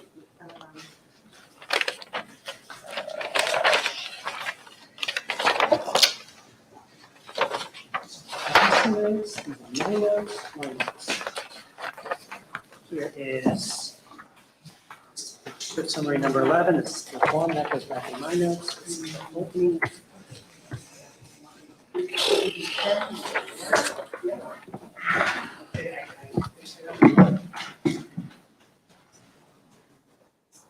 Throw my stickers. Going fucking crazy. Fall somewhere? I was looking like under Gus. I didn't see anything. You got it? Kavanaugh. Can you work on that? Details? Start like monitoring stuff over. Okay. So just go to, if the orders, just go to fentanyl and her records. just the, one page of the MAR. Okay, can I get the charts on all the orders? It's Kavanaugh. And Brightner. there she is. Brightner. 11 of them. So those, it's not back in the book. You know what, I got it in the book behind somebody else. Okay, look through it, see if you can. Yeah, I think I didn't put anything back in it. You I did didn't? not. I had it all scooped up and then, she asked for it, so I just linked everything back to her.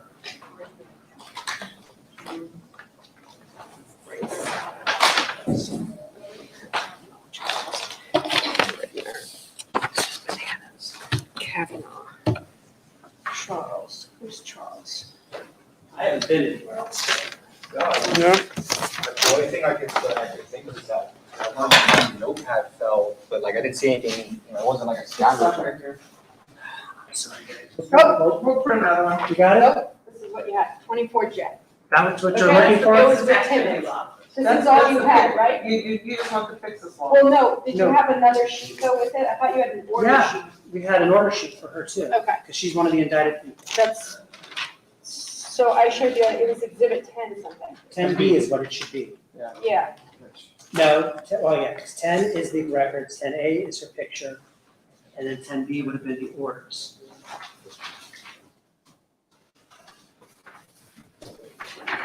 Okay, well, it's gonna take a second for me We'll to get get, my we'll get you momentum there, here. we'll get you a copy out there, and we'll all just agree that that's the same thing. Because I don't know what happened. it's gonna take a second. We've got the document.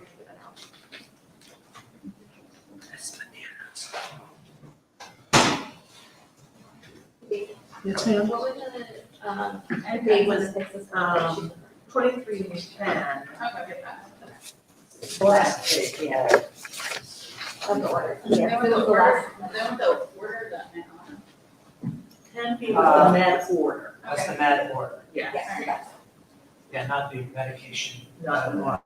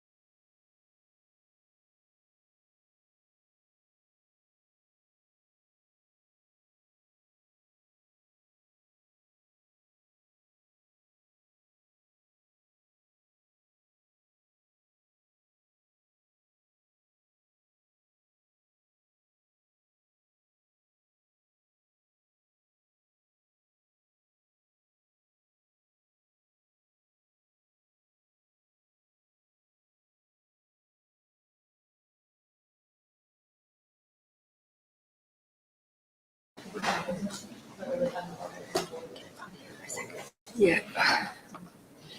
11:10 completed. Dave, you want to start gathering them? You back there, David? I got screens in front of me, no, David? Verified. Action type complaint. Do you want me to get him?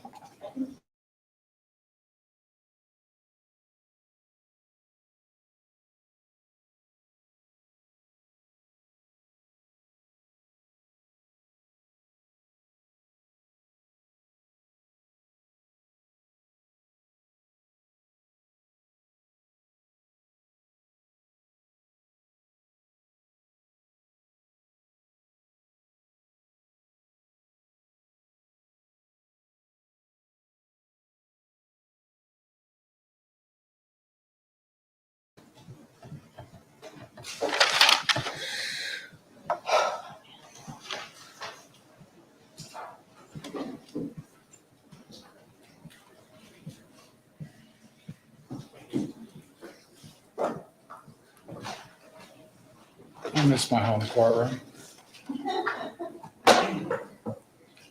Well, everything on the bench is where I want it. I don't have to look, and I don't have to deal with the screens over there. They're over here. You know, you're used to home.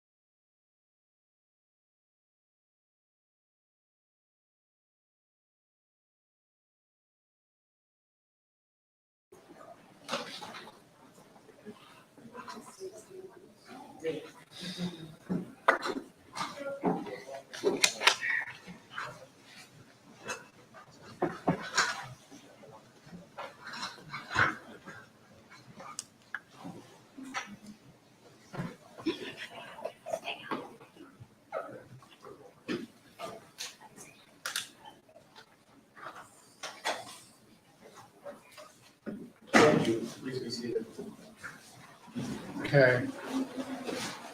I need to ask the jury something first there, Ms. Menashe, I'll let you get started. Monday, we have a particular witness coming in from out of town. Due to his employment, he has to get back that night. So I've got a couple options. We can go until we're done, but that violates my promise to you all. Okay? Or I can bring him back the next day, but on Zoom. Okay? And that's probably the option I'll go with. Okay, so, but the fact he's on Zoom, you have to treat him the same as when he was in the courtroom. Fair enough? Okay. Ms. Menashe? Yes, sir.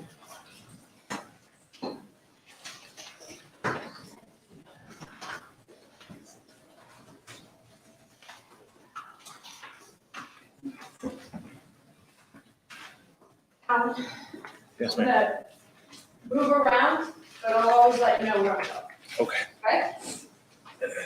I wrote down, and always tell me if I'm wrong, but I wrote down that the purpose of telling Randy about the call from the nurse was that any sort of incident the hospital should be aware of, you report. Rephrase that, please. Sure. You went to Randy about the call from the nurse, did you not? I did, yes, ma'am. Okay. And your testimony on direct was that you went to Randy, right? Because you felt that any sort of incident the hospital should know about, you should report to the chain of command. No, not any sort of incident. This particular incident was the one I was referring to. Okay? And this particular sort of incident was that you suspected someone might be stealing medication. That was my first guess, yes. And that actually was also your guess, was it not, after you fully discussed your theory of diversion with Greg? Did you say Ray? Greg. Greg, yes, Still your theory that someone was stealing the meds. correct. And you were in fact asked about, were you not, as to why you hadn't confronted the nurse about stealing the meds? Do you remember being asked, well, did you ask the nurse about potentially stealing the meds? I do not remember that. And you remember, well, let me go back to the diversion.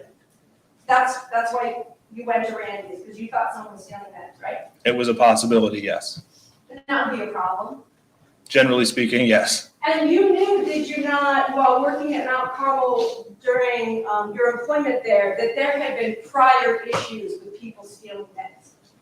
Not specifically, but yes. It was something to be aware of, right? Yes. And you said it, and I know we're gonna talk about it a lot, but Talon, your main job as a pharmacist is safety, is it not? Yeah. I would say yes, that's accurate. Safety for the patient, Yes. safety for the community as a whole. Yes. So stealing meds, especially opioids, would be an issue to escalate. Yes. I want to talk about issues that you didn't escalate. Let's go back to the 5 patients that you talked about. First, we'll start with Larry Brigner. Do you remember being asked about that patient? Yes. You didn't tell Randy any issues that you had with Larry Brigner, correct? Correct. And Randy's your supervisor, Also correct. Randy Miles. Yes. And let's go to Janet Cavern. You didn't reach out to Randy, even just verbally, about any issues that you had with Janet Kavanaugh, correct? Correct. We'll get back to the call that you made to Dr. Hussell on that. Okay. But then we'll go down to Charles Longstrom. You didn't reach out to Randy about any issues that you had with patient Charles Longstrom, correct? Correct. Let's then go to Bonnie Austin. Same thing with Bonnie. You didn't reach out to Randy Miles about any issue you had with respect to Bonnie Austin and Dr. Hussell, correct? Correct. And also, let's just go, I think that we'll go to finally James Timmons. James Timmons, again, when you went to Randy, you didn't go to Randy because of Dr. Hussell. You went to Randy because you thought someone was stealing meds. That was one of the possibilities, yes. Because as I wrote down, and always tell me if I'm wrong, Talon, but your testimony on direct was see something, say something. Right? I did say that, yes. I'm going to start at the end and kind of work backwards. You were asked on direct examination about what Dr. Hussell told you during that call that you made to him regarding Janet Kavanaugh. And Talon, would you agree there's one call to Dr. Hussell? Yes. You made one call to him. Correct. In all of this universe, in your time there. Objection, Your Honor. He Sustained. wasn't, all of that universe was involved in all of it. Sustained. Okay, this universe is these 5 patients. With respect to the patients that you've been asked about, Talon, you made one call to Dr. Hussell? Correct.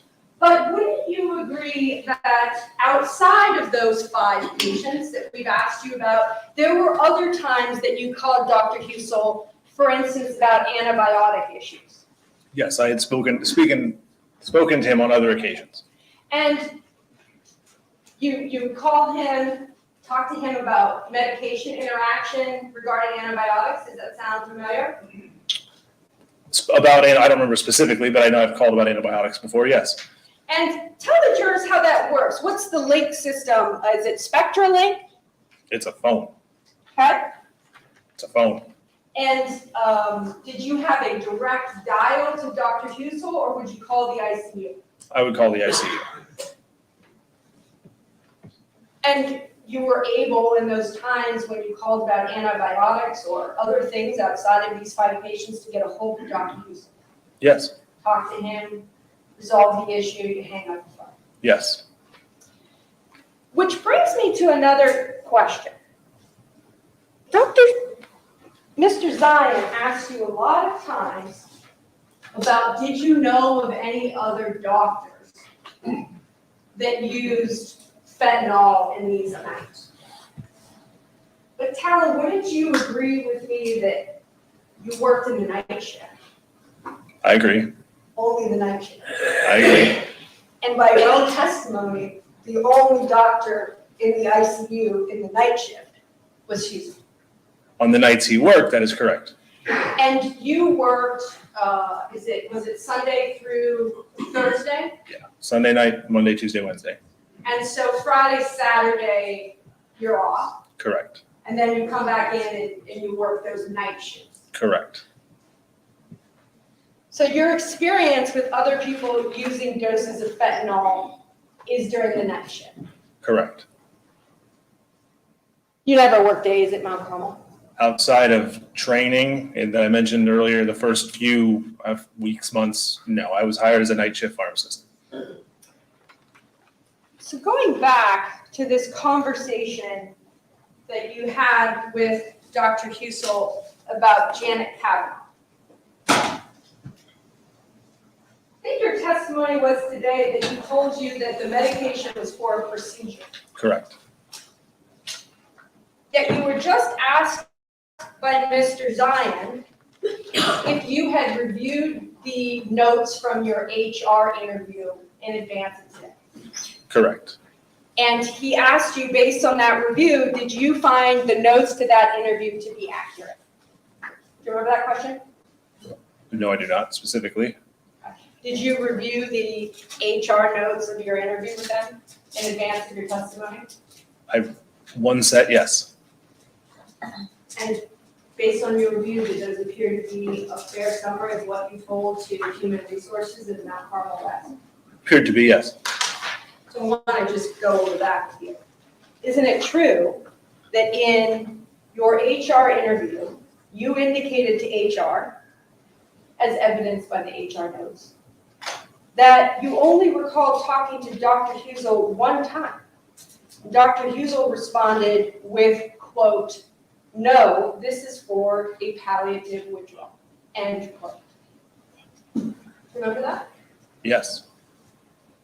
So then he told you during the first call about the palliative withdrawal. He did not. So then the HR notes are wrong? Yes, Those are wrong. they are. Let me ask you if your deposition testimony about this is also wrong. Do you remember when you were deposed in a civil case? I do. Okay, let's have a little conference. Ladies and gentlemen, get to know each other.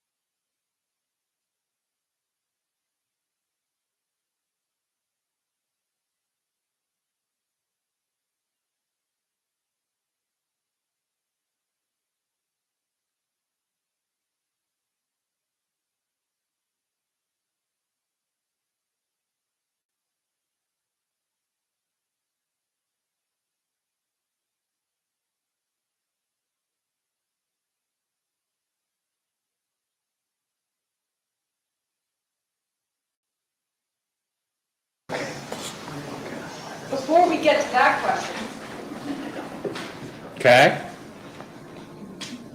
circling back to other doctors that worked in the ICU at night when you were there. Mhm.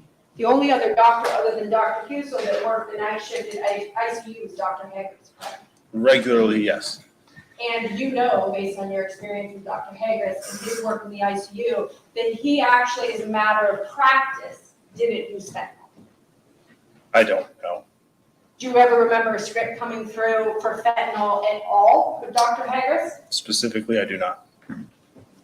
So the only person you ever remember ordering fentanyl, putting in an order for fentanyl, is Dr. Hussell from the ICU.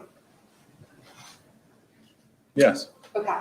And it's an important detail though, Talon, because you were asked the question when compared to other doctors.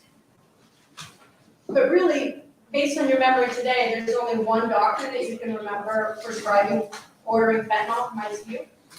I've seen lots of orders. Some have been less memorable than others. So from ICU, you've seen lots of orders of fentanyl I've seen lots of orders, period. in your time at Mount Carmel. Yes, Commonly used drug then? you could say that. I was referencing to orders, period, though. Orders for metoprolol, I mean, just orders. You see a lot of them. You were just referencing orders of drugs, period? Answering your question, yes, ma'am. Okay. And is the same true of lots of orders for fentanyl? Lots is non-specific. Right, so let's be specific. What does lots mean to you, Talon? I don't know. More than 5, less than 10, more than 20, more than 10? I don't know. You don't know. I don't know. So getting back to this issue about when and if you were told by Dr. Hussell that the 1,000 with respect to Janet Kavanaugh was for a palliative extubation, do you remember in your December 8th, 2018 interview telling Detective Kroom specifically, I know I talked to him once about it, and it was never a, hey, look out, a warning of any kind. It was just inquire. Because that seems a little high, you sure put it right, yeah. And then after talking to Greg, he says that was just a normal dose, right? Do you remember telling Detective Kroom that? I don't specifically know. Do you remember then telling Detective Kroom that during that one phone call, Dr. Hussell told you that we were palliatively extubating? I do not. Tell me something, Talon, and this is more of a common sense question than it is a pharmacy question. Do you think memory gets better with time? I do not. And so the interview with CPD, Columbus Police Department, was on December 8th of 2018. Mhm. Was that the first interview that you ever gave with respect to this case? I don't recall specifically.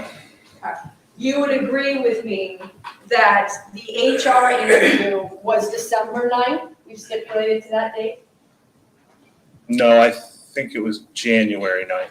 Okay, after your CPD interview? Correct. And then even after those two interviews was your interview with the pharmacy board, right? Correct. So if memory doesn't get better with time, can we presume that your memory during the CPD interview was better than it was during those other interviews? Yes.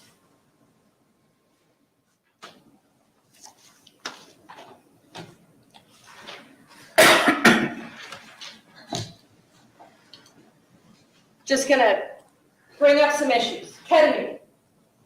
Fair to say that every patient you were asked about on direct, Brigner, Kavanaugh, Longstreth, Bonnie, Austin, and Timmons, none of those cases involved ketamine. I don't know. Do you remember showing the exhibits about and being asked about the fentanyl orders? I do, yes. Do you remember being asked about the Percet I do, yes. and the Dilaudid? Yes. Do you remember being asked any questions on direct examination about any ketamine orders that were associated with those 5 patients? I do not, no, ma'am. And ketamine was a drug that Mount Carmel West, someone within, had made a decision that you could not override. At the time, yes.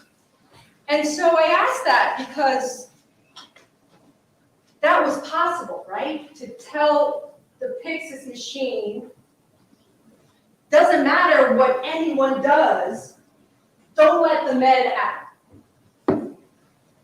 Right?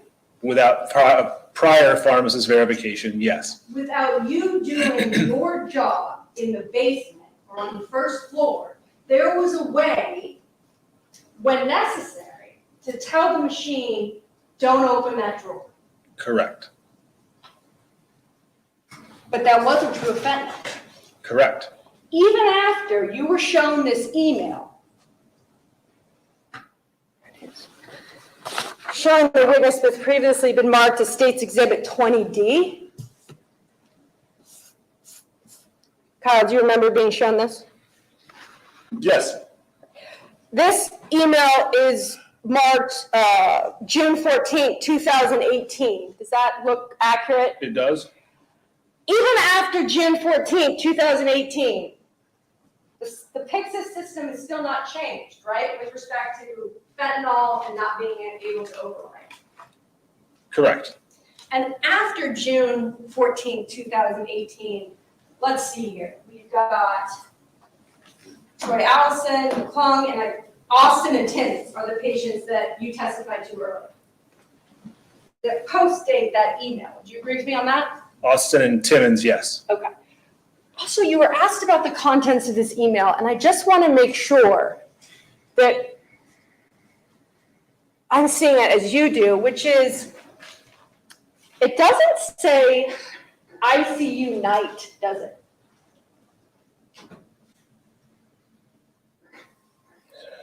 It does not. So that ICU is 24 hours. It's open 24 hours, right? Yes. And other than the night shift, tell the jurors what other shifts there are. Days and evenings. So there's 3 shifts. Correct. And it doesn't say days or evenings either, right? It just says recent ICU orders. From some ICU providers, yep. Would you also agree with me, Talon, that in between ketamine and fentanyl is the word and? Yes. And then ICU appears again in that email? Yes. You'd agree it doesn't say day, night, just says ICU, right? Yes. You would also agree, and take your time if you need, that there's nowhere in that entire email that it ever says Dr. Hussel.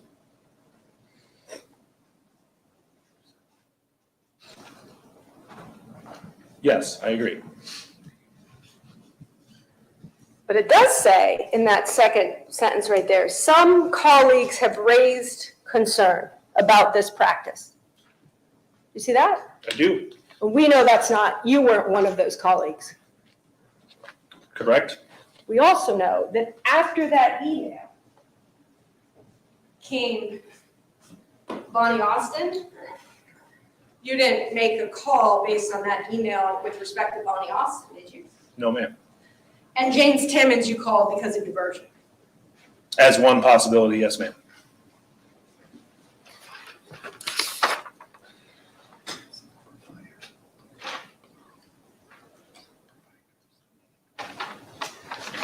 Sorry, one thing I left out. First sentence there of that email.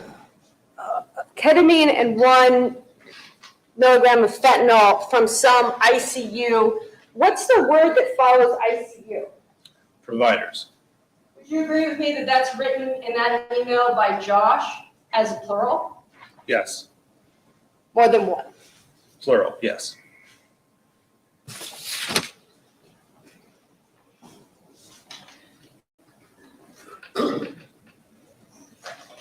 Excuse me. I want to talk about Randy a little bit.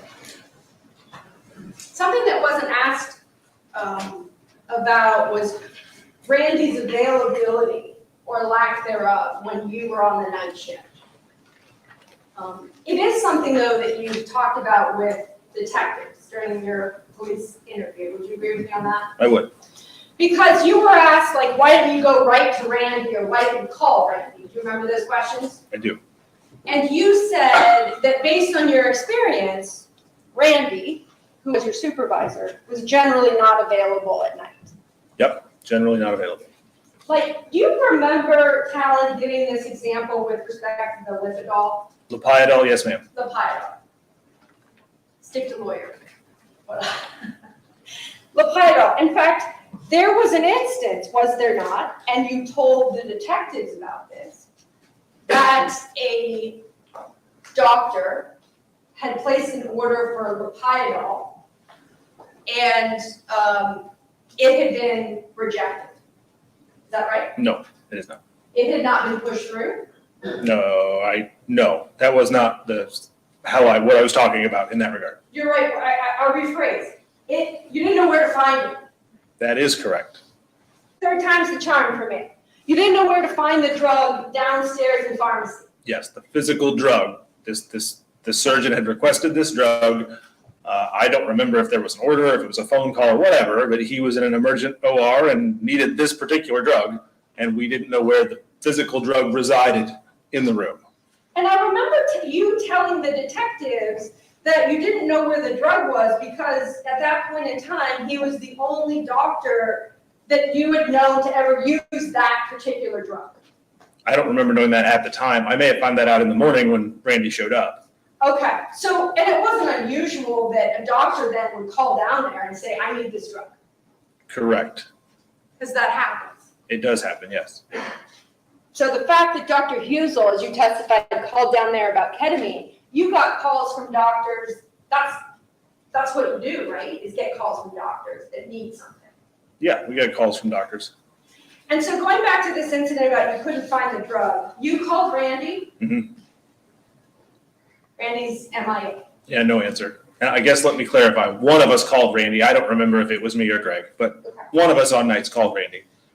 And so then Randy comes into work generally at 7 a.m. Roundabout, yep. And so with respect to this situation, the medication, Randy comes in at 7 and then he's like, all right. Yes, he said that we keep this special for this doc, and it was over here. We had found it subsequently, and in time, Greg actually found it, rooting through the pharmacy. He had located the drug, so it ended up resolving. But yeah, we didn't talk to Randy at all until he came in the following morning. Yeah, and I say this because you told the detectives this story as an example as to why you didn't go to Randy with respect to the questionable diversion, right? You didn't go to him until the next one. Correct. Because he wasn't that responsible, right? Right. And was he your only supervisor? It's kind of, I don't know. It was the director of pharmacy who, I guess I say supervisor is like the person that gave you your performance review. The director of pharmacy did them for some people. Randy was the operations manager. He did them for some people. Randy was my person. He gave my review. But the director, if memory serves, was one that did Greg's reviews. Why they were divvied up that way, I don't know. But there were more than one person in management, but Randy was my point guy. And just so we're clear, any other person in management, you didn't call them either about these 5 patients you just testified about. Correct. And you mentioned, I want to go back to the diversion call. You mentioned on direct that you called because you didn't want to be in a witness chair like you're here today. Yes. But again, there was no prior call before that diversion call, right? Correct.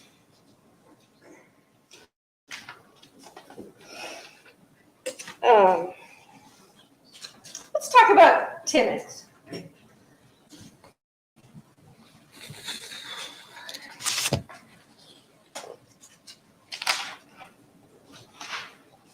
I listened a lot during our direct where Mr. Zion would repeatedly say, where was pharmacy? Do you remember that I do. repetition? And it was kind of a question that's like, obviously pharmacy's in the basement, right? It's on the first floor. But it was a question, would you agree, that was like, where was pharmacy, right? Where were you when these things were happening? I want to talk to you about where you physically were before the records that you were shown. Talk to me about codes. When there's a code in ICU, do you go up? One of us did, yes. and one of you would be you or Greg on the night shift. Would you agree with me on that? Yes.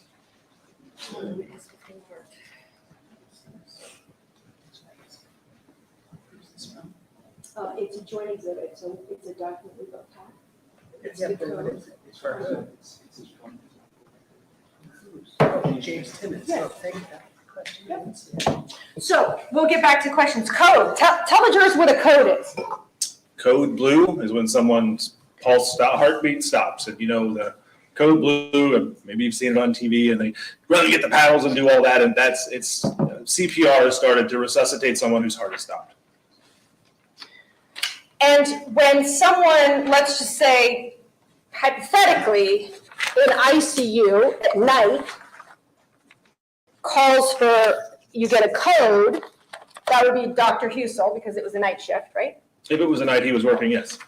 I want to show you what's been marked, and you've already been shown that States Exhibit 11B, just generally to orient you in time. You were asked about this fentanyl order. And we'll get back to it, but would you agree with me that in States Exhibit 11B that the fentanyl was ordered around 3 a.m.? Agree, yes. Okay, and the fentanyl dosage is what? 1,000 micrograms. Okay, this is James Timmons, Okay, correct? yes. Let's talk about before 3 a.m. Do you remember pharmacy being up on the 4th floor in ICU for a code with James Timmons? I do not, no ma'am. Showing the witness what's previously been marked as Joint Exhibit 11, page 546. Your Honor, we're using white stickers for joints. Then just generally, Talon, does this sheet look familiar to you? Generally, yes. Okay, and tell the jury rather, generally what is this sheet? Generally, this is code notes. So that code blue, that event where everyone went up to one of the people's job, usually I think it was a nurse, would just document everything that happened and when it happened. So 2308, I don't know what A means, but you can see the time over here, and then what happened then or what was going on then follows. And tell me, Talon, is this your signature right here? Yes. Okay, where it says RPH? Yes. Right, and if we could go back up to the date with respect to this, the date is 10/22/18. Is that right? Yes. Okay, and the time event recognized says 2308. Would you agree with me on that? Yes. And this is during the 2308 falls within the night shift, does it not? It does. Okay. What does it say, events prior to recitation, additional information? Physician RNs at bedside, patient in VFib with pulse, defibrillated twice, 3 amps of bicarb, 1 amp of epi. Patient went into VFib without a pulse, code called. And you would agree with me, it says physician RNs at bedside? Yes. What does it say under physician signature? If you can read, I'm happy to scroll it. I see it down there. Okay. What does it say? Bottom left down there, Uh-huh. it appears to say William Husel. So just so I'm understanding this right, on 10/22/18, so before States Exhibit 11B, before Dr. Hussel is ordering fentanyl for this patient, he's actually saving this patient's life, I would agree. right? And you know what? Where's pharmacy? You're in the room with William Husel, right? Yes. Because isn't it true, Talon, that when there's a code stitch, William is there in the back of the room telling all of you what to do. Put the tube in, do this, and you're mixing the cocktail. That's not the appropriate word, but you get where I'm going, right? Right. And it's a cardiac arrest situation, so someone is actively dying, right? Right. So the man that sits here is the man that actually saved Mr. Timmons 2 days before giving him fentanyl. I agree.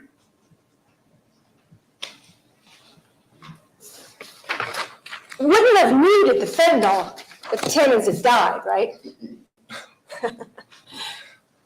Right? Stands to reason. I'm sorry.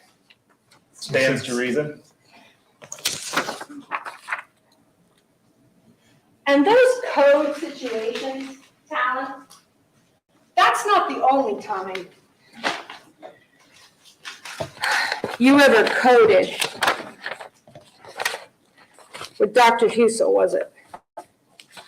I don't remember specifics, no, but I was on more than one code with Dr. Hussel, yes.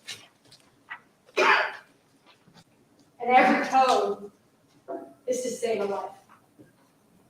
Yes.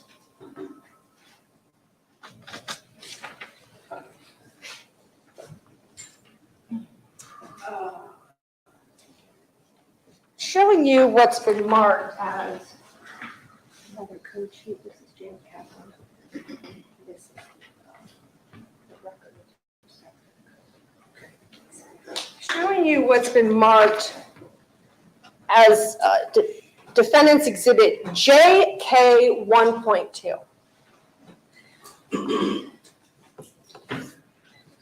Talon, just generally, do you recognize this type of medical record? Generally, yes. And fair to say a medical record that is that you might see when you're reviewing like a patient file, for instance? Yes. If you could, down here, I'm gonna get this straight. The second sentence, it reads, does it not, critical care physician and ICU code blue team responded? Mhm. Showing you now what's been marked as Defense Exhibit JK 1.1. You know what, Talon? I'm going to make sure that you ID whose record this is. Janet Kavanaugh. This appears to be Janet Kavanaugh's record. Showing you now what's Defendant's Exhibit JK 1.1. Whose record does this appear to be? Janet Kavanaugh. And again, Talon, for the jury, what does this type of sheet involve? What is this? This is the code notes. I'm just making sure. Yeah, resuscitation record. Code notes. And again, the patient name is Janet Kavanaugh on this. Mm-hmm. So it appears that Janet Kavanaugh was also a code situation. Correct? Correct. And would you agree with me that up top it says who intubated and it says Dr. Hussel? I agree. And would you agree with me that it says time event recognized was 0247? Yes. And we know 0247 is during the night shift. 2:47 in the morning. Yep. And we know from the prior record I showed you that the critical care physician and ICU code blue team responded to the code, right? Right. So once again, we have William Husel saving a life before the fentanyl script.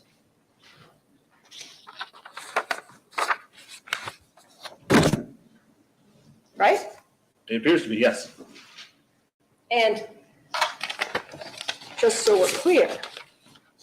Whose signature is that? I'm sorry. On that one? Oh, I'm sorry. Talon, is that your signature right down there? It is.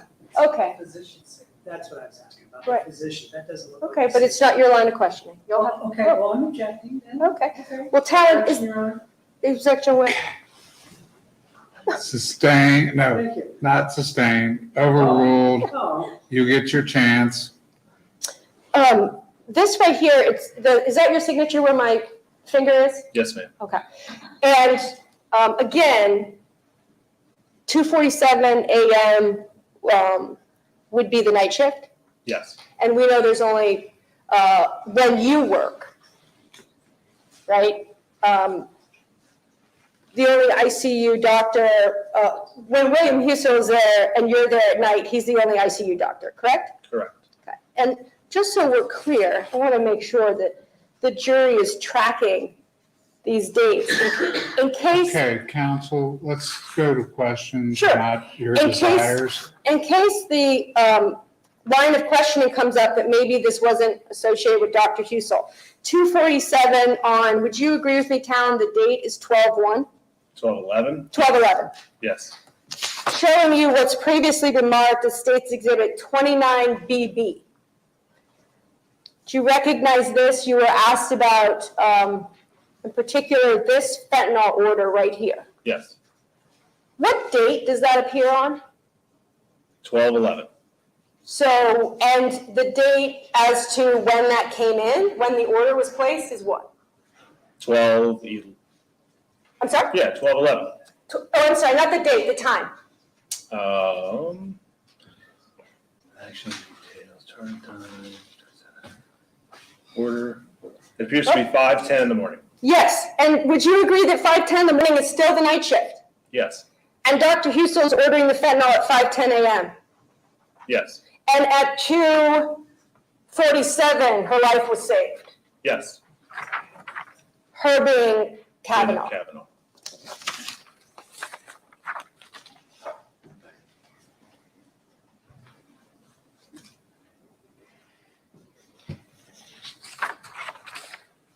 Were there residents that worked in the ICU at the night shift, if you recall, Talon? I recall seeing resident physicians in the ICU. I don't know where they were stationed or whatever. Okay, and did you have personal relationships with them or no? Like, No, not really.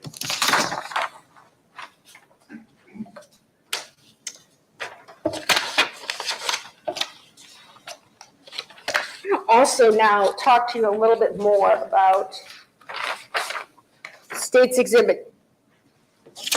One moment.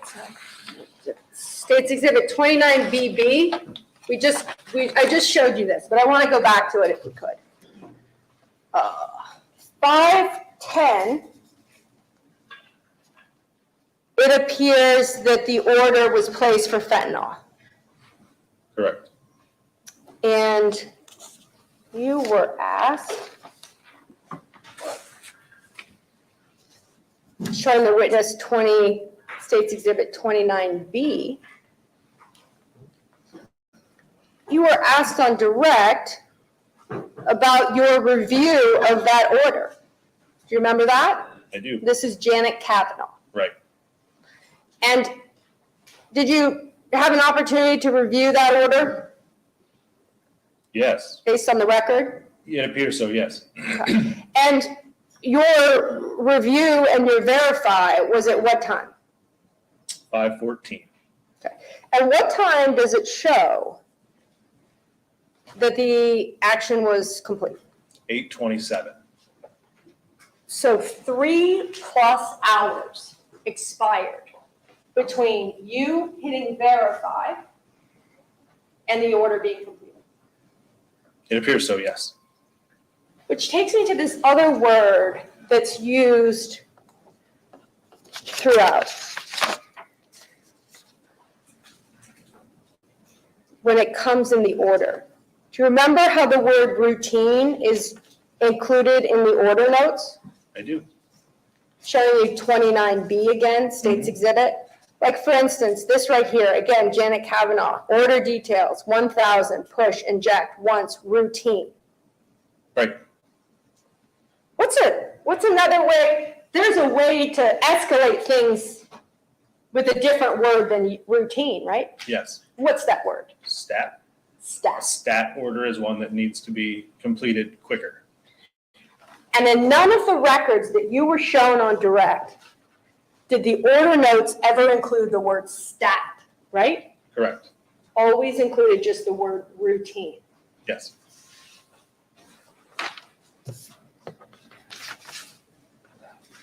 Also, with respect to the push, I remember you using the word rapid, but the push is 3 to 5 minutes. You testified to that as well on direct, right? That's what it says, yes. Yes, that's what it says, right? It says Correct. over 3 to 5 minutes, right? Versus titrating, Correct. like a drip. Like a drip, yes. Okay.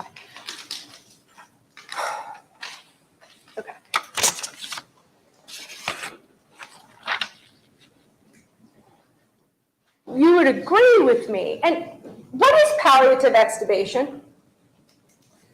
Based on your experience and training? It is the withdrawal of the breathing tube, the ventilator, and the alleviating of discomfort. Discomfort and suffering?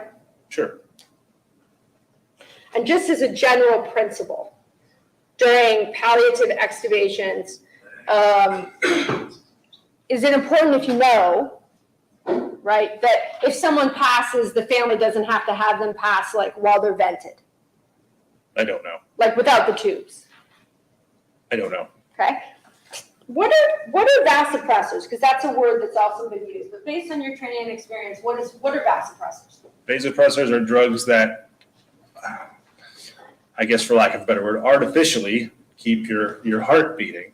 So when your heart is beating too slow or too weak to adequately circulate blood to all your vital organs, it can kill you. Your heart's not working right. So we have drugs that we can give that makes your heart beat faster, makes your heart beat stronger, so that proper organ perfusion or blood can get to the organs where it needs to be, even when your heart's not working quite as strongly as it should be. So if I was on them, they could help me live, help me breathe. Help you live, sure. Okay, right, help me live, because I'm not breathing actually, right? I want to go back to State's Exhibit 29BB. Again, Janet Kavanaugh, right? Mm-hmm. And we remember from the list of patients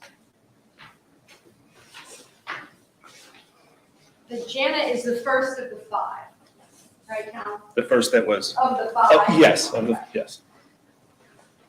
And I'm trying not to jump back and around, but I will just for this, because the question is really when you found out. Okay, are you showing it to the witness? Oh, sorry. Yeah, well, I usually don't face the jury. When you made the call to William about the Janet Kavanaugh, whether you knew it was a palliative extubation or not, Showing you what's been marked as State's Exhibit 29BB. Do you agree with me under the fentanyl order information right there? What does it say? To be given for palliative extubation. And we know, based on your prior testimony, that Janet 29B is an order that you verified and approved almost 3 hours before it was completed, right? According to that document, yes, ma'am. And when you get an order in your queue, I'm assuming that you look at this information, you look at the MAR? No, this wasn't even put in until 5:45. I'm sorry, this right here to be given for palliative extubation? Yeah, I read this as admin date time at the very top, 5:45 EST. Tell me which section you read when you get it. You don't have to read this at all before order verification. Well, in your job as a pharmacist, I would assume it would be important to know why medications are being ordered, because isn't that part of determining whether they're appropriate? It is, yes, ma'am. So if the notes didn't indicate why something was ordered, you can always call, Correct, which you did on Kavanaugh, correct, and you spoke with Mr. Hussell. correct.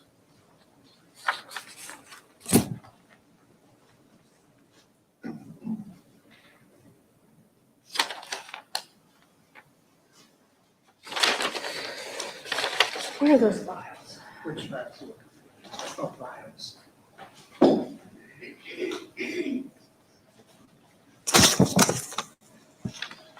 Felt like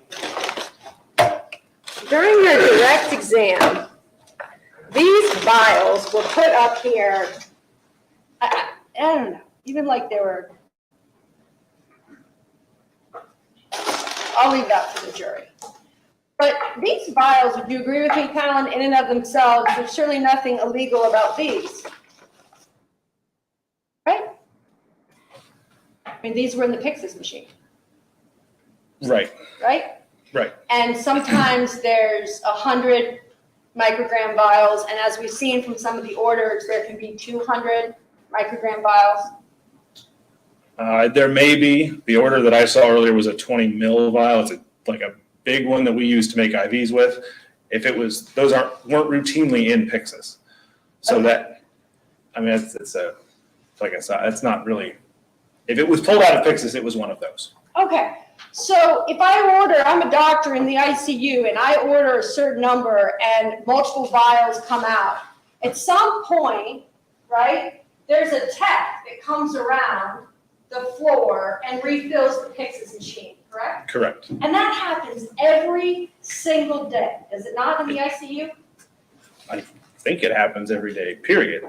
Yes. Every day, period, in that hospital, right? So if I take out 20, a tech comes around and refills the Pyxis. Correct. This is standard operating procedure, right? Correct. And there's 3 different Pyxis machines, or rather there were 3 different ones in the ICU floor at the relevant time frame. To best I can remember, yes, ma'am. Station 1, 2, and 3, right? Right. And a tech oversees and refills any one of the 3 as necessary. It's not as necessary. If, best I can recall, a report will print once or twice a day, and then the tech in the pharmacy sees what's needed and where it's needed, and then goes up once or twice a day and refills it. So they take all the meds up with them, right, based on this report that's generated. Correct. So every time there was a withdrawal of, let's just say, 1,000 for Janet, or 1,000 for Timmons, the tech or the pharmacy would have also gotten a report to know that the machine had to be refilled. To my knowledge, yes, ma'am. So it's another means of communication that the pharmacy is getting about how much fentanyl was being used. Yes. He said, Yes.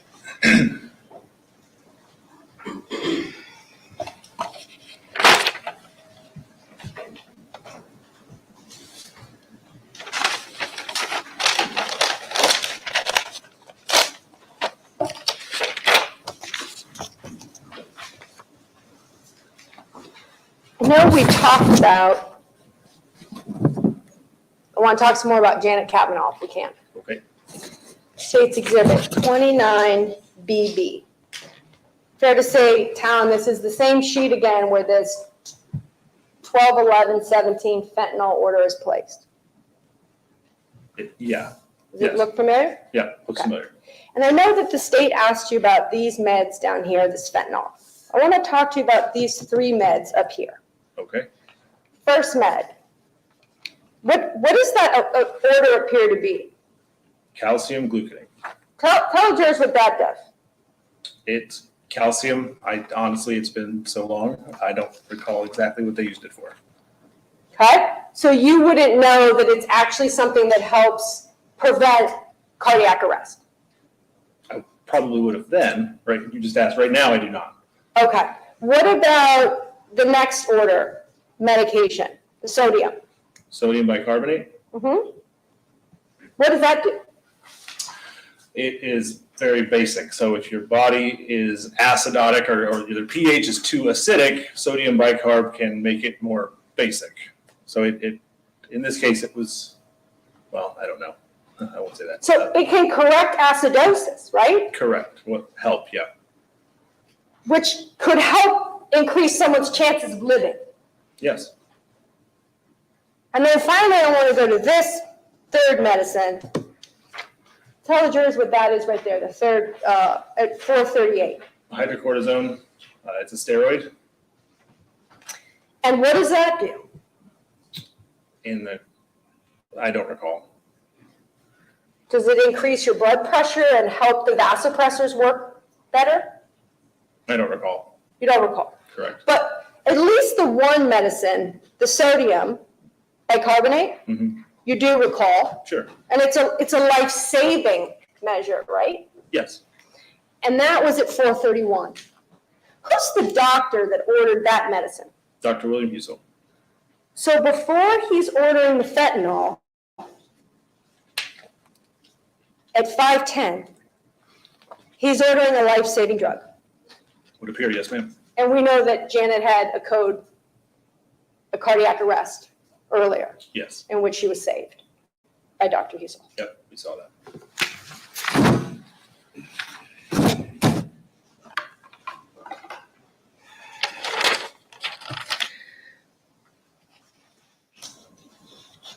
It's a lot of notes, one moment.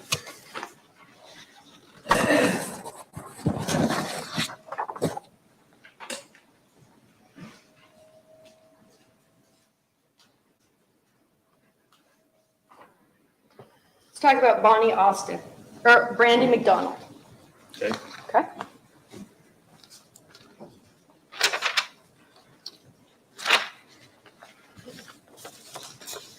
Reason why I want to talk about Brandy McDonald was because you were asked a lot of questions about overrides. Remember that? I do. And I really want to be clear about something.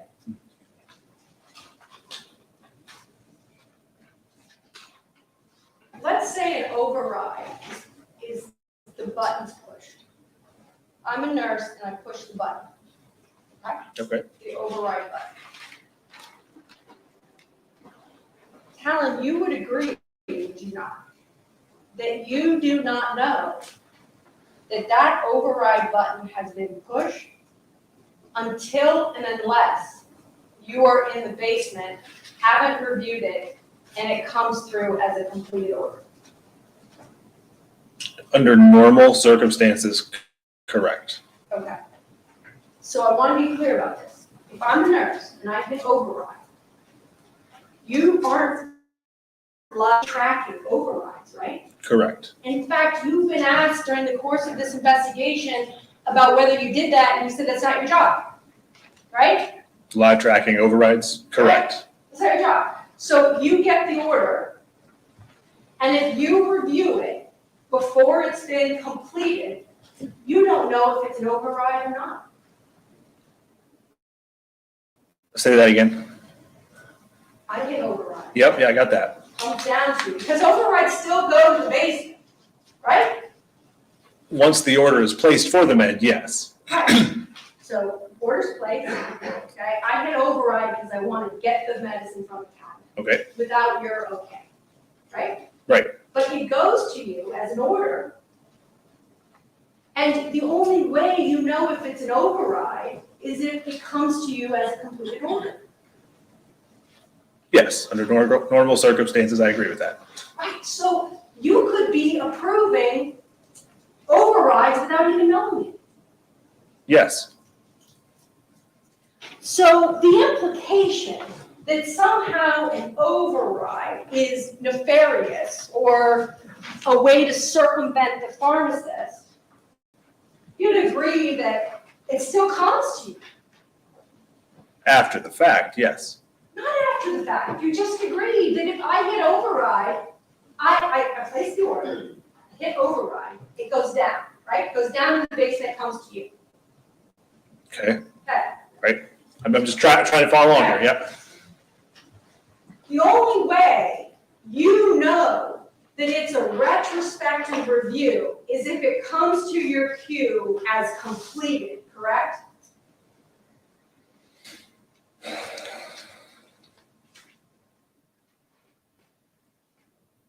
Yes, I think so. So you're not live tracking when the drawers are opened or when they're not. Right. Okay, and you don't have this information from the Pyxis machine in real time, correct? Regularly, no. Okay. So I know I said I was going to ask you about Brandy McDonald, but sometimes things change.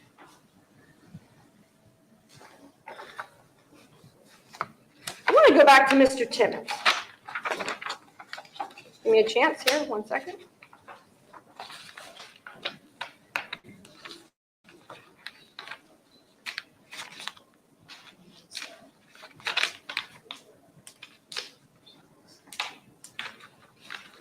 maybe it is Brandon McDonald. 1 second, Your Honor, sorry. Where's the one? Is it right here?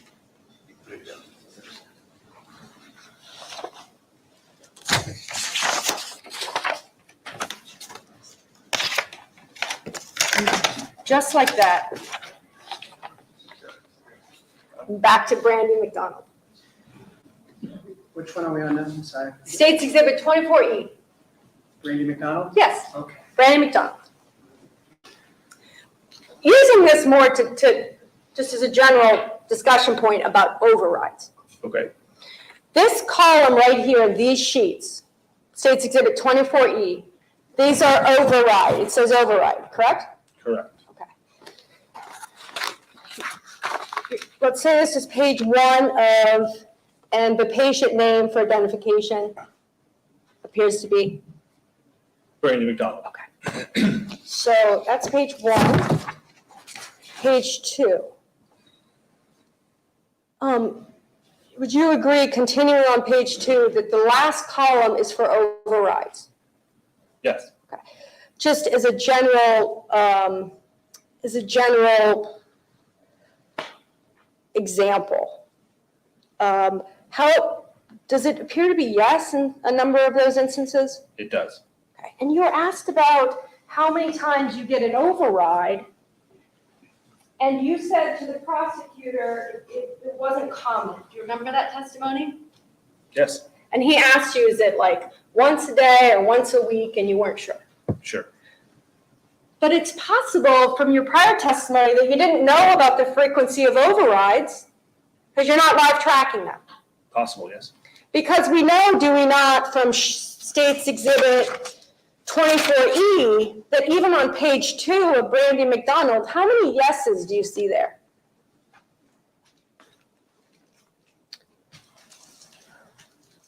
8, 8 of 9? correct. And this, then, let's go to page 3. Do there appear to be, Talon, more yeses on page 3 in terms of overrides?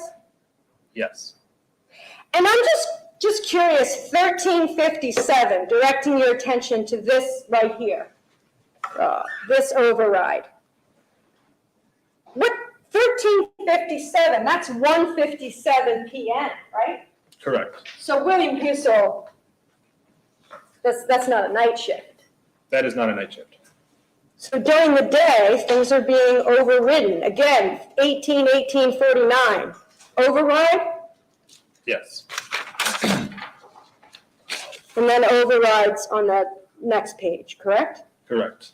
So certainly with respect to Brandy McDonald, overrides seem to be not unique.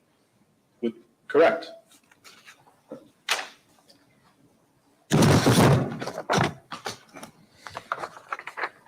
I'm going to go to James Timmons now, what's previously been marked as States Exhibit 24K.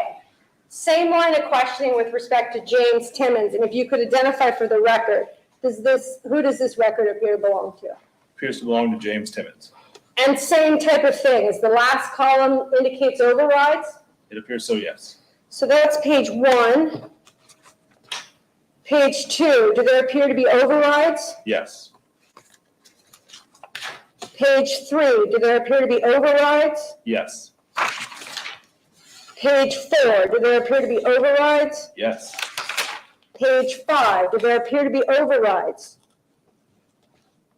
yes, Page 6, do there appear to be overrides? yes, Page 7, there are overrides there? yes, Page 8,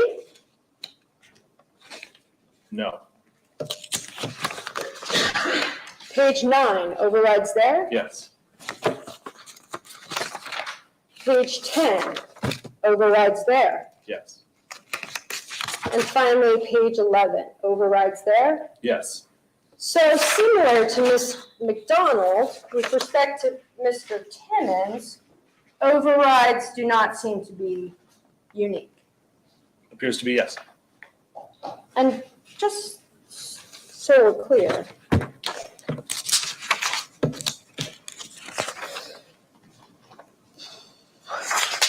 Night shift starts at what time? I got there at 2100, 9 o'clock.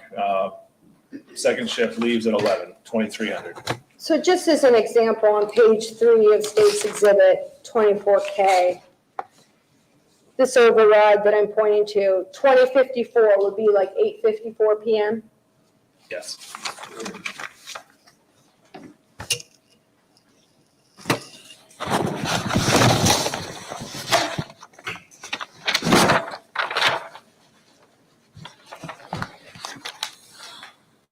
You were asked questions about side effects, medication. I kind of want to go back if we can. Well, I guess we don't have to go back. You work at Walgreens currently, right? Yes. And you worked there before your employment at Mount Carmel? Yes. And there was this distinction made about retail pharmacy versus clinical pharmacy, but fair to say, Talon, that when you took the job at Mount Carmel, there wasn't special training for a clinical pharmacist, correct? Outside of on the job, the first few months or whatever, correct. And that's a great point. Let's talk about, as a pharmacist, ways that you learn. Would you agree with me that you learn from your education? Yes, Your doctorate took you 4 years to get. correct. You learn from your on-the-job experience. Yes, And then you can also learn from literature, research, that type of thing. yes, Those 3 ways are how you learn. So you were asked about side effects, and specifically with fentanyl and respiratory depression. Do you remember that? I do. I want to just kind of take it to a pharmacy, a retail pharmacy situation. I come through the drive-through. I'm there to pick up my order, and I'm advised by the pharmacist or the tech that the medication I'm getting might have certain side effects.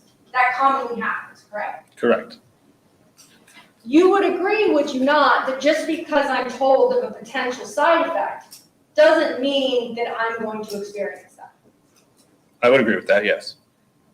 A side effect, just like commercials that list all the side effects of potential side effects, right? Doesn't mean that if I take ibuprofen that I'm going to have an upset stomach.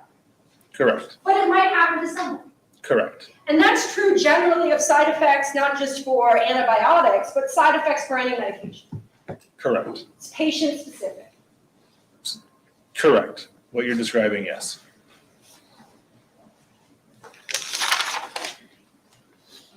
You were asked about the CDC guidelines.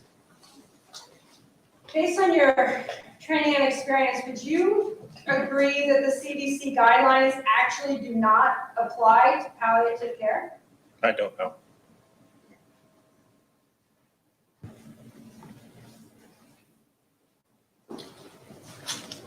And I want to go back to side effects because you said that they can be synergistic. Remember that? Yes. But when you approved the orders with respect to the 2 patients that you were asked about, you hit verify, right? Which 2 patients are you referring to?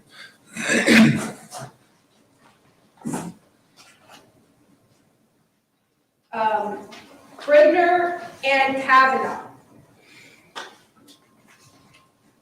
Yes. Okay. And there is another option though, right? Which is reject. Correct. There's even a third option, right? That if you have, you could call. You could call the doctor, Sure. get more information. Sure.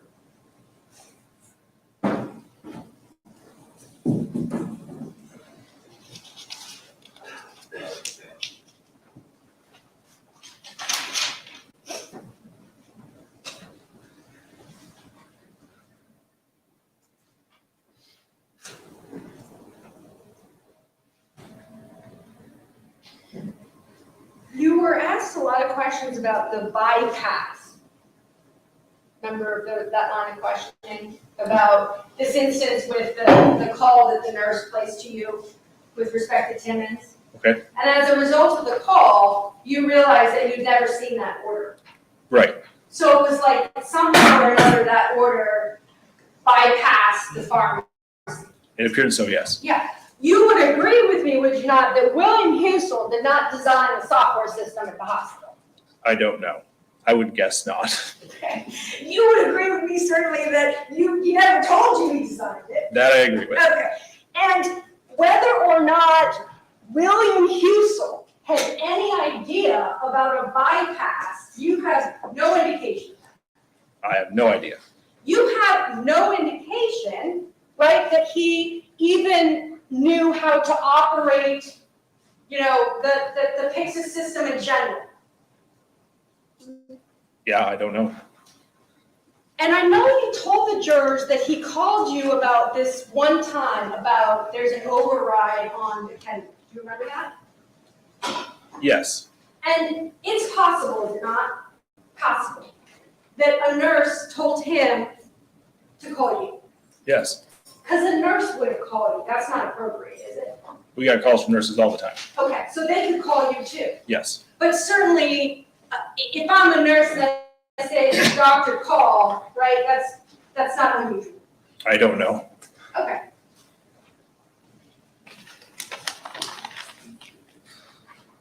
I want to also just go back to my questions about learning, education, on-the-job experience, and literature. What's lexicon? It is a resource you can look at that has all kinds of information about drugs. As it relates to this case and the dosages of fentanyl that William Husel ordered, did you ever look at lexicon? I don't recall. Probably. Do you remember telling the detectives that you looked at lexicon Yes. to determine if there was any maximum dose with respect to fentanyl? Do you remember that? Yes.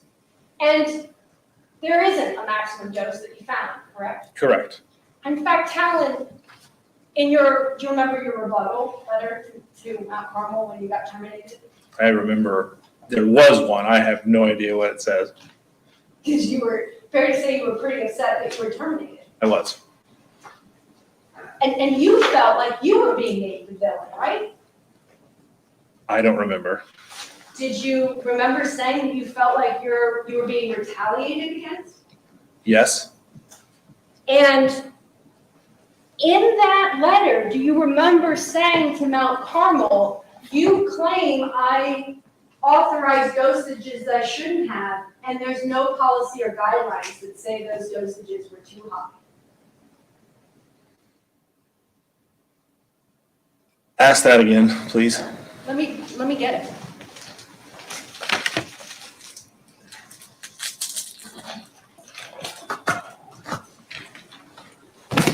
One moment, Anna.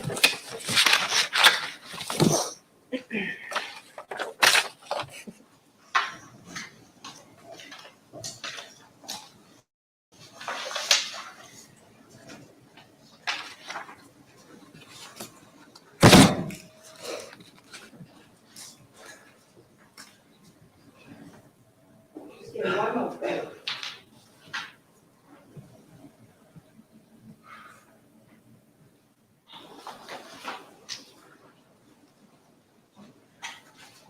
Let me approach first, if I may.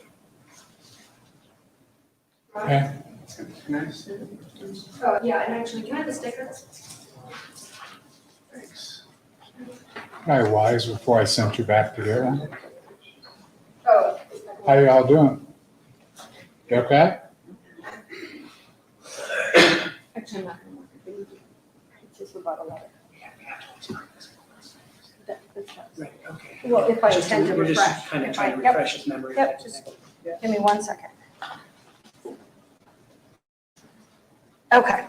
Do you remember in your rebuttal letter, and let me back, you were terminated, and then Talon, fair to say, you wrote a letter or an email to Mount Carmel asking that they reconsider the termination? Correct. And in that letter, do you remember saying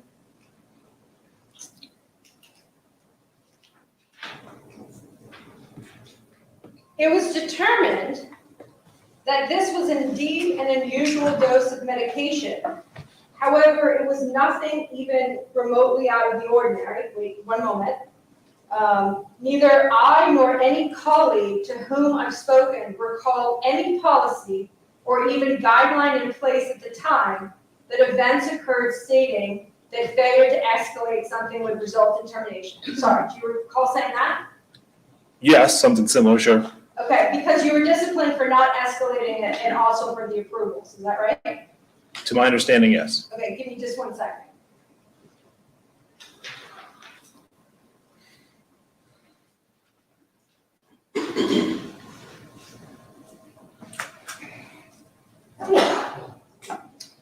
Do you remember saying what dosing guidelines are being referred to in my termination incident? Question mark. Were said guidelines in place when the events occurred? Question mark. Were said guidelines hard and fast, unbreakable rules for prescribers?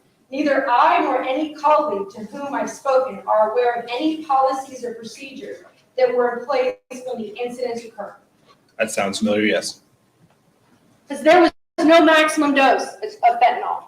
Correct. And if there had been, no doubt, Talon, you as a pharmacist wouldn't have let Dr. Hussell order medication over the max dose. It certainly gives you more ground to stand on when you're bringing it to someone's attention, yes. And certainly gives you more ground to stand on when you hit reject, right?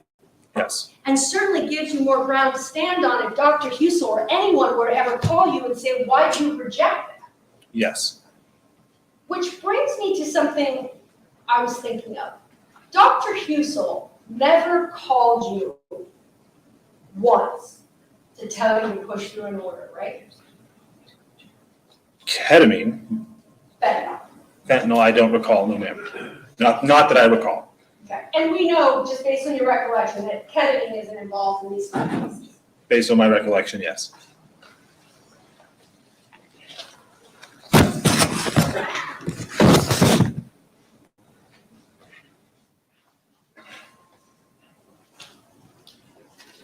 There's also prospective review and retrospective review. Talon, is there a place where you can write a comment? Yes. You can potentially write a comment, like this is suspicious, but still authorizing it or verifying it? I think so. I don't recall. But you don't recall ever writing any comments with respect to these 5 patients, correct? That is correct.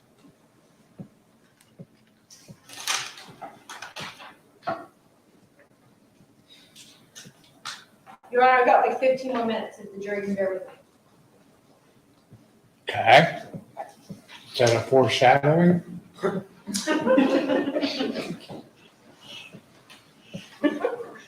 Well, it's not a promise, but. That was more my concern. I will do my best.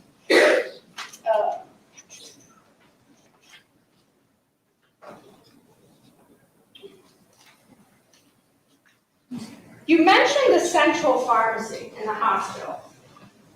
Remember that? Mhm. And you weren't, I just want to ask you, give us the layout of the hospital. Where's the central pharmacy? At West, it was on the first Your Honor, floor. I'm going to start objecting to this. It's been asked and answered, yes, Stan. Okay, I didn't know you had, but there's a central pharmacy separate and apart from where you are in the basement.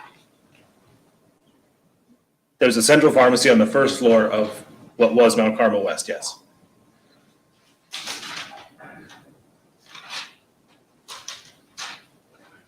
Just so we make it clear, the first floor and the basement are the same thing, I'm using first floor as you walk in, off the street, and you don't go down any stairs.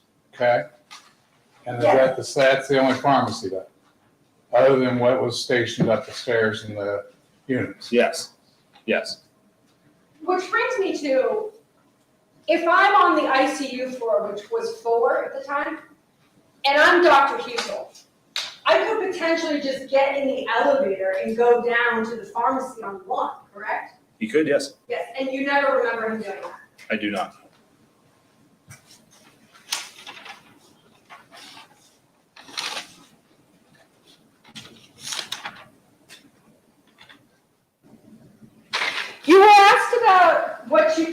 pharmacy board as to why these things happened, and you mentioned that it was the night shift, that there was less staff. In your employment file, is there, or there is not, any report of you saying that you were short-staffed or overworked? Would you agree with me that, Tom? Yeah. And again, we had the voice report, you could have used the voice report to say that complaint, I suppose you could. and you could have gone to Randy Miles and said, hey, we're overworked, understaffed. Mhm. But you didn't do that. Correct. And even in the night shift, the lights are on, Yes, the lights are on. and there's 30 beds in the ICU. Roundabout, yeah. And would you agree with me that during any given night during your shift, that the ICU is a pretty busy place? It certainly could be. And let's just talk about when there's a code. Lots of people, Yes. lots of action, Yes. lots of attention. I don't know about attention, but Oh, just because it's a cardiac arrest situation, right? right. And at any given time, could you not have taken the elevator up and popped out onto the ICU and walked around if you had wanted to? Yes.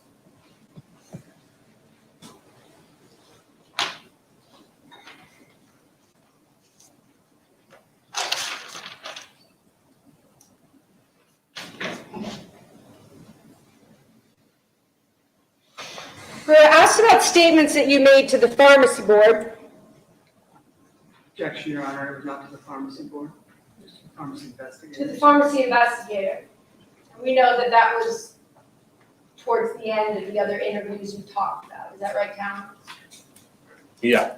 Right. And just generally, would you agree with me that during that interview, you were fighting to save your license? I don't know what their intentions were. But you knew that they could take your license. And to eventually, that was a possibility, yes. And you certainly didn't want that to happen. That's a safe assumption, yes. And so when you're making those statements to that pharmacy investigator who works for the organization that would take your license, just by human nature, you're making statements that would help you, right? I was making statements that were true to the best of my knowledge. But you agree memory doesn't get better with time. I do agree with that.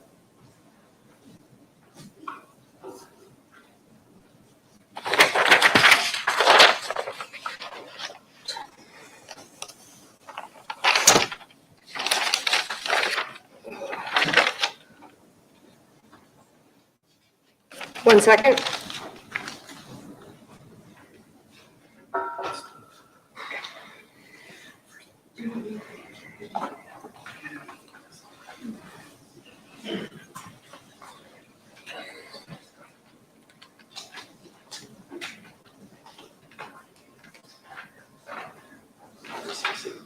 Your Honor, do you want me to just conclude tonight and do 15 minutes in the morning? I'm happy to do what the court and or jury wants.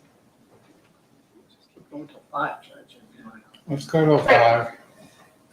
You promised us 15 minutes ago. Well, it wasn't a promise.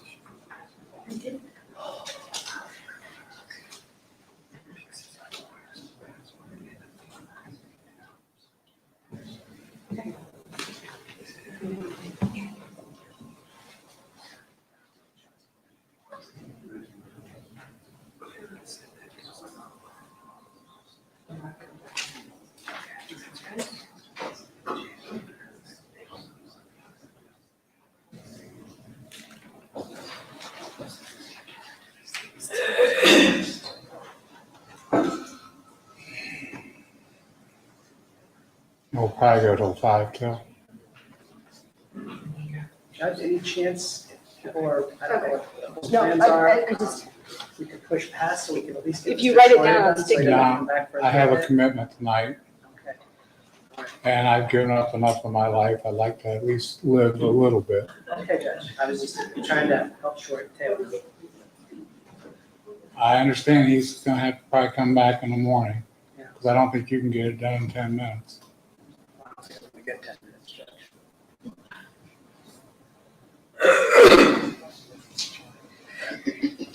I want to go back to this HR interview, which predated your interview with the pharmacy Okay, let's get to the question. and investigator, right?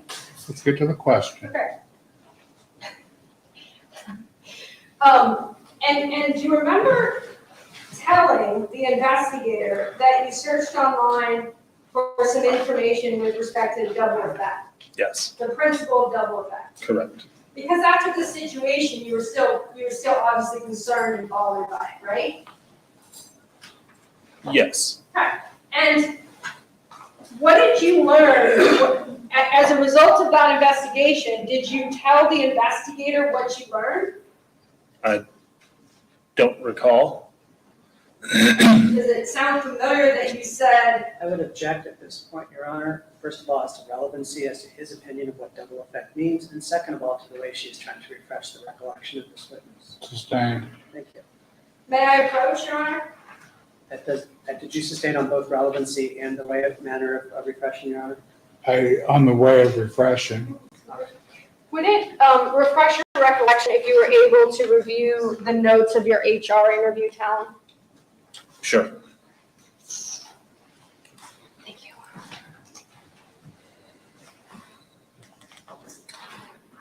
What exhibit are we on? I may approach. I will mark It was marked as being as court 2, was it not? Court 2? Or let's call it court 3. If it's just being used for refreshing and not being admitted, yeah, it'd be court 3 at this point. Okay. Just to read it and refresh. The other one's a little wider. That's all right. Bracket there that's in blue.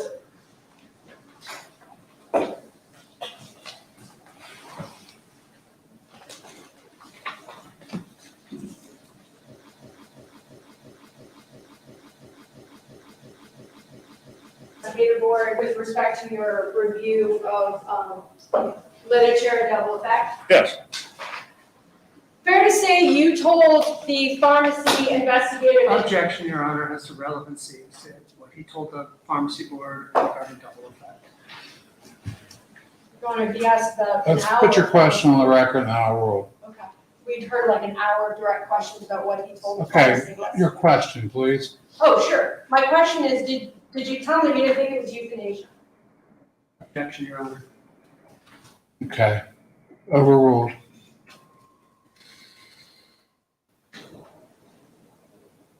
I don't remember. Do you remember being asked if you thought the medication that you verified caused the death of those patients? Do you remember being asked that? Directly, I do not. One moment. Just give me a second, Your Honor.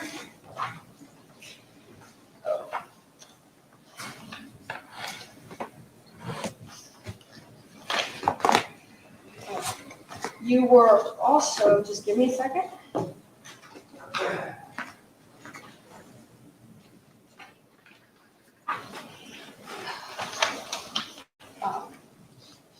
Sir Talon, do you remember being deposed in your civil case in this matter? And during that deposition, you were under oath? Yes. Do you remember being asked the question, do you have an opinion as to whether the drugs you approved for these patients caused their death? Objection, Your Honor. As to relevancy, as to his competency to answer this question, as to an ultimate issue in the case. He's not qualified as an Okay, expert in time this out. case. Let's go sidebar. Ladies and gentlemen, talk to yourself.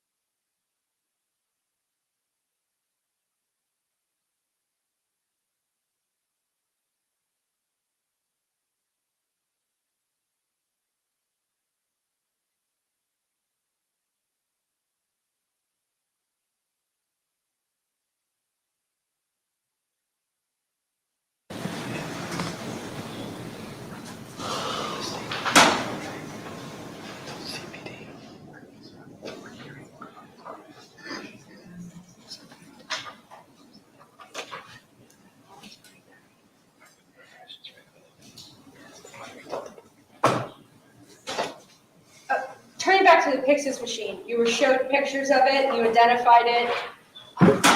Talon, if you know, that machine requires a fingerprint and password, does it not? Yes, And then you know that Dr. Hussel doesn't have fingerprint or password access. I don't know. But is it both a fingerprint and a password? I don't remember. It's been like 3.5 years since I opened one of those. But there are security measures on who can and can't access a Pyxis machine. Correct. And we know from, for example, State's Exhibit 24K, that when someone accesses the Pyxis machine, their name is on it, Correct. right? Right. Under username. Yes. And this 24K lists the patient name, and the username is the person that's accessing the medication from the Pyxis machine. Yes. And every Pyxis machine, if you know, has reports like this, right? I assume so. I don't know.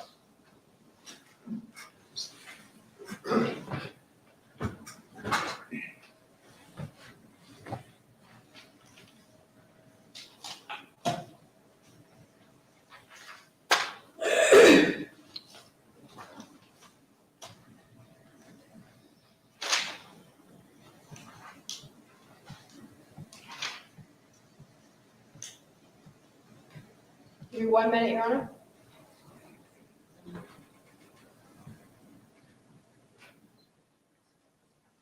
Yes.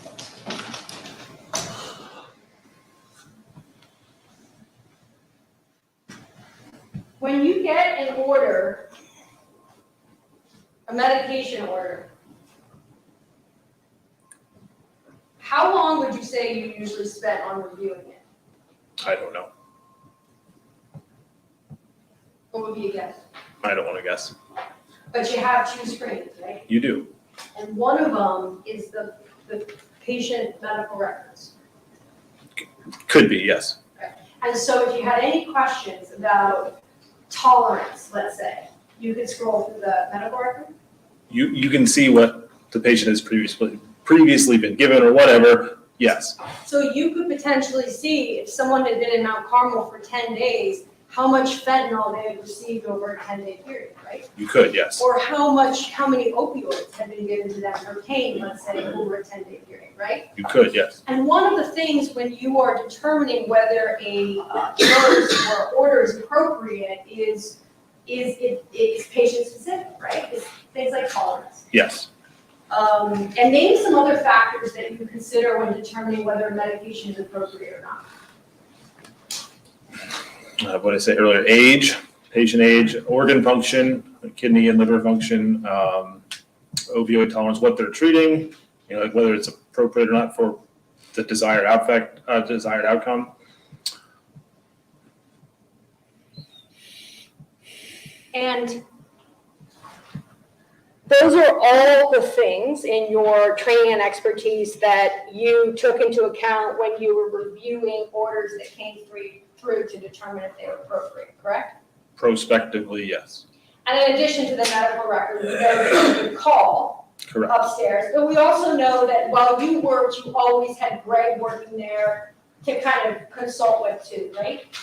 When he wasn't on vacation and stuff, sure. Sure. Yes, And Greg had more years of experience as a pharmacist than you did. correct. I'll end with Timmons.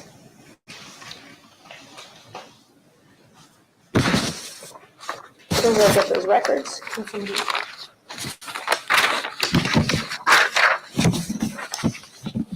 soon as I get there, here we go. Okay. Showing you what's been marked as State's Exhibit 11B. I know you were asked about this on direct, and I've asked you about it too, but are you familiar with a bad death? Familiar with a what? What they call a bad death? I'm not, no ma'am. So let's just go right here to the fentanyl, the order time. What is the order time on that? Order date time 0300. And then down here, the Versed is, would you agree with me, the same order time? Yes. Would you agree with me that the Dilaudid is actually 5 minutes later? Yes. So not ordered at the same time? It appears not, yes. And similarly,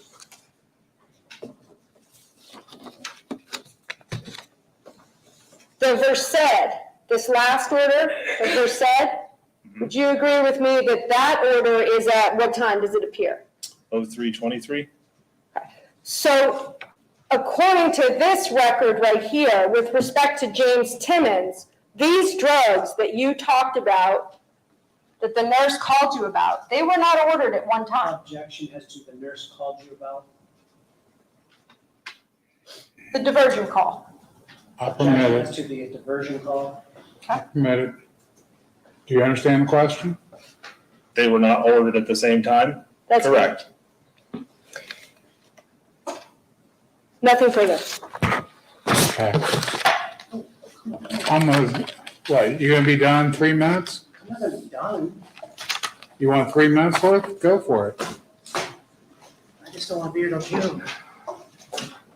Can I start? Yeah. And I just want to start for a little bit here, where Ms. Menashe left off, if that's okay. And I'll make all of those words tonight afterwards. The diversion call. Remember Ms. Menashe asking you that? I do. I got it up here when we started in my notes. And then she called it that, the diversion call. I tried to count in my mind. Were you counting in your mind how many times she called it the diversion call? I was not. Was it more than twice? Okay. Do you have questions of him or Yeah. about? Was it more than twice? I don't know. Well, you know, she said at the beginning that she just called it the diversion call, right? Okay. You remember that? Yes. Okay. Do you remember your answer? No. Okay.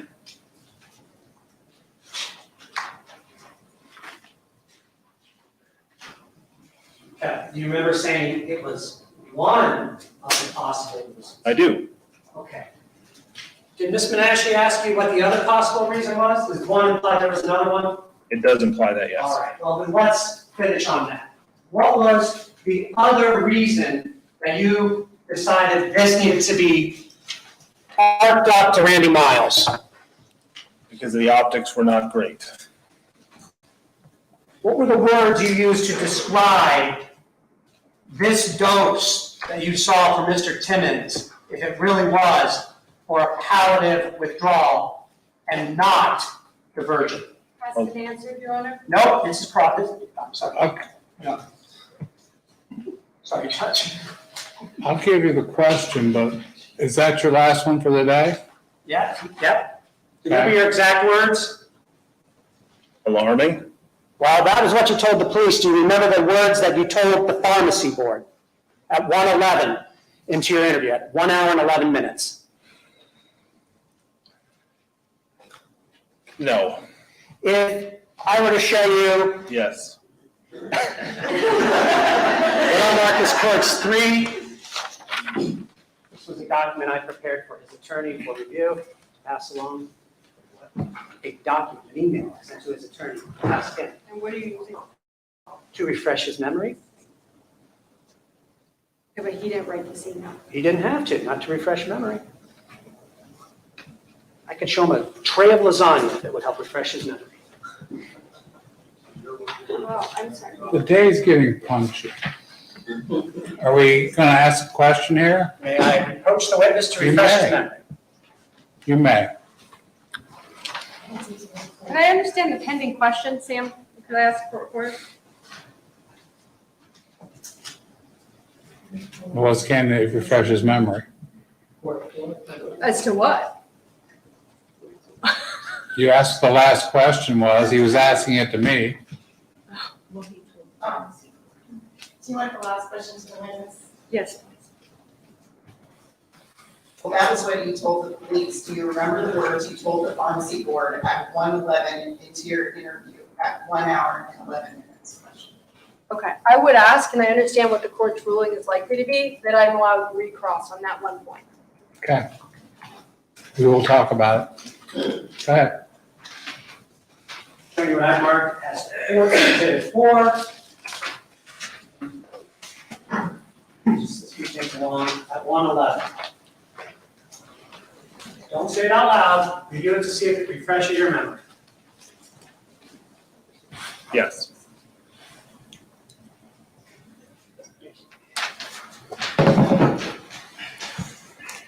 What were your words to the pharmacy board investigators if these drugs were not being stolen, if they were being used for palliative extubation? What were your words to describe that dose? Wildly excessive. Thank you, Your Honor. We can end there today. So you're back tomorrow with this witness? Yes. Okay, ladies and gentlemen, have a great evening. Remember the admonitions. We'll get started at 9. I'm glad nobody overslept this morning. Thank you. All rise. Oh, and we have 15 birthdays in a row. What? Have a good evening, ladies and gentlemen.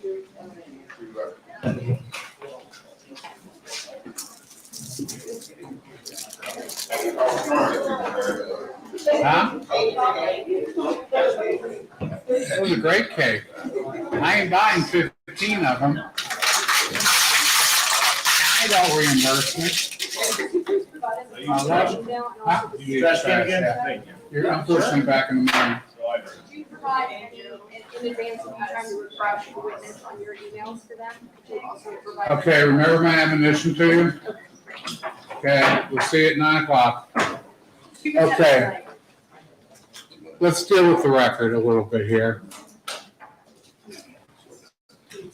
I have some concerns. One is the board that keeps getting flipped up. Okay, it includes things that are no longer under the indictment. Are we having a problem with potential problems in the future? Because I don't want to turn around and say, well, Judge, that got shown to the jury, and it wasn't the state doing. No, I think what we could clarify is that the highlighted patients are those of the indictment. Okay, then why do we even have the other ones present?